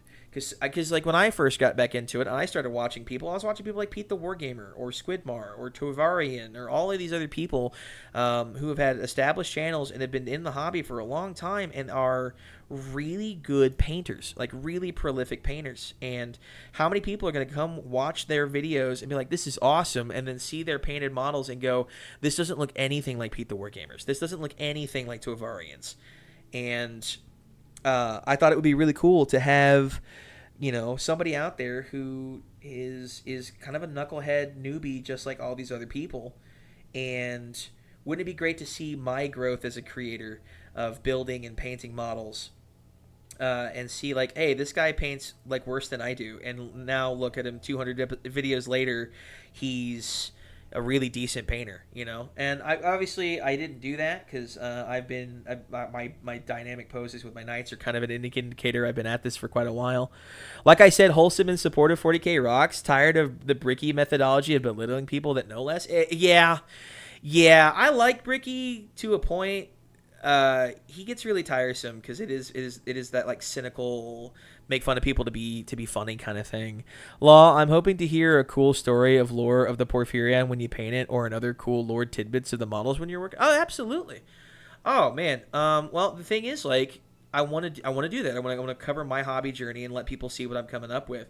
Another big thing I'm a huge advocate for is homebrewing and making custom stuff. I think it's so many people who are new to the hobby don't realize that that's even an option, or are too intimidated to do so. Because I know I was when I first started making my first homebrewed Space Marine chapter, and I was worried that nobody was gonna like it and all that stuff, and I wanted to make it really, really good, and so it's like every faction I make now is a custom faction. So my knights are my own custom knight house that I've built, and so like I'd love to like talk to people about what I've created and such. I just hate the idea of, you know, people coming in, they're interested in the models or they're interested in the lore. They're not interested in my lore. Like, who cares about like my homebrew stuff? But, you know, I think it's a really important facet of the hobby that a lot of people have let fall to the wayside, and it would be so cool to do that, where people can talk about like all the stuff that they've made too.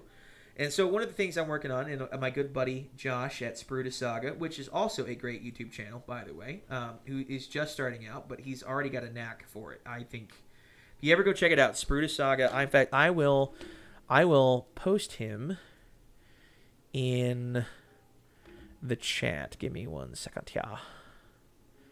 As I say things in a weird voice. Buddy, you need to go outside. Here it is. He's really just starting out.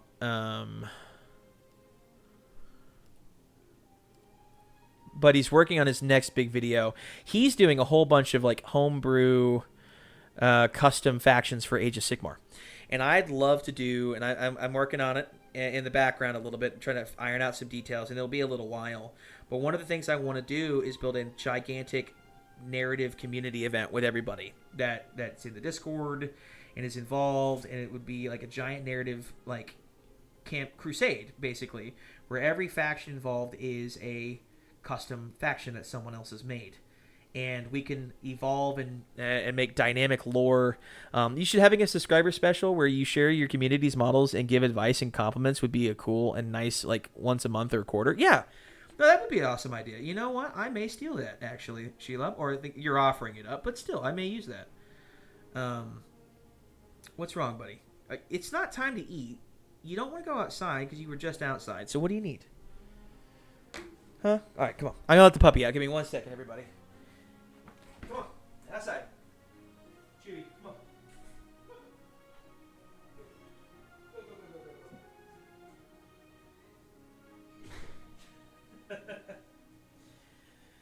Okay. Sorry about that. Kittens. The puppies needed to go outside. I got DOK. I'm giving him a sub. Well, awesome. He's a great guy. Josh is a great guy. Yeah, you'd love his content. Anyway, I would like to do the same thing with 40K. So I've been working on my Night World, and one of the things I have in there is an Unstable Chaos Rift that opens up occasionally, and I'd like to do a big community event where people who are Chaos or Xenos or Imperium can like have a gigantic battle on my planet, which I think would be really cool to do. So I'm still working on stuff in the background, but I'd love to have that where we can showcase everyone's different factions, or everyone can come together and make a character for my Night House, or we can make a character in somebody's Space Marine chapter, or we have like I call the Discord the Wizard's Tower, but like the Wizard's Tower has a custom Space Marine chapter or Sisters Order or something, and we're like you can create a character in it, and we can develop the lore for this faction together, and I think that would just be really cool. But like I said, it's all preliminary stuff right now. I'm still working on some stuff in the background to make that happen, but we'll see. Did I just... No, I didn't cut myself again. Whew! Cutting myself twice in the same spot on my thumb in one stream would be a little too much. People would have to make fun of me at that point. Okay. Now, cutting the shim off of this freaking piece for whatever reason is just being a massive pain in the neck. But I think I got it. Okay. So, to get this one glued on... Oh, I still have some gate on here, I think. That might be part of my problem. Let's see. Yeah, I still have some gate on this one. That's annoying. These smaller pieces are a bigger pain in the neck for me than anything else. I don't know if anyone else has had the same issue. There we go. I hate the ladders for Knights. Oh my gosh, it's better when it's plastic glue because the Tamiya applicator brush is so small. It's not that big of a deal for me, but this resin is a bigger pain in the neck. Tiny spindly bits, no kidding. And I have, as my dad calls my hands, the meat cleavers. They have big hands.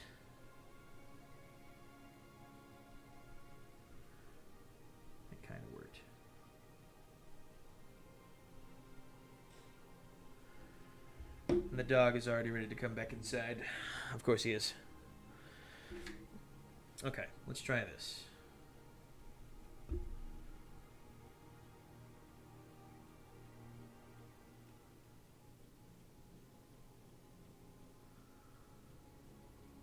We're going to have to hold this for just a second, everybody. I know this is riveting content.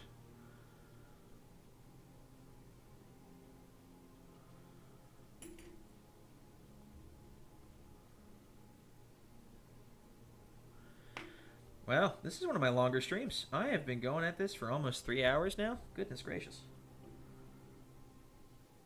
Okay. Alright, let's do this.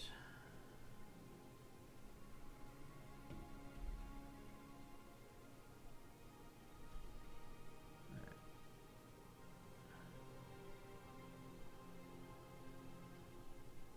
There we go.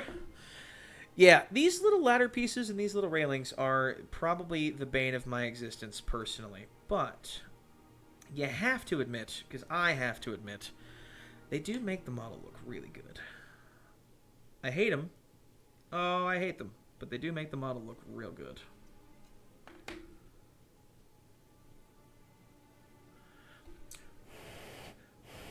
Dry, you son of a bitch. Maybe you need an intermission music and a graphic for when it's time to wait for glue to dry. I may have to. Just get a be right back screen. Final, I'm going to have to ask you to help me out on that one. Can you give me a be right back and waiting for glue to dry at graphic? Final, is that possible? Just going to hold that down, everybody. Yeah, this is going to be awesome. You know what? This model may be one of the worst models for a Knight Army to take to a tabletop, but my goal, since I have new people here, my goal is to take this model to the Las Vegas Open. At the time, when this dream of mine came about, the Las Vegas Open was the largest Warhammer tournament in the world. Thank you, Final. It is now no longer the largest Warhammer tournament in the world. It is now the London GT, which I get it. It hurts my feelings. But also, I wanted to be the first person, maybe something with a dark helmet. This would be the perfect time for Discord call-ins or anything. At the time, I wanted to be the first person to bring the Porphyrion to the Las Vegas Open. That dream has since been dashed. Thank you, LVO 2025. But I'm still very much excited. I want to take this to the LVO. I'm going to try to be... Paul is bad at stuff is the go-to Centurion guy on YouTube for Warhammer content. I want to be the go-to Porphyrion guy, if I can ever have a shtick.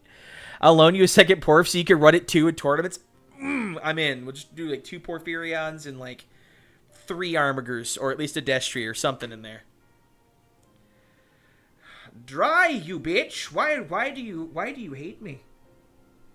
You're super glue. This is supposed to be quick for you. You're instant cure. Why? Why do you do this?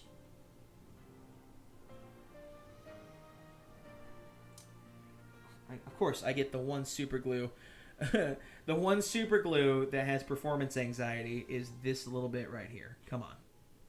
Is it because there's people watching me and you don't want me to move on to the next piece? I don't understand what's happening here. Be the first with 2 in 1 army. I'm in. I will not win a single game because I will have no objective control, but that's okay. I don't need objective control. Where we're going, not so super glue. Thanks, Dad. Where we're going, we don't need no stinking objective control. I tell you, if I ever get an Asterius, I'm bringing both. The Porphyrion to kill big models and the Asterius to kill hordes. More like mildly anxious glue. Well, let me let the puppies back in real quick. They're done and ready to go. And at some point in time...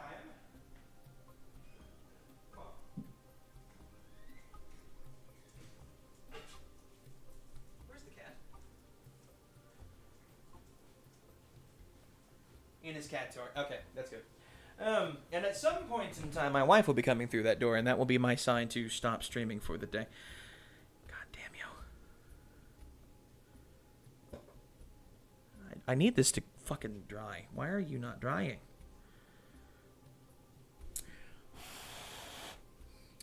Seriously, I have never had super glue not cure this fast before. This is this is frustrating. Objective is going to be changed in 11, so depending on night secondaries, it could work with some Sisters AdMech agents allied in. You know what I'd like to do, and I need to get the rest of the bits to finish them, and I can finish them on stream. I'd like to get back to the point where I can ally with pretty much any Imperial faction, and what I would love to do is take Astra Militarum as an ally. So again, everything I do, just before, full disclaimer, everything I do is actually lore-oriented, right? So... one of the lore things I really, really, really want to do is I want to have an Astra Militarum army, and this would be like a far distant future army because the money alone to make this happen would be immense. It was basically make a household guard force for my knights. So basically they're infantry that are designed to fight alongside my knights when they go on crusade. So, like, I've got this image of gotta wash forward models. Yeah. You can ally any Imperious faction, but Knights are the ally. That's the problem. I would like to have, because let me finish my story. So, I want to build this Astra Militarum force that is, like, the household guard for my Knights. And one of the ways I want to do that is, like, it'd be a whole bunch of different models. But I would take... the torsos and legs of Tempestus Scions and cut off the extra sci-fi bits. Take the guns of the Krieg, the Lucius pattern Hellbore rifles. Take the receiver stock and the battery magazine from that. So cut off basically the barrel and everything else. And then add the barrel of the Skitarii Vanguard Gravitic rifle from the AdMech forces. So it would look like a las musket, right? Take that, put that on the torso, and then put the head of the steel helms from AOS onto that. and you'd have a fantasy-looking, like, standard Imperial Guard trooper, which I think would be awesome. The caveat is a single squad of Cadians is supposed to be 10 troops that you can make a blob of 20 out of, but the Tempestus Scions come in packs of 5. So I'd have to buy 2 Tempestus Scions, take the guns of the Krieg, take the guns of the Skitarii Vanguard, combine those 2 together, and then get a set of steel helms from Warhammer Age of Sigmar, and then that would make 1 squad of standard guardsmen. So it would be like a passion project. It would be something I would do over a long period of time. But I do have a set of Arbites from the Exaction Squad, which have like a full plate look to them anyway. So I would take the full plate from them. I would get the helms from the Skitarii Vanguard, which I have some of those as well, just the helmets that I bought off of eBay that look like Sallet helmets. So Sallet, I think that's how you pronounce that, or is it the French Soleil? Doesn't matter. Skitarii Pilgrim Host live in Titan legs, but this sounds epic. They're models for 30k. They're so easy to kit bash. Ooh, check into them for rifles and bodies. I may do that, actually.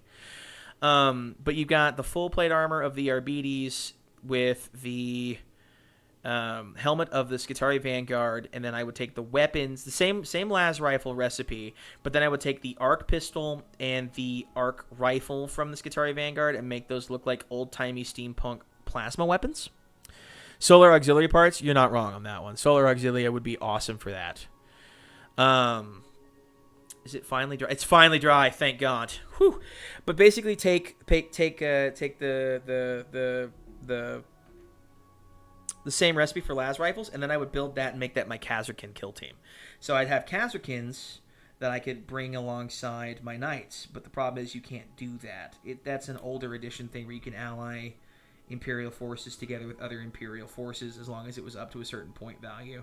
I'd like to see that changed in 11th. I'd like to see proper allies come back. We'll see if that's a thing. I doubt it, but it would be nice to see. And then I could have my knightly Khazarkin accompany my knights, which would be so cool to see. But I may just, instead of using them as Khazarkin, I may just use them like the Imperial naval breachers, because I think those are Imperial agents, I think. And Imperial agents can be allied into any Imperial force, including knights, which seems to be something that people do quite a bit. But I think they use the kill team Imperial agents rather than like the Navy breachers and whatnot. But still, it would be cool.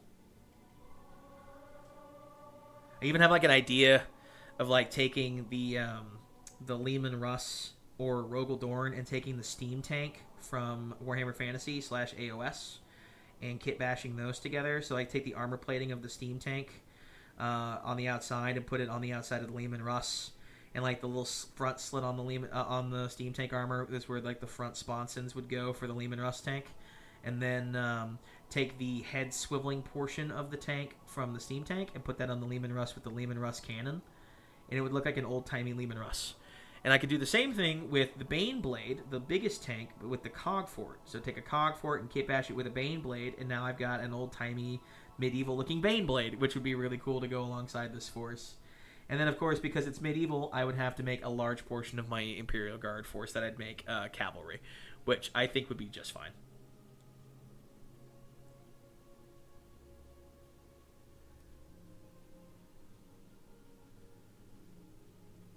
Just having like a whole medieval themed 40k force to go alongside my knights would be sick. And then if I have that full army, I can ally in a Questoris Knight. I don't think you're allowed to ally in a Dominus, which is a shame. Because if I would ally a Castellan and have the Castellan basically act like an artillery piece for my army, since I don't have a lot of artillery. But like I said, all of this is like super far in the future. I don't have enough money or enough internal organs to sell to have enough money to make that dream happen. But wouldn't it be cool if I did? Wouldn't it be cool if I could make that happen?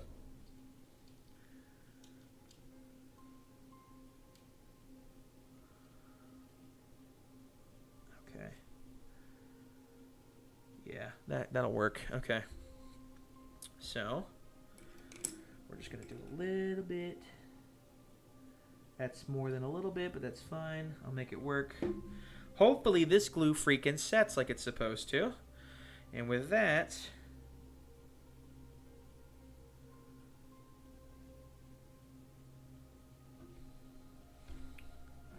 Alright, I have to glue my head and shut, I think. I think that'll kind of work. I just need to push that up a little bit. Okay, there we go. That is the fiddliest of fiddly bits done. All Night's Porf was allied for sisters with my as my anti-tank, only AdMech exclusive, like Moirix can't. Really? I did not know that. Okay. Well, that's good to know. And if that's the case, I may do that with my Dominus. I was either going to do that or my Preceptor, one of the two. Which, one of the things I really liked about the Preceptor, which you're probably not going to think is all that impressive because it's pretty standard fare, but one of the things I'm most proud about my Preceptor is, and they've changed the rules a few times on it, which is why I did this just to be safe, was... You can't. I can't remember if it was originally you can't and they changed it to where you can, or you can and then they changed it to you can't and then they changed it back. But your Preceptor, this is what Canis Rex is supposed to be, right? So you've got your Preceptor is supposed to be Canis Rex. So I made, but at one point in time, Canis Rex wasn't allowed to have a missile launcher, and then they changed it where he could, and either they changed it back or he was allowed, and they changed it where he could, and then changed it back. One of the two. I can't remember now, but. If I wanted to run him as Canis Rex and I couldn't have the missile launcher for any reason, I can remove the missile launcher because it's magnetized. So I can run him as Canis Rex without it and put it back on if I would have just run it as a standard Preceptor, which I think is cool. But one of the things I love about it is, and it took a lot of work to do so, a lot more than it should have, but I have also magnetized my missiles. So I can swap them out for anti-air missiles or the Hellblaster missiles and just reign supreme wherever I want. So I can just swap these out as necessary, which I think is awesome. I haven't done it yet to my Knight Errant, but I'm going to do the same thing for it with the autocannons on the top. So I will be magnetizing the autocannons at some point in time, which I am super excited for. But like I said, I haven't done it just yet because I really wanted to focus on my favorite model of all time, which is coming along very, very well, I must say. I'm quite proud of what I've managed to accomplish so far. So that leaves me to the last two things I'm going to do today, I think. And that is, I'm going to do the stacks. I'd love to get the head and stuff done today if I could, but I'm not going to. I have to bend some, warp some stuff in some hot water to finish building out the rest of my Porphyrion. So I'll have to flex those pieces, which I won't do today, obviously. So I'll probably have to do that next time I stream, which will most likely be next week, depending on my work schedule. But I do want to get, at the very least, my last two exhaust ports for my Porphyrion today, which I think will be a nice little capstone. And then I will look at those pictures posted in the Discord. So, I guess we'll go ahead and use this as an opportunity to finish out today's stream. Now, does it fit properly? Oh, no, I'm doing it backwards. No wonder it doesn't fit properly. Okay. Well, I'll tell you what. Let's get that in there. There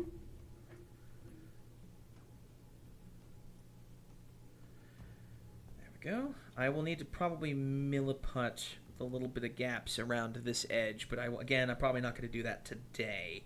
But it will need to be on my to-do list for these smokestacks.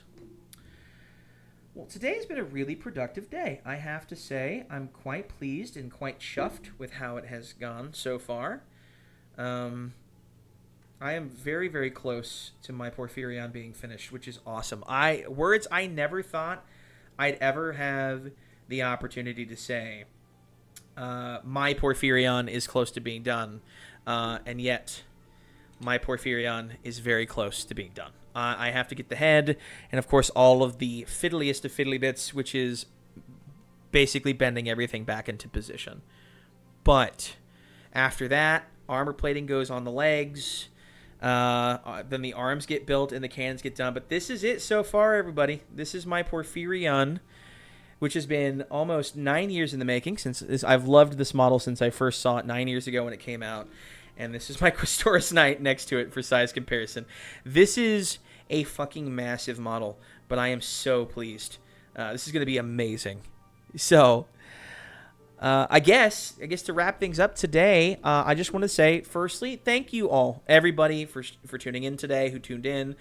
For those who couldn't stay to the end, I really do appreciate every single one of you. To all the new people who've come in, I am so glad to have you here. Thank you so much. I never thought I'd be at a point where I'd be at 200 subscribers already, and yet here I am. And so, again, I cannot say it enough. Thank you guys. Thank you so much. It means a lot to me. I'm glad everyone's here to watch this knucklehead pop on stream and try building a model, arguably fairly mediocrely on stream, but it does mean a lot to me. Again, in case anyone hasn't already, if you guys want to join the community that I'm trying to build to kind of put more positivity back into the hobby, feel free to join the Discord, the Wizards Tower. I'd love to see you guys there. I will be expanding it further in the near future, so just bear with me. I'm a little bit of a boomer when it comes to Discord, but I'd love to see you guys there. We have a mini showcase to show off new stuff, and I've got a ton of new pictures I need to go through and check out, which is very exciting for me. If you guys liked what you saw, please feel free to leave a like on the stream. It really does help the channel out quite a bit, and I would greatly appreciate it. If you guys didn't like what you saw today, I thank you for watching as far as you have. It means a lot, and I will see all of you guys later. Ta-ta!